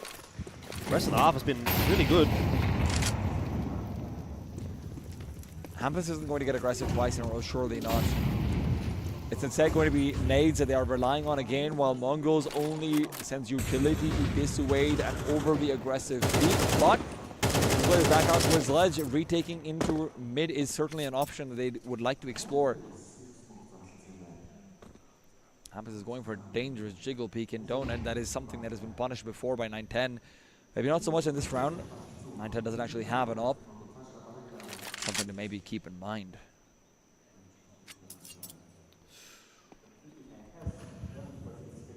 Not much in this one. Thinking about getting aggressive in the end though. Favin just catching Blitz in the back. Surely not to double down. That is not okay. Zenio didn't get any damage done. 2 rounds in a row now where the Mongols have just taken their foot off the gas and given Bleed the chance to come back into the map. They still do actually have the bomb, and it can be planted pretty safely. 2v5 though. Molotov doesn't go where it's supposed to. Deep smoke will force the CTs forward, and they try and close the distance, and well, they also close down the numbers of Mongols. It's a 1 versus 5 for Senzu. Too much to account for, but he's got 2, and that'll be all. Senzu. Yeah. Get some kills, sure, but at the end of the day, Bleed are very happy with the re-equalization.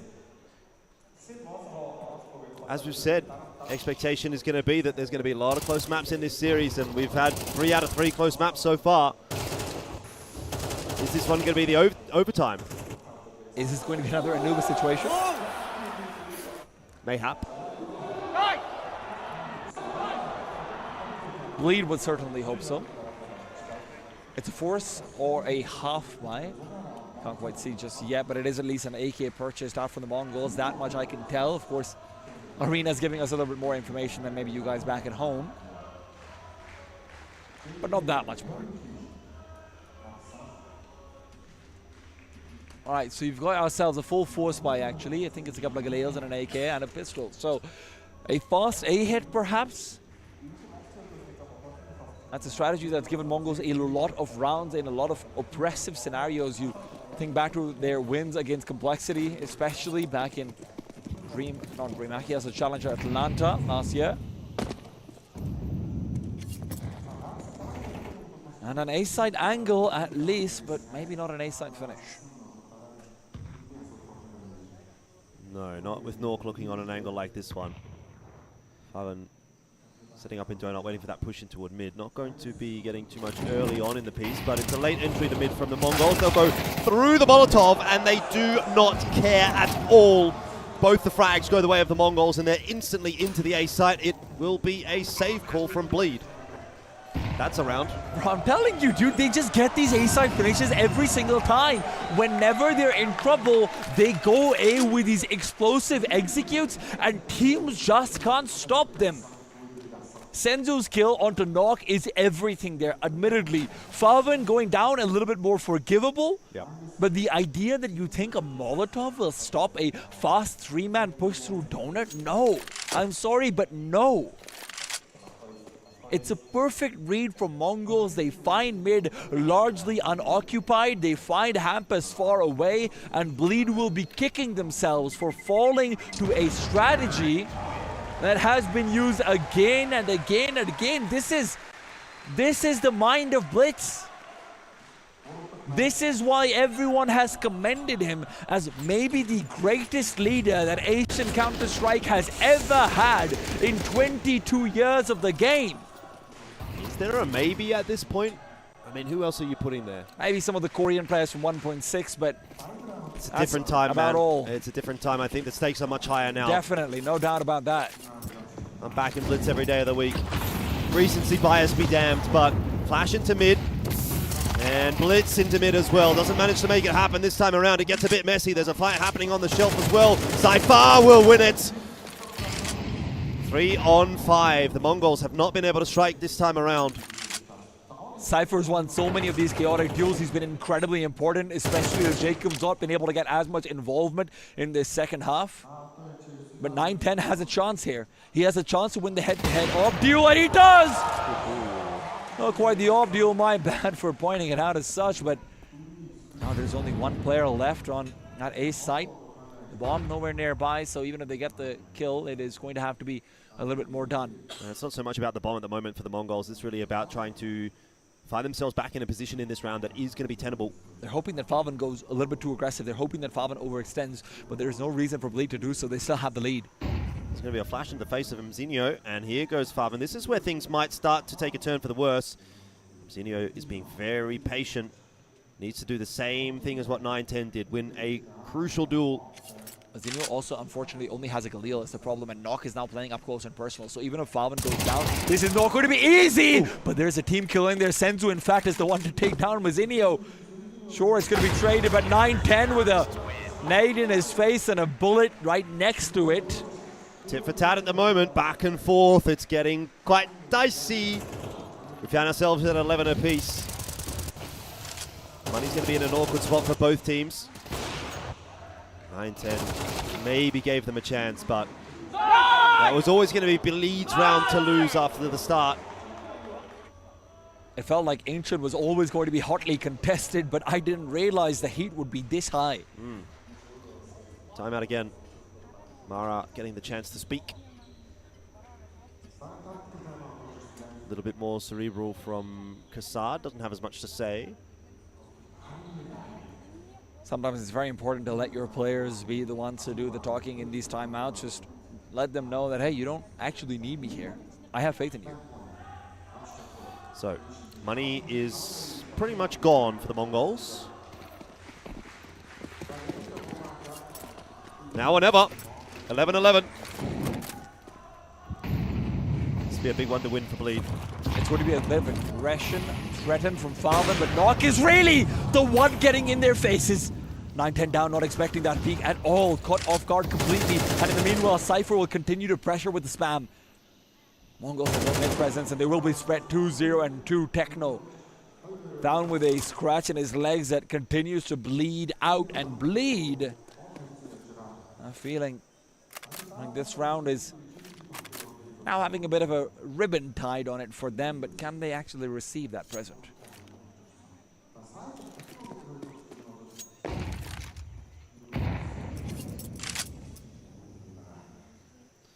Blitz.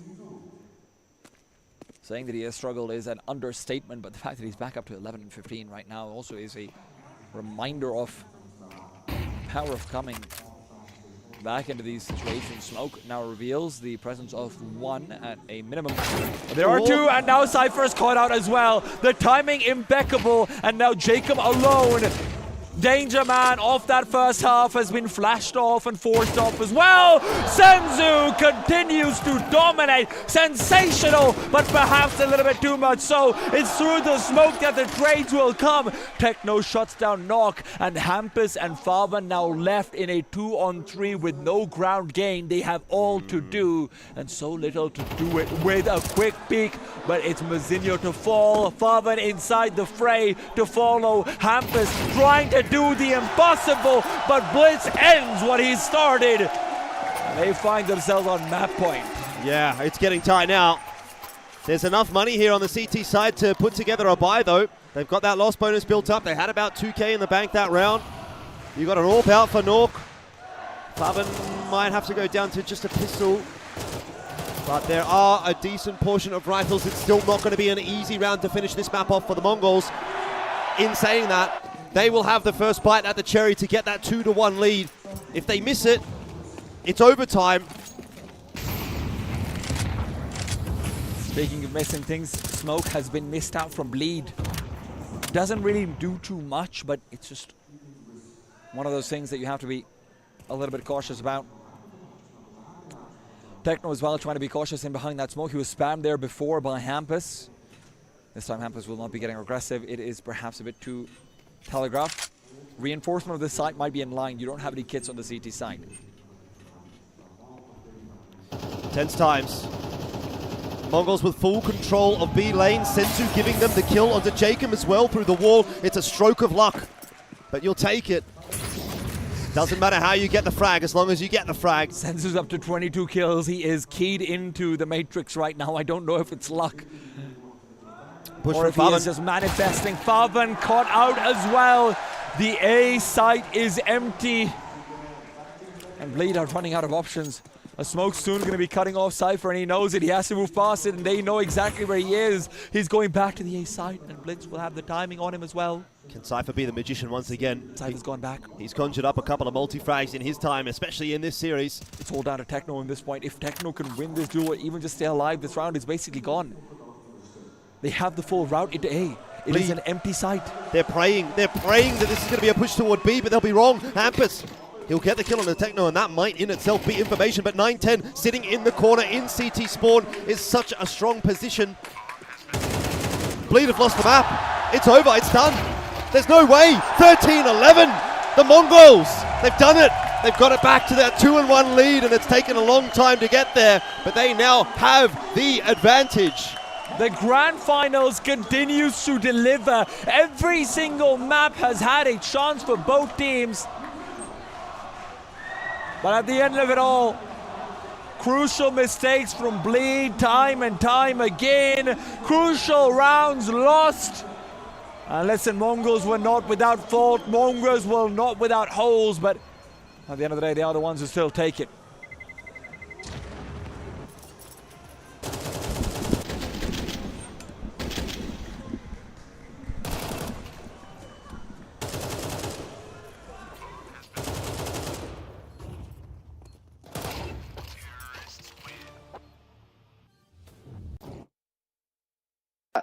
Өдөр авчаарай.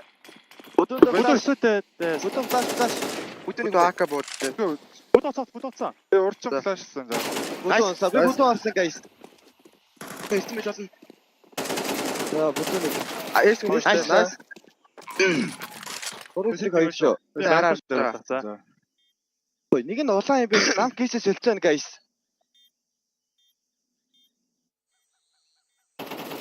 Арны эдвент аршуу.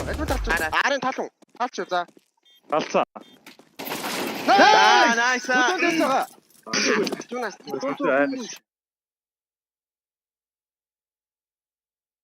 Well, Mongols draw even more blood and now set themselves up for the chance of taking this grand final. Now, fellas, we'll have plenty of time to talk about the Mongols. Let's talk about Bleed first and what went wrong in that one. I think one man in particular felt for me that he was missing. Nork was definitely missing, yeah. There was no AWPing presence really at all coming through there on Ancient, and you would have to compare that to obviously 9-10, who was having quite a degree of impact. So, given that they were, especially our two sort of players to watch for this matchup, maybe that's a fairly an opportune time to go missing. And the idea that Jacob comes in and he's still popping off like nothing else and Nok goes as silent as he did, that just compounds the problems even more so. And look, this is where I just have to ask a question about who's going to show up in the next one.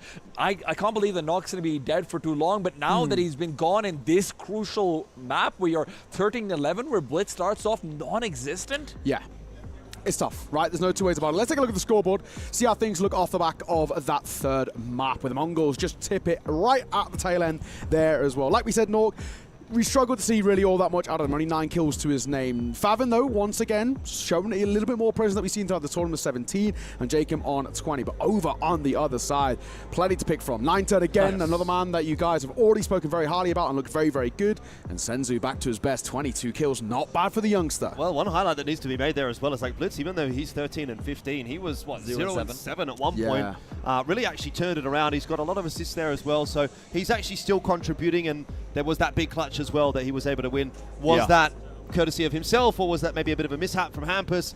One way or the other, he wins the clutch, and I guess that's the turning point for that map, that it didn't feel like it was going to really make that much of a difference at that point in time. But now that we're here, half an hour later, I think you can really say that was where Mongols actually locked in and eventually won the map. But it does feel like this is a series that has been decided by single rounds again and again and again. You go back towards Anubis, Bleed obviously winning that half buy, you go into Mirage, you see Mongols winning 2 half buys, both of which were used to turn things around. Now you see that 1 versus 1 from Blitz and he's able to get away. It really does feel like Bleed are in it until one moment and then they crack and shatter.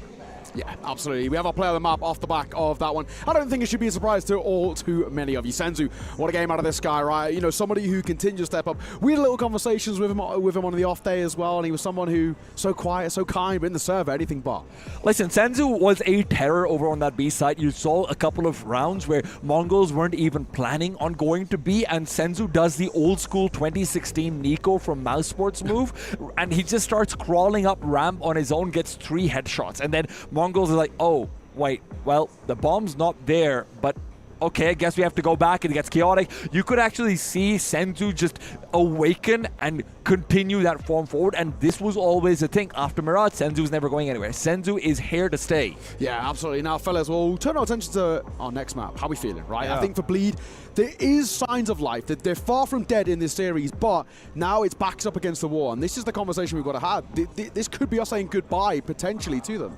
Yeah, I mean, Inferno up next. Obviously, this is, again, another bad map for the Mongols. We see them play it a lot. It's kind of what we were saying during that veto process, that it didn't really feel like it mattered necessarily where we went. It was almost always going to be, yeah, Mongols maybe have the edge a little bit on this map. And with the momentum now that they've gained, you know, they seem to have found that confidence. They seem to have found that X factor that we're used to seeing from the Mongols.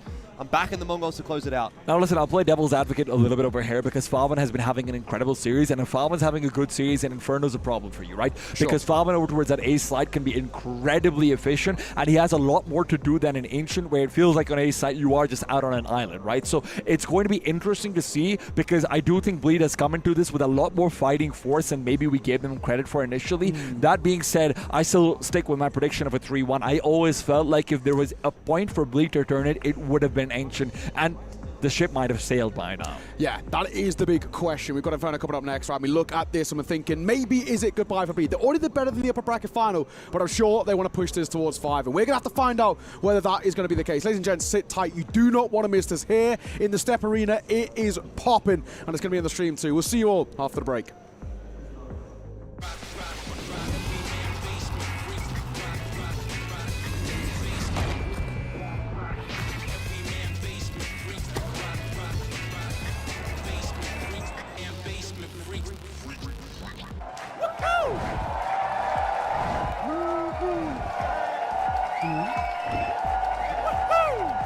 Red Bull gives you wings.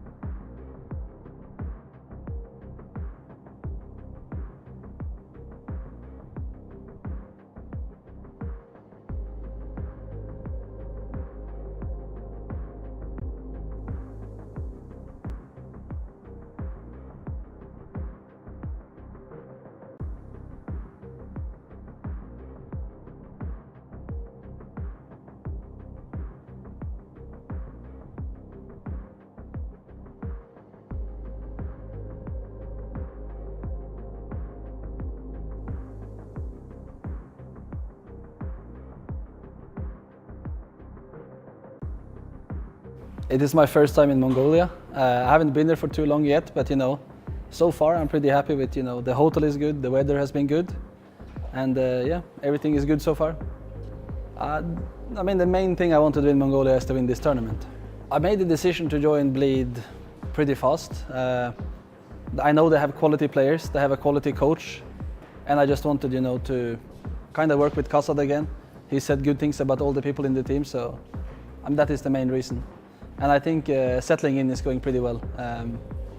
They're fitting me in pretty well. From 1 to 10, I mean, I would probably rate it at like 3 maybe, because we have had no time, no practice almost. We played officials before we came here. I think I have high expectation because I know we're skilled. I think maybe we can shoot our way through the tournament and maybe even win it. But we're not like super prepared. I think last LAN I played was still Melbourne, I think. I played in the arena there. I mean, arena is what every player is playing for, Playing in front of a crowd is special, and doesn't matter where in the world you're playing. So, I expect us to go to the arena, and I'm looking forward to it. I'm pretty confident we're gonna win, just because I believe in the team's ability to win. I haven't seen too much, but I have coaches and analytical people that will take care of that. I think the biggest difference is the tactical aspect. I think the Asian teams can shoot just as good as all the European teams, if not even better. But I think the Europeans are a little bit ahead when it comes to the tactical department. From Asia, it's for sure MongolZ. They have been playing pretty well recently. I've seen a lot of good results in Europe, fighting versus the best teams. And I would say the biggest rival from Europe is probably Aurora. I mean, I hope they share for us. Of course, I understand that, versus Mongolian teams or even Asian teams, they will probably cheer for the other team, but, I hope that we can win the crowd.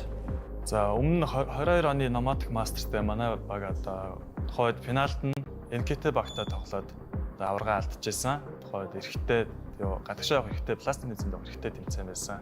Тэр яг үндээс айгу харамсалтай тэмцээн болж ирсэн бид хэдийн хувьд яг тухайд мажорын өмнөх RMR шитэнд ер нь шалгарцсан. Азаас ингээ шалгараад ер нь айгу амжилттай явах жагаа бас үе байсан. Тэгээд яг бас нэг бодлоо амар харамсалтай болж ирсэн. Тухайд нэг бодлоо айгу зөв ажиглал бас гэж бодож байгаа яг.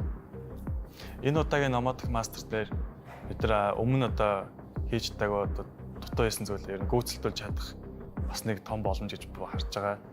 За яг одоогийн байдлаар бид нар яг хамгийн том аваргын цомтой тэмцээн гэвэл яг Extreme Land байгаа сайхан оролцсон.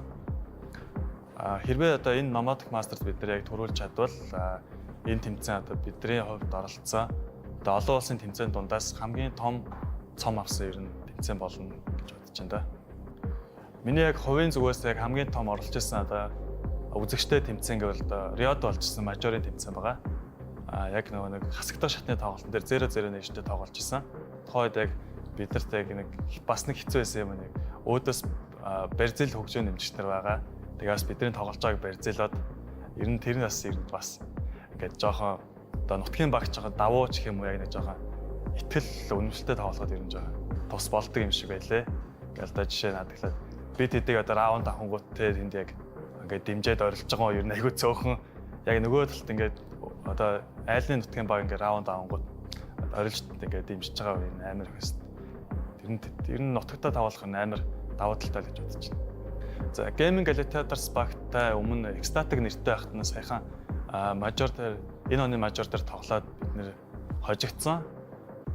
Тэгээ сүүлд энэ тэмцээнд ирэх гэж байгаа сэтгэл дээрээ нэг жоох эвгүй яриа өгцсөн байлаа манай эсрэг. Тэгээд тэр үгийг буцааж өгөхөд ер нь амын тагландаа л гэж хэлээ да. За өмнө 20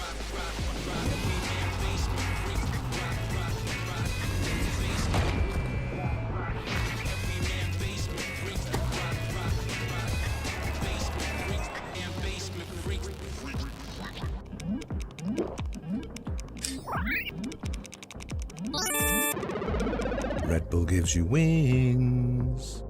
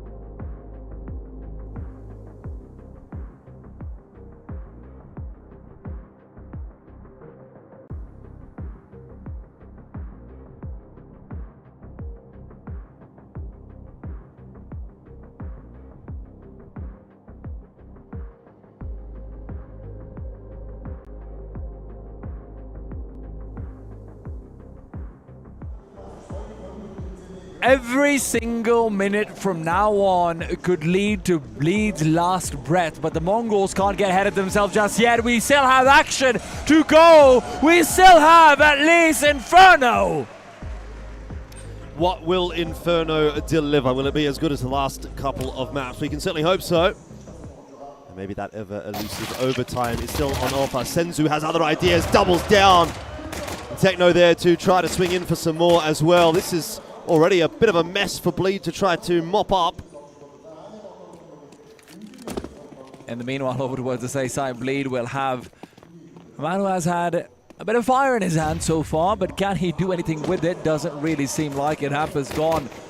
And with the bomb being planted, it's a quick regroup through library, which is going to be likely fruitless. Favan alone looking for anything, and honestly, fantastic round coming out from the Mongols over there. They actually keep themselves with 4 pieces of Kevlar completely healthy, if I'm not wrong. Oh, that's a bit of a win, isn't it? And of course, for you guys who are wondering what Blitz said over there, I want to give a quick shout out, obviously, to him as well. Blitz just told the crowd that, hey, it's not okay to be doing things that might assist us in crucial moments. I understand that you're here to, enjoy the show. I understand that you are excited and you want to see us succeed, but our success cannot be tainted by any other questions, and we are here to win fair and square. So you know what? Love to see that. It's a very impressive translation. I didn't know that you could speak Mongolian. You know me. Pick up a many talents and many tongues. Yeah. Well, it is going to be a little bit of an investment into this round from Bleed, so they do want to have a crack. Techno has forced them away from sandbags at the very least, and also now forced out a pretty early smoke in the round. Bleed do have one more still on Jacob, but he's over toward the A bomb site, so it won't really be a factor here on B. Just Cypher to hold on to the B site, and it seems like that will be the direction that the Mongols initially head. However, now with a change of mind, we'll head towards brackets, and that is where the stack is for Bleed. Could get scary. It really does, but also at the same time, you're probably going to have one player try and explore here. So if Cypher falls, there's a world where it might not be the worst. Now, at the same time, if it's a wrap back towards the B-bomb side over here as well, that wouldn't be terrible either. You have a chance to try and isolate library. Make that a quick 1 versus 1, and that's actually a big double tag coming out from Nok, not able to find a frag to follow up, and with an A keeping him low. It's Cypher who actually breaks first blood, but tried it a bit too quick, could not recover a rifle, and the rest of the CTs are still fighting. It's a 3-on-3, but the bomb likely going to be planted without contest. It's an AK given over to the CT side. If nothing else, it'll be something that Bleed can take into the next round, and a bit of an overpeak from Techno. Bleed aren't thinking about the next round yet, Jordan. They want this one over here, and Blitz does not want to allow any such thing to happen. Blitz will fight on! This is not going to be like Ancient. Blitz is not going to be coming in silent. See if Mazzino can find himself an AK upgrade. It's going to be a little bit tight with the bomb. He's only got the MAC-10. Blitz is going to push his way forward and try and actually take down Nork, which will open the door up. Mazzino has found the AK on the way out, but now Blitz actually needs to win this duel. Otherwise he would have gone down to the bomb, but escapes into CT side. All right, and it costs a few guns there for the Mongols, but they negotiate the force buy pretty okay in the end. Bit of Ancient there for you, just in case you missed it. And it'll be a save round for Bleed into the next, which gives the opportunity to the Mongols to start to, play the game on their own terms, which is not something that they've really been able to do throughout this series so far. Every single map has started with a Bleed advantage, and a fairly significant one as well. It's true, and frankly, Inferno did feel like the one map where Mongols should have a very convincing advantage, to be honest, on paper. Obviously, it's just the best round, the success afterwards. I don't want to get ahead of myself, but that is something to keep in mind. Meanwhile, the zippity-zap-zop of Favan might be something to consider. And, well, it was, but it doesn't actually do enough. Hampus is the one to actually get the kill. And, again, the range reduction of the Zeus does make it really difficult to use properly.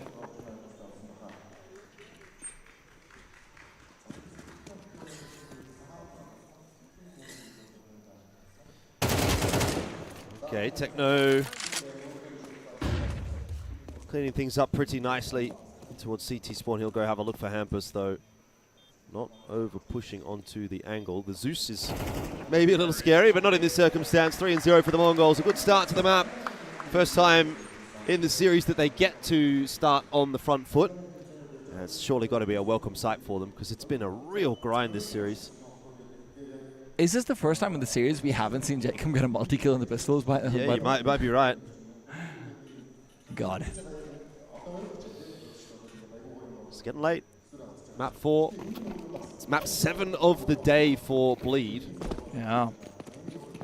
I've not had an easy road here, no doubt about that. Fatigue unlikely to be a factor early on, but if you end up being down a couple of rounds, well, then you start feeling a lot more tired. That's for sure.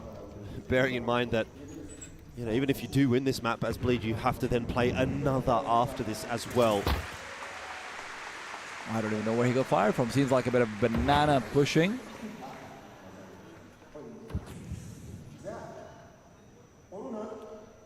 So it's a bit of a different round, isn't it? Bleed with full control of Banana, though. They've only got the 2 players over toward A, and seems like a good read from the Mongols. They're going to waterfall out of the apartments. North close underneath the van. Could be a real problem if they don't check his position. The flashes won't land, but Mazinho trades it down. So to Senzu, they're into the A bomb site quite comfortably. 3-on-3 post plant is a good spot to be in.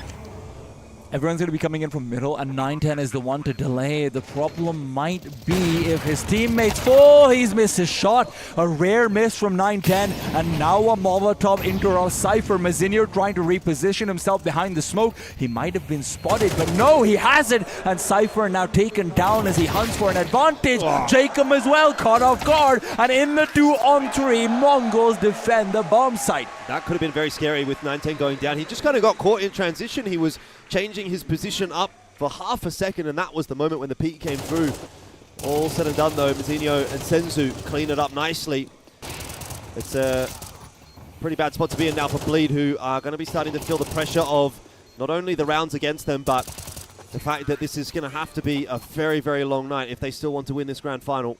I want to talk about that execute very quickly while we're on an anti-half-by as well. Mazinho has a really cool new Molotov that I've never seen before that it used to line up from apartments to molly off the side of balconies, so you can completely focus in on the pit duel and the left side duel. So it really disables any chance of a crossfire being set up between balcony and the side itself. So that's really cool actually from the Mongols. That said, less cool from the Mongols is dying early on versus the half-by. Let's not forget this is how Mongols have found most of their success. Yeah, exactly. Let's not get too far ahead of ourselves with this round. You'd look at it on paper and say it should be the Mongols 5-0, but with that opening kill going the way of Bleed, this could very quickly turn into a sticky situation for the Mongols that they need to dig themselves out of.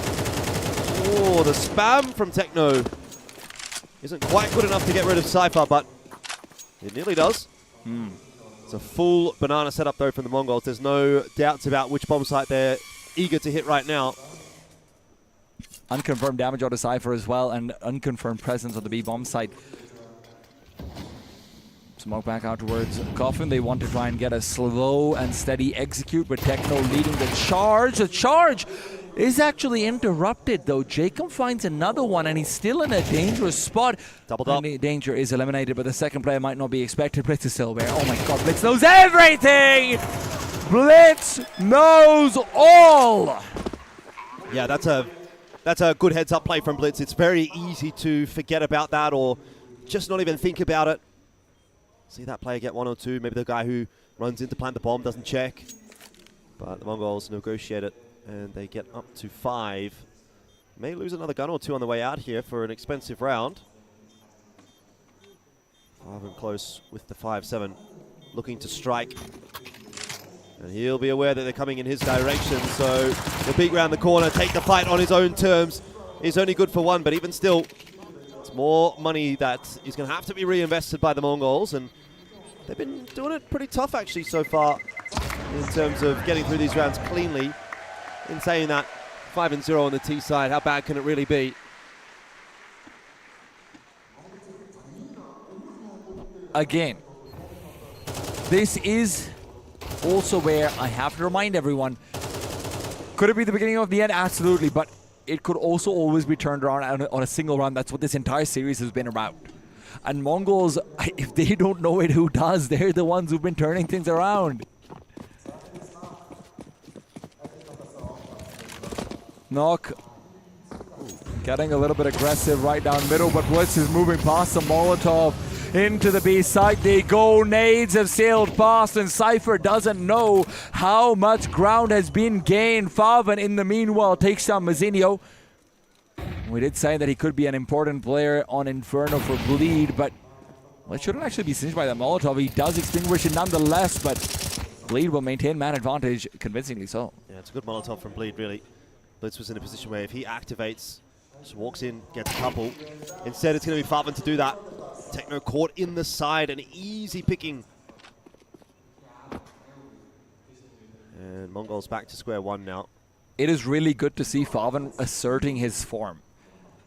That was going to be one of the main threats that you can actually create on the A site, that if Faven feels confident and he can try and go aggressive into apartments, he can try and take these initial peaks, these land contacts, and can be so deadly if you have an AK stolen over from the previous round.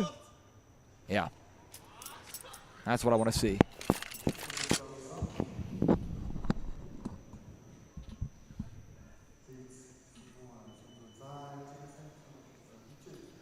.30 seconds left in the round. It becomes less about winning now and more about Mongols maybe finding a pick here or there just to do a bit of damage to that CT economy. You can see they're not really interested in hitting either of these bomb sites.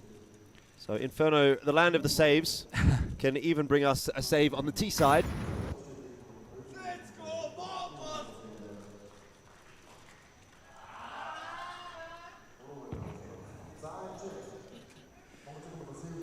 Mongols aren't really too concerned about the CT side money.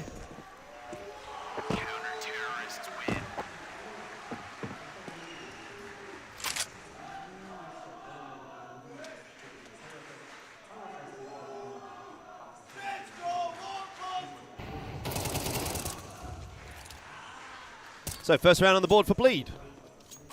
Doesn't take too long to get there. It was a very clean round as well, which is fantastic news for the CT economy. But it is only one small step forward for Bleed, and they need many more than that. True. So Jacob going to get aggressive into second mid. This is something different.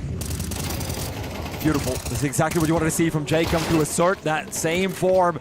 Jacob's been good so far, and Hampus as well, right down second middle. It is relentless aggression. And 910 meanwhile will at least find one. Now it's back to a 2 versus 3. So that relentless aggression that's been traded upon pretty heavily is still putting things in danger for Bleed. But at the same time, Jordan, we have to consider Mongols could be baited into fighting in this 2v3 and losing more than they bargained for as well. Yeah, I don't fancy the chances here for Techno walking into a line like that one. Nork, he's never going to miss that shot. 910 quite low on HP. So unlikely to really get a whole lot done here, and might be more incentivized to even save the AWP, although he's going to have to wait around for a minute, so this is what you get when you play Inferno. A lot of downtime.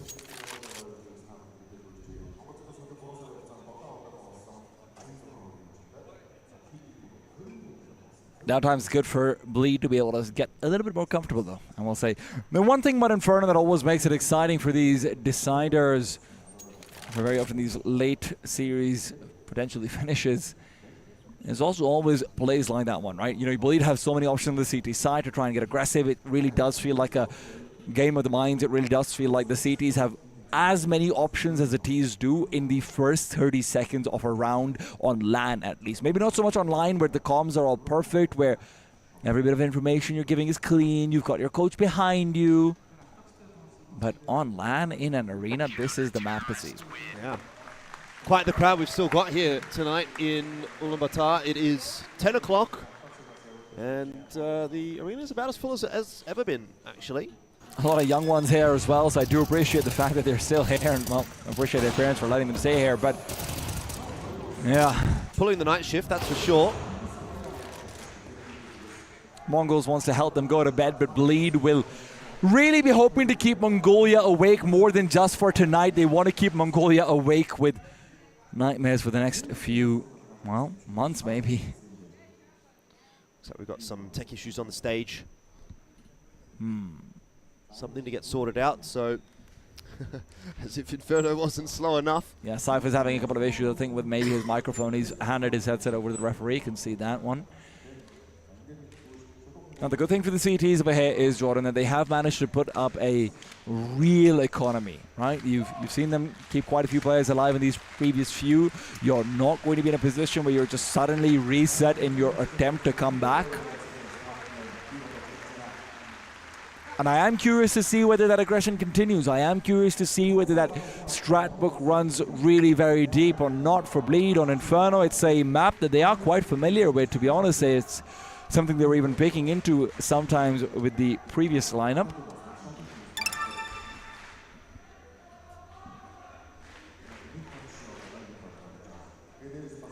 Jordan, you know what's crazy? I was actually thinking about this in a break between maps, but in case we have about 1,000, 1,500 people over here, which, you know, by my cursory glance, I would guess it's about that much. 1,500 people would be 0.05% of the entire population of Mongolia. That's kind of nuts. Yeah. I know 0.05 doesn't sound like a lot, but where I'm from, I mean, I'm from Pakistan, 0.05% of 220 million people. I can't imagine what you would have to do to mobilize that kind of numbers. I mean, that might be like at least 100,000, maybe 1 million people. What is it, 22 million? 220 million. 220 million. Yeah, so 0.05 multiplied by 220 million. That's what we're looking at. It's 1.1 million people in Pakistan. This is the equivalent of that when you consider the populations. For me, it is insane, right? It is insane to consider the talent that has come out of Mongolia. It is insane to consider that this is... Honestly, Mongolia is the Denmark of Asia. Oh, yeah, no doubt about that. Give it another 2 years and Denmark's going to be the Mongolia of Europe, maybe. That's true. I mean, Mongolia has, or Mongols rather, have really galvanized Mongolia as an esports sort of region in terms of Counter-Strike. I mean, in saying that, though, the craziest thing about it is that Counter-Strike's not even the most popular esport here in Mongolia. PUBG Mobile is, and you've still got to turn out like this one. That's popular as far as gameplay is concerned, but I don't know if it can mobilize the masses the same way. I don't know if it can touch the hopes and hearts of everyone watching in the same way. Maybe not. I don't know if they've got themselves a grandmaster in that game, but right now Blitz better start getting the chess moves out. This needs to be an opening where Bleed are befuddled. These past 2 rounds have been good from them. You cannot allow another. Ooh, well. Splits down early, Hampus able to strike again. Aggression on that CT side has been the name of the game for Bleed when they've looked at their best. And it worked out here again into round at number 8. Techno is starting to creep his way forward, but this is a bit of a difficult fight to take against multiple members, and in fact Jacob will get the job done himself. So 2 isolated peaks from the Mongols, both of which have been punished. Senzu will have realized that Falvin's moved over, but in the meanwhile, he's lost another teammate. Mongols are just falling apart one by one, and there is no late round shenanigans to help them out. Now you're also in a position where you frankly don't really want to save either. If you keep on saving in these 2 versus 4s, you're going to end up consistently with awkward buys going into the next round. And you're also kind of giving the opportunity for Bleed to keep building their money up as well. I think that might be a foregone conclusion at this point, but there's one player on this B-bomb side only. It's Jacob. If there's a fast headshot, this round isn't over, and Jacob's turning around. He's starting to get worried, calling resources over. Jacob is spotted. They want to reveal, they want to fight, but instead they'll be a little bit more cautious, still aware that there could be a player in the back of the bomb site. The bomb should be planted over here. Senzu will guarantee it.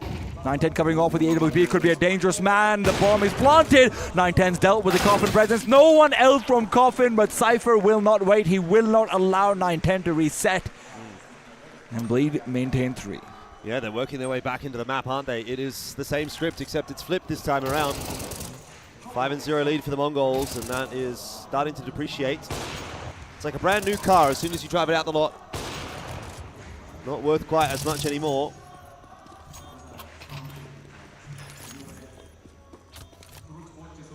Mongols have been losing players pretty early on in these rounds that they've been dropping. Mara will have something to say about that. Take things a little bit slower perhaps on this T side. Now that we've got a tactical timeout, I will say, Jordan, I think you might have added one extra zero. I've done the maths in my head. I think it's 110,000 people in Pakistan, but still, numbers that are impressive. I don't think you're filling an esports stadium with 110,000 people either way, so 1.1 million or 110,000, it makes no difference really. Point is, representation is here, and they would be very upset to see Mongols lose over here. Hell, they might be upset to see Mongols give up a lead as well, and Mongols are on the verge of doing just that.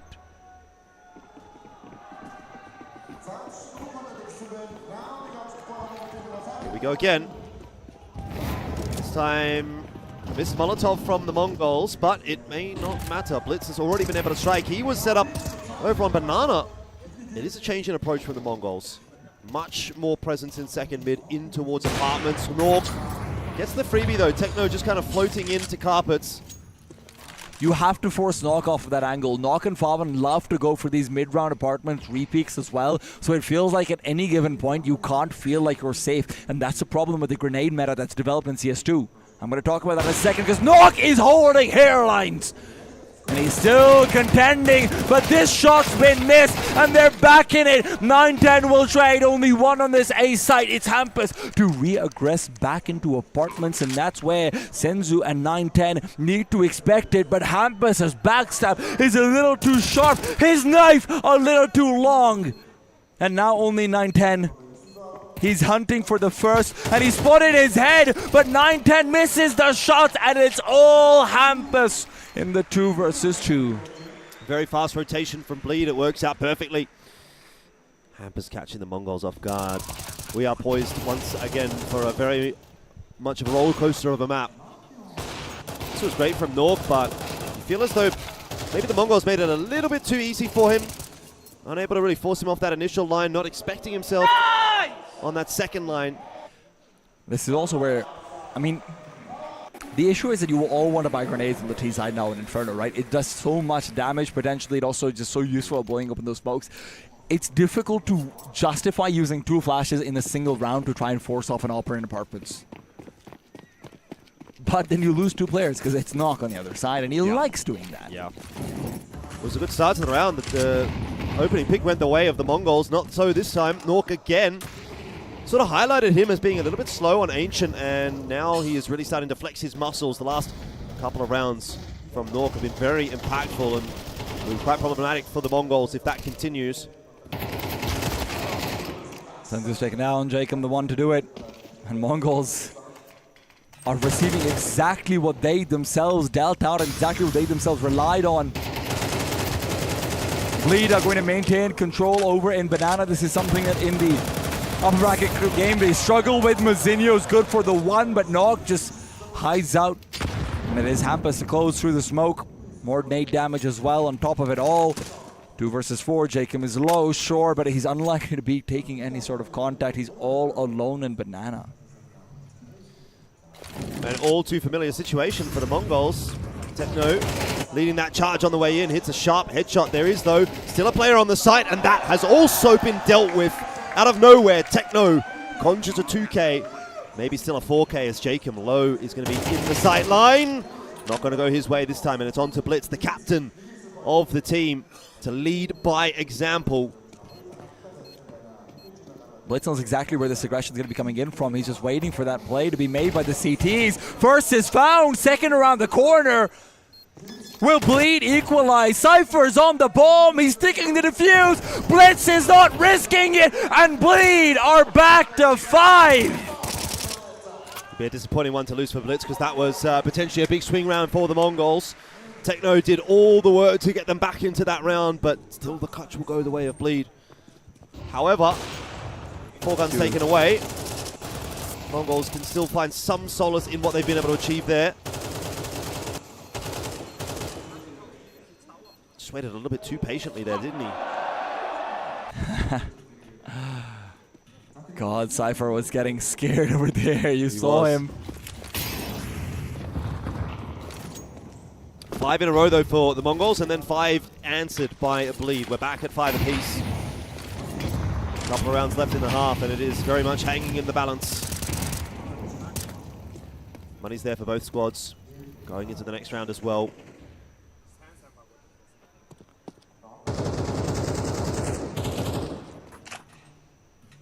much slower. But again, this is the same thing. You have to be worried about Apartment's presence going to be re-established by Bleed.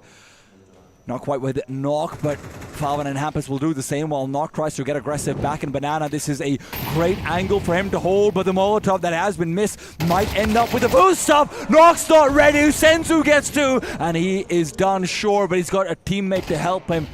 Keep Cypher back, 4-on-3 that, well, Cypher wants to do something about, but instead he will fall elsewhere. Hampus finds Mazinho, and he will accelerate, footing it back to Banana. But he can't do anything about the bomb. Blitz will be able to keep him away. A deep Molotov did risk his behind just a little bit, but the timing works out. Hampus having a look over the smoke, but he's not going to be getting anything for free there. Still got Favin rotating his way across. This is a very dangerous crossfire to try to break, although when that smoke fades, Techno could be in trouble. 1-for-1. 9-10 position given away. There's a molly, a nade. Yeah, Favin's out of there. And he doesn't want a bar of it. Going to save the M4 through to the next round. It's Mongols with the advantage once again. That is a huge error from Bleed, though. The fact that they missed the Molotov out towards Banana, they had the perfect idea. They actually had the Molotov to the back of the wall.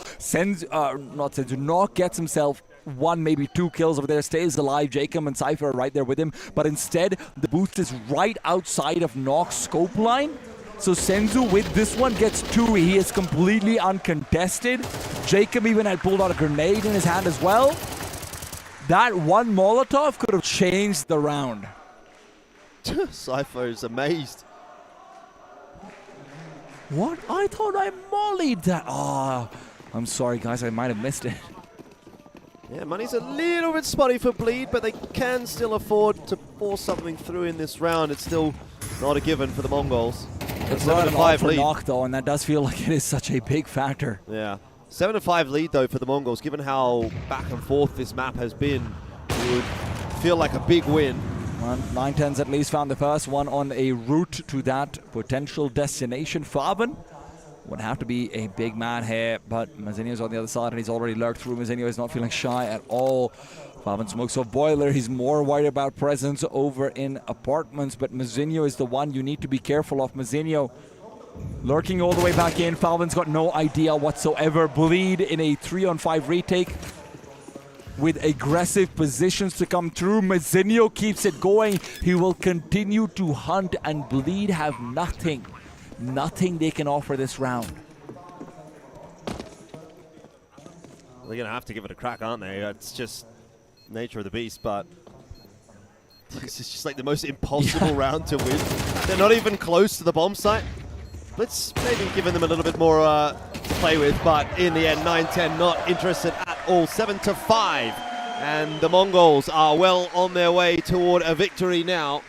Look, at the same time, it's a really good 5 rounds in a row, right? The problem again comes in. One small mistake from Bleed is what turns it around. Otherwise, this could very well have been Bleed competing for 7.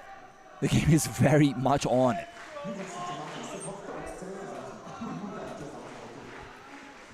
Think about the storyline, though. Think about the fairy tale finish for the Mongols. It's the first big international event on home shores. Sure, they've won in circumstances like this, but only against domestic competition. Here, a big test against Bleed. It's been a good tournament for them. They're playing in Mongolia.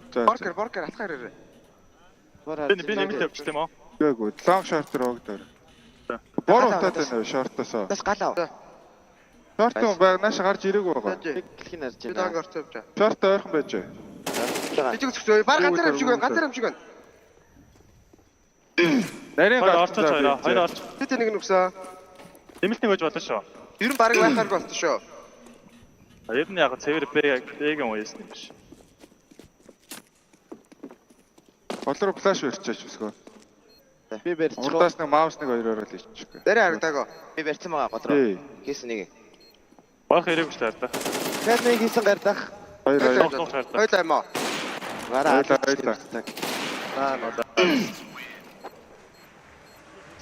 They're so relaxed. They're so chilled out. They know that even if this is a 7-5 and it's a good half, it's still a little bit troublesome. Shout out to the text guy giving a little bit of love out to Bleed. The problem is, I don't think Bleed know that. No. Like, they don't know it's for them. Kassan's wondering what's going on. Oh my god, the pressure's on. The crowd keeps cheering for Mongols. Cheers to cheer at this point, and it's good to see so many people still here. I tell you what, I don't know if that would be the case everywhere on a Sunday night at 10 p.m. Of course not. Credit has to go to the Mongolian fans for rocking up and staying here as well. Yeah, and honestly, other thing is, I will say, they stopped chanting at any important moments the second Blitz told them to stop. Yeah, that's true. You know what? A lot of love out for that one. But this pistol round will be all about the hate, all about the death, the dismay. Wow. That is painting a very grim picture. Well, it might be a very grim picture for Bleed if they lose it. Yeah, dualies for Techno. He's playing in the perfect position to have them. Zinio on a bit of a push, and he's actually caught Jacob. Zinio just keeps it going, man. It's cheeky. Gets out quite safely as well. Very good to see. You are going in and revealing that you are multiple players against the dualies. Techno is salivating at this prospect right now.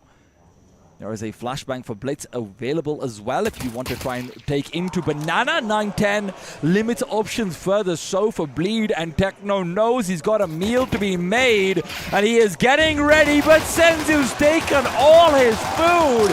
Techno only gets one. Techno didn't have to do very much there, did he? So celebratory shots into the air instead. Was there a single point of damage dealt to the CTs? I couldn't tell you. I don't think there was. Oh, head in his hands. Hampus is not feeling happy about this. Yep. Okay, Senzu's the only one who's tagged up. Everyone else gets free upgrade off the head armor. Blitz obviously had to buy the full thing because he didn't have any Kevlar, but yeah. I will say, in the case of the Mongols, or rather in the case of Bleed, there's no shame in losing to the Mongols in a best-of-5 series on their home soil as a team that's only a week old. But that is the way that we're heading right now. Techno easily cleans up Hampus and Cypher. It's 9-5 in just a moment. There wasn't any investment from Bleed in this round, so Mongols have a lot of leeway to work with. Bit of time maybe given over to Bleed to have a chat about what to do in this first gun round, though. Very important first gun round. Can't really be allowing this to stretch out any further.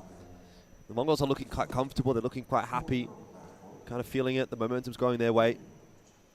And the closer they get to that victory, I think the easier it gets for the Mongols here, actually. You'd think so, but I wouldn't count Bleed out too quickly. It's all about Bleed's mental headspace, really. The problem is your headspace isn't going to be great if you're getting 0 kills whatsoever. Yep. Like, it's only the pistol and the post pistol. But if you lose the gun round here, I would really like a 30-second long speech from Kassan to inspire them.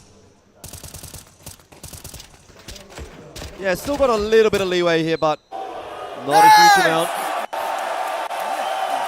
Mazina's feeling good about himself, the dangerous dumpling of death. Once again, though, I have to reiterate, like 9-10 is the top fragger for the Mongols at the moment. We're talking about the MVP. Well, all that MVP's down. Falvin curse. The one to put him away. Mazzinio still able to get a little bit of damage dealt, but Falvin is the 1 HP warrior. And by that I mean he might be about to die soon, but Blade's caught with a smoke in his hand, a Molotov to try and delay, but no one on Bleed wanted to actually pressure him at all. Flash is good, Techno's better, keeps it going. Hampus, though, turns it around. They know there's at least one more over here. Blitz had revealed position. And now he gets a trade. Blitz wants to keep it going. Oh my god, he might push through the smoke! That is egregious, but Mazzinio's also taking the same timing. Blitz's only distraction, but the little ones are now left alone and they can't get it together. Bleed gifted an opportunity there. There's a millimeter in that, though. The Mongols were very close to winning that round. The re-push into mid from Senzu just oversteps a tad. Techno not quite able to finish that fight off either. I mean, Hampus even getting that quick kill over there is insane, right? A couple of very close moments that could have gone either way. They do in the case of Bleed this time around. Money's not broken on the CT side, although it's a little bit wishy-washy. Techno's down to an MP9 again. That's fine. And the Mongols are going to try something of their own with a push down mid. Bleed are aware of this. Bleed are aware of this. Jacob! Ever watchful. And Bleed, who themselves found success through his second mid push, will not let Mongols do the same, but Mongols aren't out of it yet. 2 players slow, and Bleed might have the advantage in numbers, but that is short-lived. Blitz, ever agile, ever dynamic on that A site, will continue to haunt Bleed. Young, handsome and skilled, I think that's what they call him. Techno's been taken out in Banana, which will edge it back in the direction of Bleed, but still with a couple of low HP members, you do still need to be very careful. And Bleed, we're going to see Blitz continue to peak. Maybe feeling himself a little bit too much. Senzu back at the B-bomb site. Bleed know exactly what's going on over here. All they have to do is try and get onto the A site and get a quick round. Senzu, what's going on over here? A Molotov from the T side, in fact, but Cypher's got a gap in the smoke deployed to extinguish. She knows that Senzu's up to nothing but defensive. They're going to try and hunt him down as well. Ooh. Well, listen, you got to try. Doesn't matter how many players you lose as long as you can win the round, but does Senzu want to just go back and save at this point? Yeah, he does. Does indeed. 289 damage from Blitz in that last round. That being said, it is now 2 rounds in a row where it feels like Blitz might be over-aggressing. Right. I think, I see what you're saying, and I'm picking up what you're putting down, but in that round in particular, it really felt as though Blitz kind of needed to do that to keep the Mongols in that fight, particularly when Techno went down. You could sort of get the sense that you're a 2v3, he is hitting his shots. You kind of need to take a risk at that point as the CTs. The problem that comes in, Jordan, over here is that if you let Bleed back into the game with these small picks going the other way, Inferno is a good map for them. This is, I have to stress that again and again. Bleed are not toothless on this. You are opening yourself up to a little bit of the same heartbreak that you've been inflicting all series long. And I mean, I can see Hampus now. That head is no longer in his hands. He is feeling a little bit more talkative. He is feeling a little bit more feisty on the stage. Yeah, it's definitely anybody's game. CT money is not going to be looking too good now. That is something that the Mongols have to keep in check as well if it starts to get tight. How many times on Inferno have you seen a CT side lose by dropping the round at the wrong time? 10-10 or 11-11? Too many times. And you know, if you're going to try and close this series out, you want to be doing it cleanly rather than having it be a tight finish on the behalf of the Mongols. They will come into this one with an AK and a Zeus.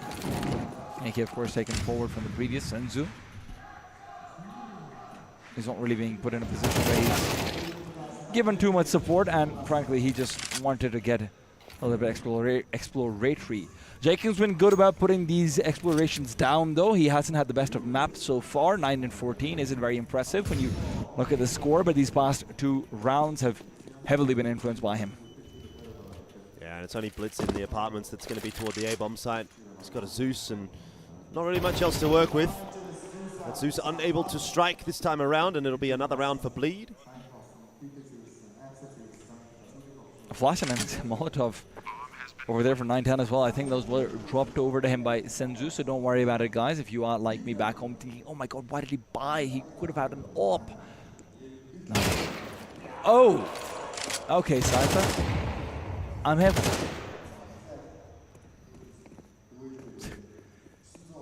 Cypher's not moving. Cypher still wants to try and hunt for these ecos, and I love it. I absolutely love it. Just make Mongols feel like they can't do anything. It's a 1-round game.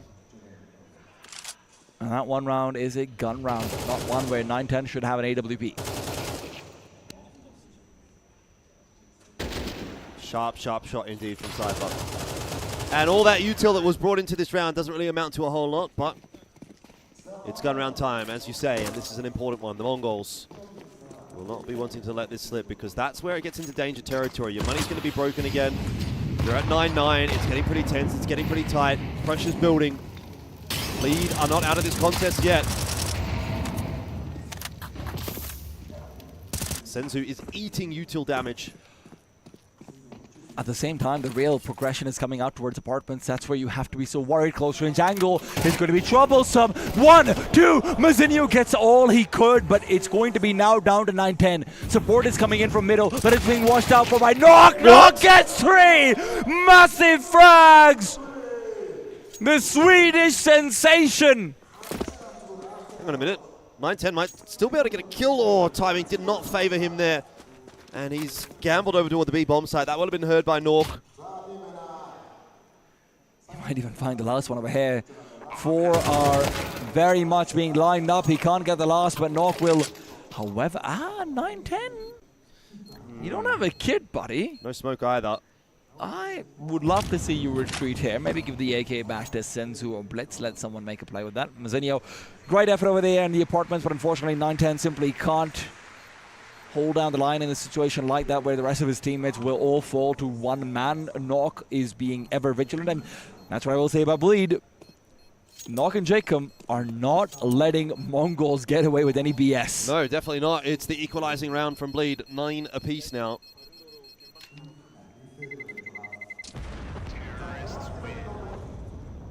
Not really quite enough money there for the Mongols to commit to a buy, so it should be just a half buy around the saved AK.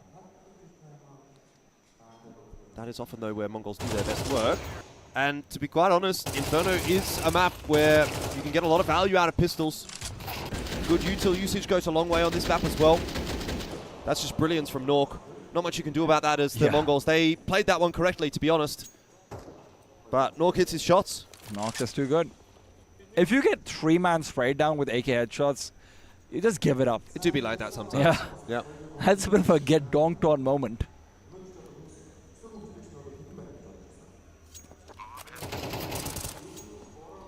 I would say get knocked on, but everyone knows getting knocked is being replaced by one of the greatest players to ever play. Shout out NIP, losing the best Swedish player of the current generation. We've got another technical pause on the Bleed side of things. Looks like that one has been resolved quite quickly, though. Yeah. Maybe. Headphones are back on. And we're okay. Okay, if I'm reading into that situation, I think one of the players might be feeling a little bit sick, a little bit under the weather, because a bin has been placed next to an individual. Well, it is a medical issue. Wow. Let's hope that it isn't anything too serious. Obviously, we want all of our players here to be hale, hearty, and healthy. Don't want anyone's experience to be complicated by medical problems. No, I mean, I can only imagine how difficult it would be to concentrate on a game of Counter-Strike if you're maybe feeling a little bit ill. But desperate times call for desperate measures. Got to separate the boys from the men. And Bleed certainly need to stand tall in this moment because they drop this map, are done. It's Mongols to win the grand final, and it's 9-10 out of the picture at the hands of Cypher.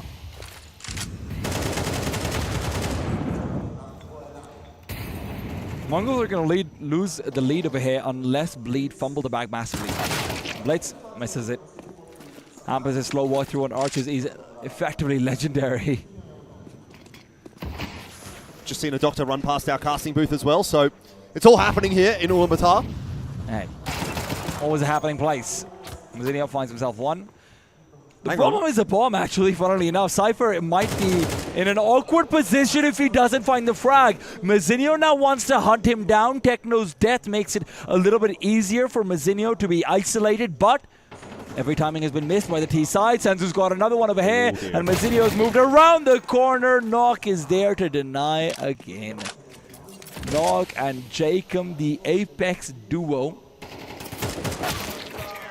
Apex, obviously, the team that was initially invited to the MESA Nomadic Masters. They might not be here, but the best parts still are. 10-9, the Mongols now on the back foot. Is there a fifth match, or fifth map even, in our future? I might gander so. To be honest, I do feel like this is a situation where Mongols have tried to accelerate getting to a win a little bit too much. And if you lose the round over here, then frankly, I think Bleed takes it completely. Yep. Not a pretty looking scoreboard there with 5 in a row for Bleed. Mongols looked in control when they won that pistol. Turnarounds have certainly been few and far between, if none at all, actually, from Mongols on this CT side. That's a dark spot to be in. They've changed things up, though. It's an aggressive hold, and 9-10 will ring true with the AWP. Great Molotov to delay as well. Mazinho gets a lot of space because of how deep it is, and Blitz finds another one. Now it's all about Mazinho, but he has to be careful. Keep your gun in your hand. A Molotov pulled out by Blitz instead forces knock away. It's a 5-on-3 firmly established. This is where Bleed have to dig deep if they could deliver the crushing blow to the Mongols in a round like this one, 3-on-5. That might just be enough to get them through to a 5th and final map. I'm glad that Techno doesn't hold on to the smoke for too long over there. It does feel like sometimes you see players rely a bit too much on your confident player. Senzu has a great flashbang, actually. If Techno and Senzu are able to play off of it, Bleed's take of the site should be nearly impossible, especially without reinforcements being called in. Mollies aren't going to connect. Positions are not being held by the Mongols, and the nade into the smoke is going to push them forward. It's Bleed into the MESA. They haven't gotten anything done in that round, 10 apiece. And more importantly for the Mongols, it's a round where they can keep 5 guns alive, which really stabilizes the CT economy. Yeah. This late in the game, that is a godsend. It's also a big confidence round because it did feel like so far everything that MongolZ did, Jacob and Nok were just expecting it, right? Bleed shut them down at every single point, even when you were going into this with these saved AK-47s. They're not getting any kills because Cypher is locking down Banana. It's a great confidence booster, but that confidence needs to propel them forward and find one more round here. That could be what breaks the Bleed money. 9-10. This time will not be able to find an instant kill. It is actually going to be a boiler play, and 9-10 will intercept it. Yeah, what a difference it makes when 9-10 is starting to get a bit more active with the AWP. It's something that we didn't see earlier in the half for the Mongols, but now he is again having that crucial impact for his team. And he has been the standout on every map that the Mongols have won. He's doing it again. 1 round at a time. That's what the Mongols have to be thinking. But 18-10, this is live and die by the AWP of 9-10. You have 4 players on this A site. Techno has himself a smoke as well while he's maintaining a jiggle on Deep Banana. Bleed would have to hit some of the nastiest shots you've ever seen, and Hampus is not the one to hit them. Senzu takes him down, Nok will trade, and unfortunately loses most of his life in the process of doing so. Bleed seriously have to contemplate saving. Zinho has other ideas as he's pushing his way into the apartments, or was thinking about it. He's looking at mid now. Bleed are going to be saving. And the smattering of the applause from the crowd may give that game away to the Mongols. Not sure if they would have really heard that, whether the mics would have picked it up or not, but Zinho is getting that information for himself anyway. I can't really blame the crowd for cheering when the round is up. No, I'm not suggesting anything. Of course, but it is just one of those things. Home crowd advantage will always be a thing to some extent. Sometimes it is only fair. Other times less so. Listen, Mongols, I think they deserve a home crowd advantage kind of a game every now and then, because it's been years. Been a very long time for them grinding away overseas in, to be fair, the most difficult circumstances probably of any team. In particular, I mean, you think backwards at, of course, Rio Major, where there was a crowd in the earlier stages, not just the top 8, and playing up against Double O Nation, playing up against those multiple overtimes, staying true. That's what you think back to, obviously, for the history of the Mongols. But now, Mongols are coming into it with an 11-10 lead. Bleed have called attack. Bleed have saved 2 rifles forward. They're force buying around it. It will be 4 AK-47s and a MAC-10. It's enough. It's enough to give you a really good chance at the round. Your bottleneck will not be your weapons.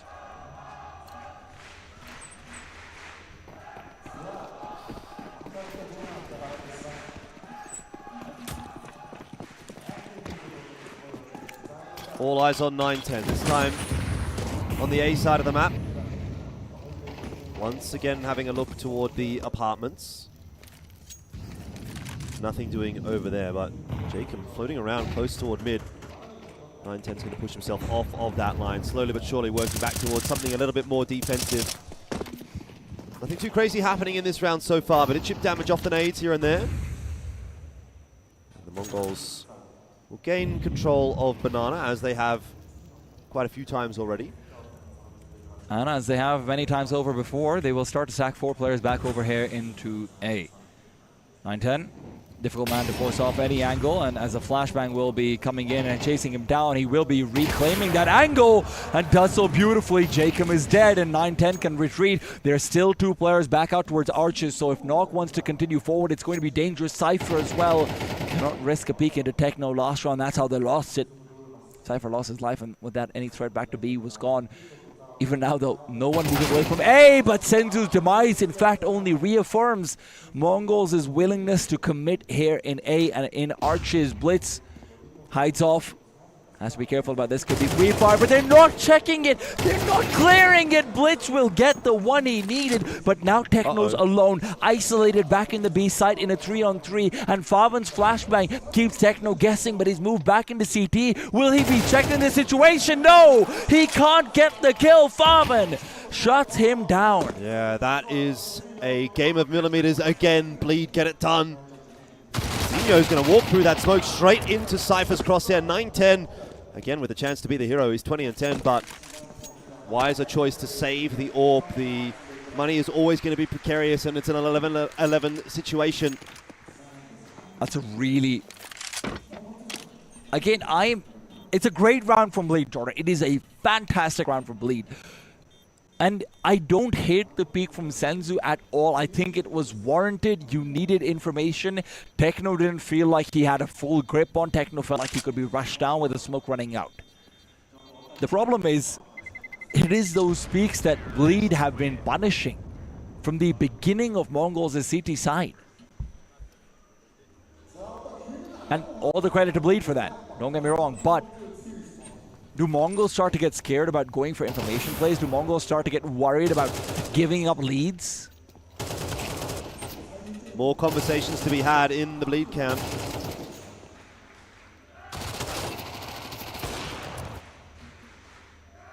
All right, Kassad has a lot to say at the moment.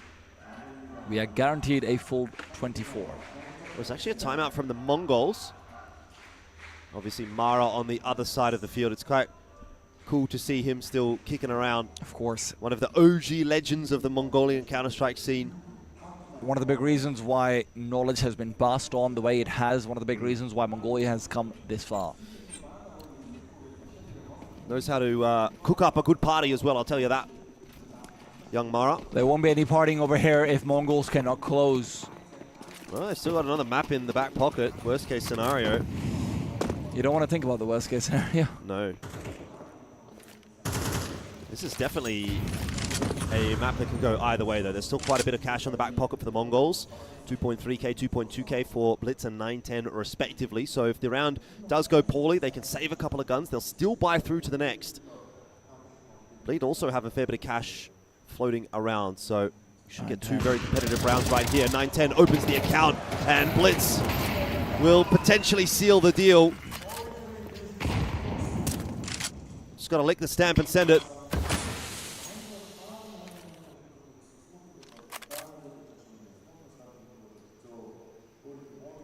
The heirs of Chengiz does feel like they've been stretched thin in every single map. They have been asked to bring out their limits, but their limits are maybe a little bit beyond what Bleed can afford to fight up against. Bleed will still make a gander of this one. If they can get a bomb bomb, that guarantees them a bye in the next round regardless, and they don't want to give a match and finals point for free.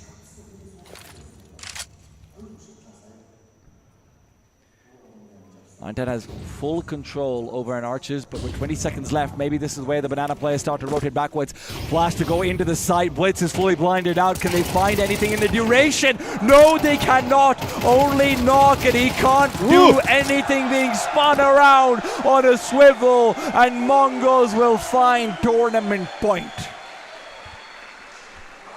It would be the fairy tale finish for the Mongols if they were able to take the championship trophy here at the MESA Nomadic Masters. Do it on home soil, in front of the family, the friends, the fans.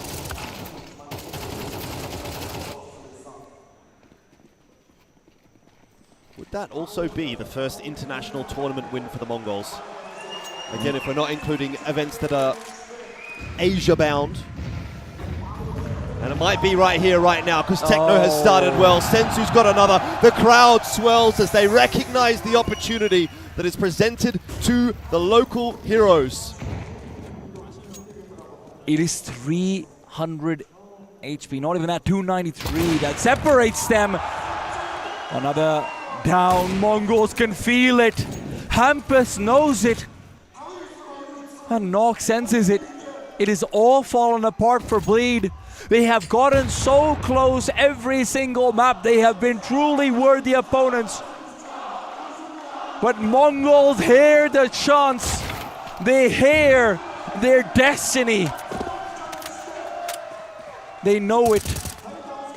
Nock, the only man that separates Mongols, will be your MESA Nomadic Masters!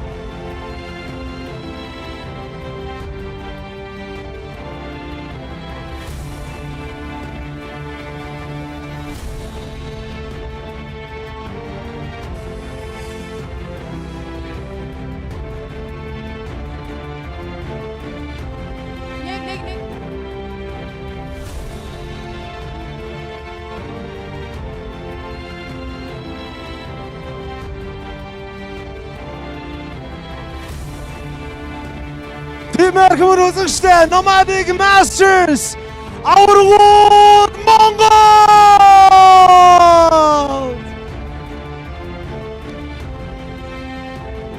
Тэгэхээр яг одоо энэ хүү торгон мөчтөр аврагуудынхаа сэтгэлдлийг сонсъё гэж бодож байна. За хамгийн ихнээс Блицээс өнөөдөр бас надад хүмүүс хэлээдсэн Блицээс хинч яриа авч байгаагүй өнөөдөр чи анх удаа авсан хүн нь бодлоо шүү гэд би их азтай хүн байна. Хоёр дахь удаага авсан бас Монголын анхны хүн болох ч байна. За тэгэхээр яг энэ үчид олон таван байх шууд л мэдэж байгаа яриач. Юу гэх мэдэхгүй л байна л да. Тэгэл очичлаа тэгэл тийм л байна. За тэгэхээр өрсөлдөгч багийнхаа хувьд өмнөх тоглолтын дээр тооны раундны нэлээд зөрүүтэй хоцсон шүү дээ. Тэгэхээр өнөөдрийн саяны Grand Final-ийн тоглолтын дээр нэлээд ойрхон тоглолоо.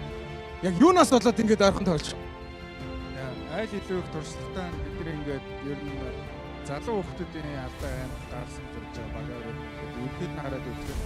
Айл ер нь туршлагаараа ер нь тэгээд айгүй ойрхон тоглолоо гэж бодож байна. Бид нар бол бэлтгэл илүү байсан гэж бодож байна. Баярлаа. Баярлаа. Харин одоо MZ-ээс за үүнийг үзэж байгаа ангийнхан болон багш нартаа зориулаад сайн явж байгаа шүү. Яа! Орюкүтэ арена дөрөв хүмүүс. Үүний чинь гэрчлээ баярлаа. За үнэхээр тоочгүй тодорхой байлаа. За баярлаа. Одоо харин өрсөлдөгч багийн энэ Grand Final-ийн тоглолтын дээр хоёр дахь удаага тааш тоглоход судалгаа ер нь бол хэр хийгдсэн бэ гэж харж байна. Гэрийн давхар амьсаа хийсэн байна. Өөртөө зөв нэлээд алдаа гаргалаа. Тэгээ аль амьсаа тоглолоо.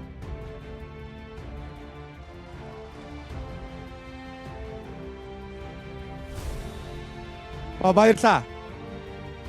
Харин техно энэ тоглолтын хамгийн highlight чиний энэ бүүдэн дотор хамгийн их сэтгэлийг догтлуулсан тэр раунд яг аль хэсэг байв?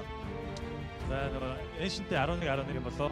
Ер нь яг айгу маа эвгүй болцсон байсан. 4-5 гартаа фитөө нэг айгу гоё алаад бери сайт цэвэрлээ орсон. Тэр энэ амар чухал раунд тэгээд хайп байгаа.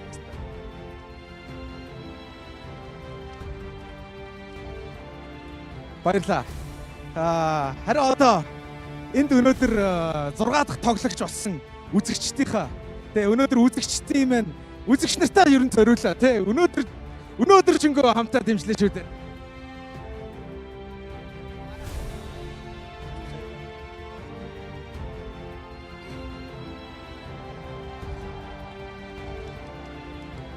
Ямар ч баярлаа.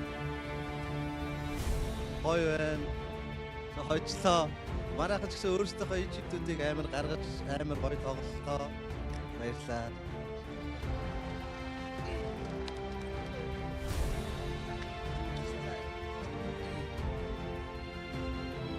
За тэгээд ирж дэмжсэнд баярлаа.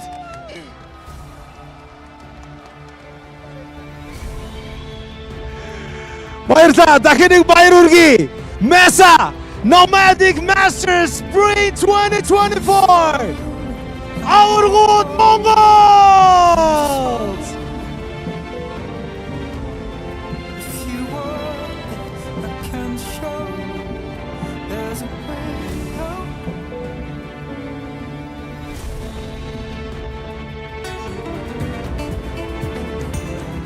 Well, the Mongols have done it in 4. It's certainly not an easy fight for them, but they get the best over Bleed. Looking really, really great here in the Step Arena. Mere minutes away from their homes, they take the victory at the Nomadic Masters Spring 2024. I am joined by the voices that walked us through that one. What a final, guys. You know, we maybe didn't get all 5 maps, right? But we might as well have done 13-10, 13-10, 13-11, 13-11, all the Counter-Strike played here. Let's have a little look at the scoreboard for that very final map. But ultimately here, Elfish, a fantastic final. Yeah, I mean, that was an absolute grind to get through, I think, for both teams. The Mongols starting poorly, obviously, on Anubis, but being able to grind their way back in on Mirage, grind their way back in on Ancient, and obviously finish things off there on Inferno with, again, a pretty grindy end. So I think the biggest thing for me is I have to shout out 910, the consistency that he showed over the 3 maps that the Mongols won, I think was the big difference maker. He was the individual that got them over the line today, and that was really impressive to see. There was moments there certainly for Bleed. Jacob came out the gates really strong, but couldn't keep that up over the course of the entire series, and ultimately you need individuals that are going to be able to go the distance, and I think Bleed, they just ran out of steam. It was a big day for them. They played 3 maps earlier today. That's 7 maps for the day. Eventually, they just couldn't keep on going. Yeah, I mean, a very, very solid run, I think, coming out from Bleed. We have to hand it to them. They did not look great coming into the arena yesterday, but today, what, a total of 7 maps played? You know, that's a lot of Counter-Strike. I mean, Bleed were worthy villains for the story of the Mongols over here. They were really giving us every last inch that the Mongols could really summon out. It was at 1%. It really felt like that was all it was. And honestly, a lot of time it was that one person as well. Like Jordan mentioned, 910 was a difference maker. Senzu as well coming into a couple of those moments. But Mongols were pushed to the brink, the absolute brink there.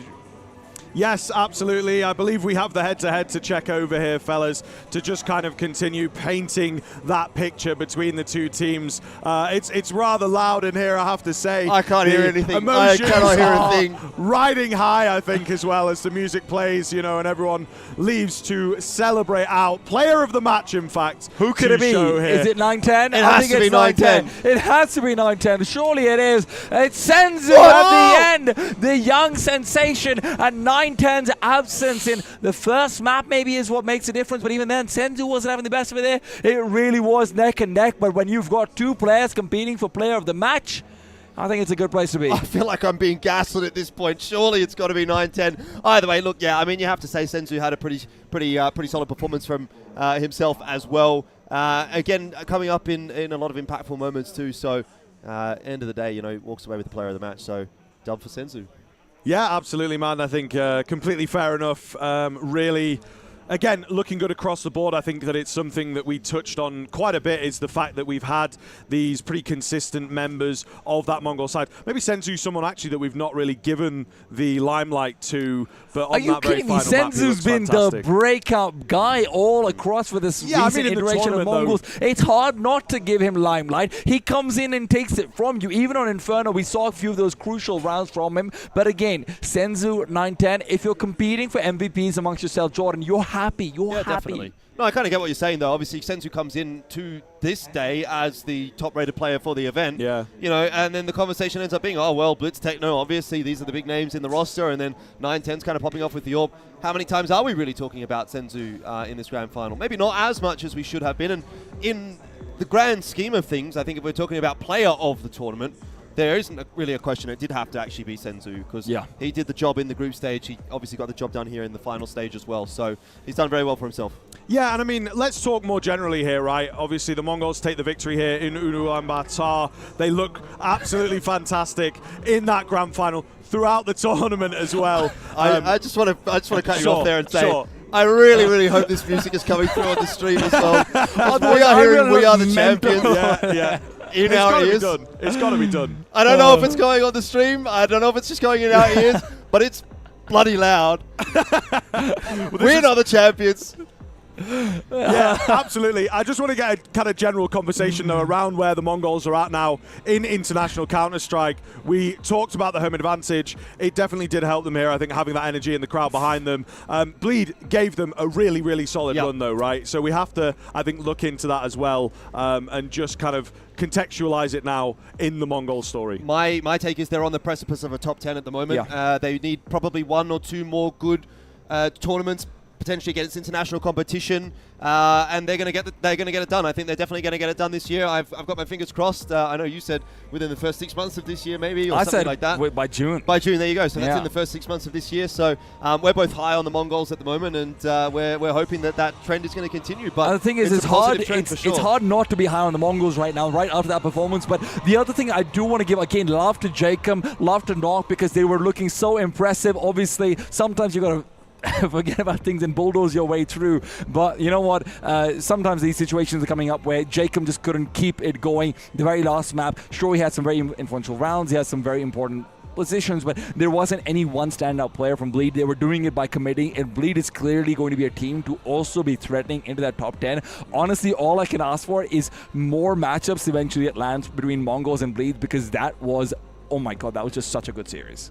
Yes, absolutely. A grand final worthy of Mongolia, of course, worthy of the Step Arena here. But that is going to draw us to a close. I have to say, unfortunately, it's been an awful lot of fun here. A long tournament, many days, studio, arena, 4 of us sharing it all here in the trenches, and of course, a wonderful grand final to close things out. A shout out on behalf of Naokai as well. We have to, I suppose, give him his dues as he stands just off the side of the camera. But from us and the production crew, everyone here at MESA, thank you so much for watching, and we'll see you all again very soon.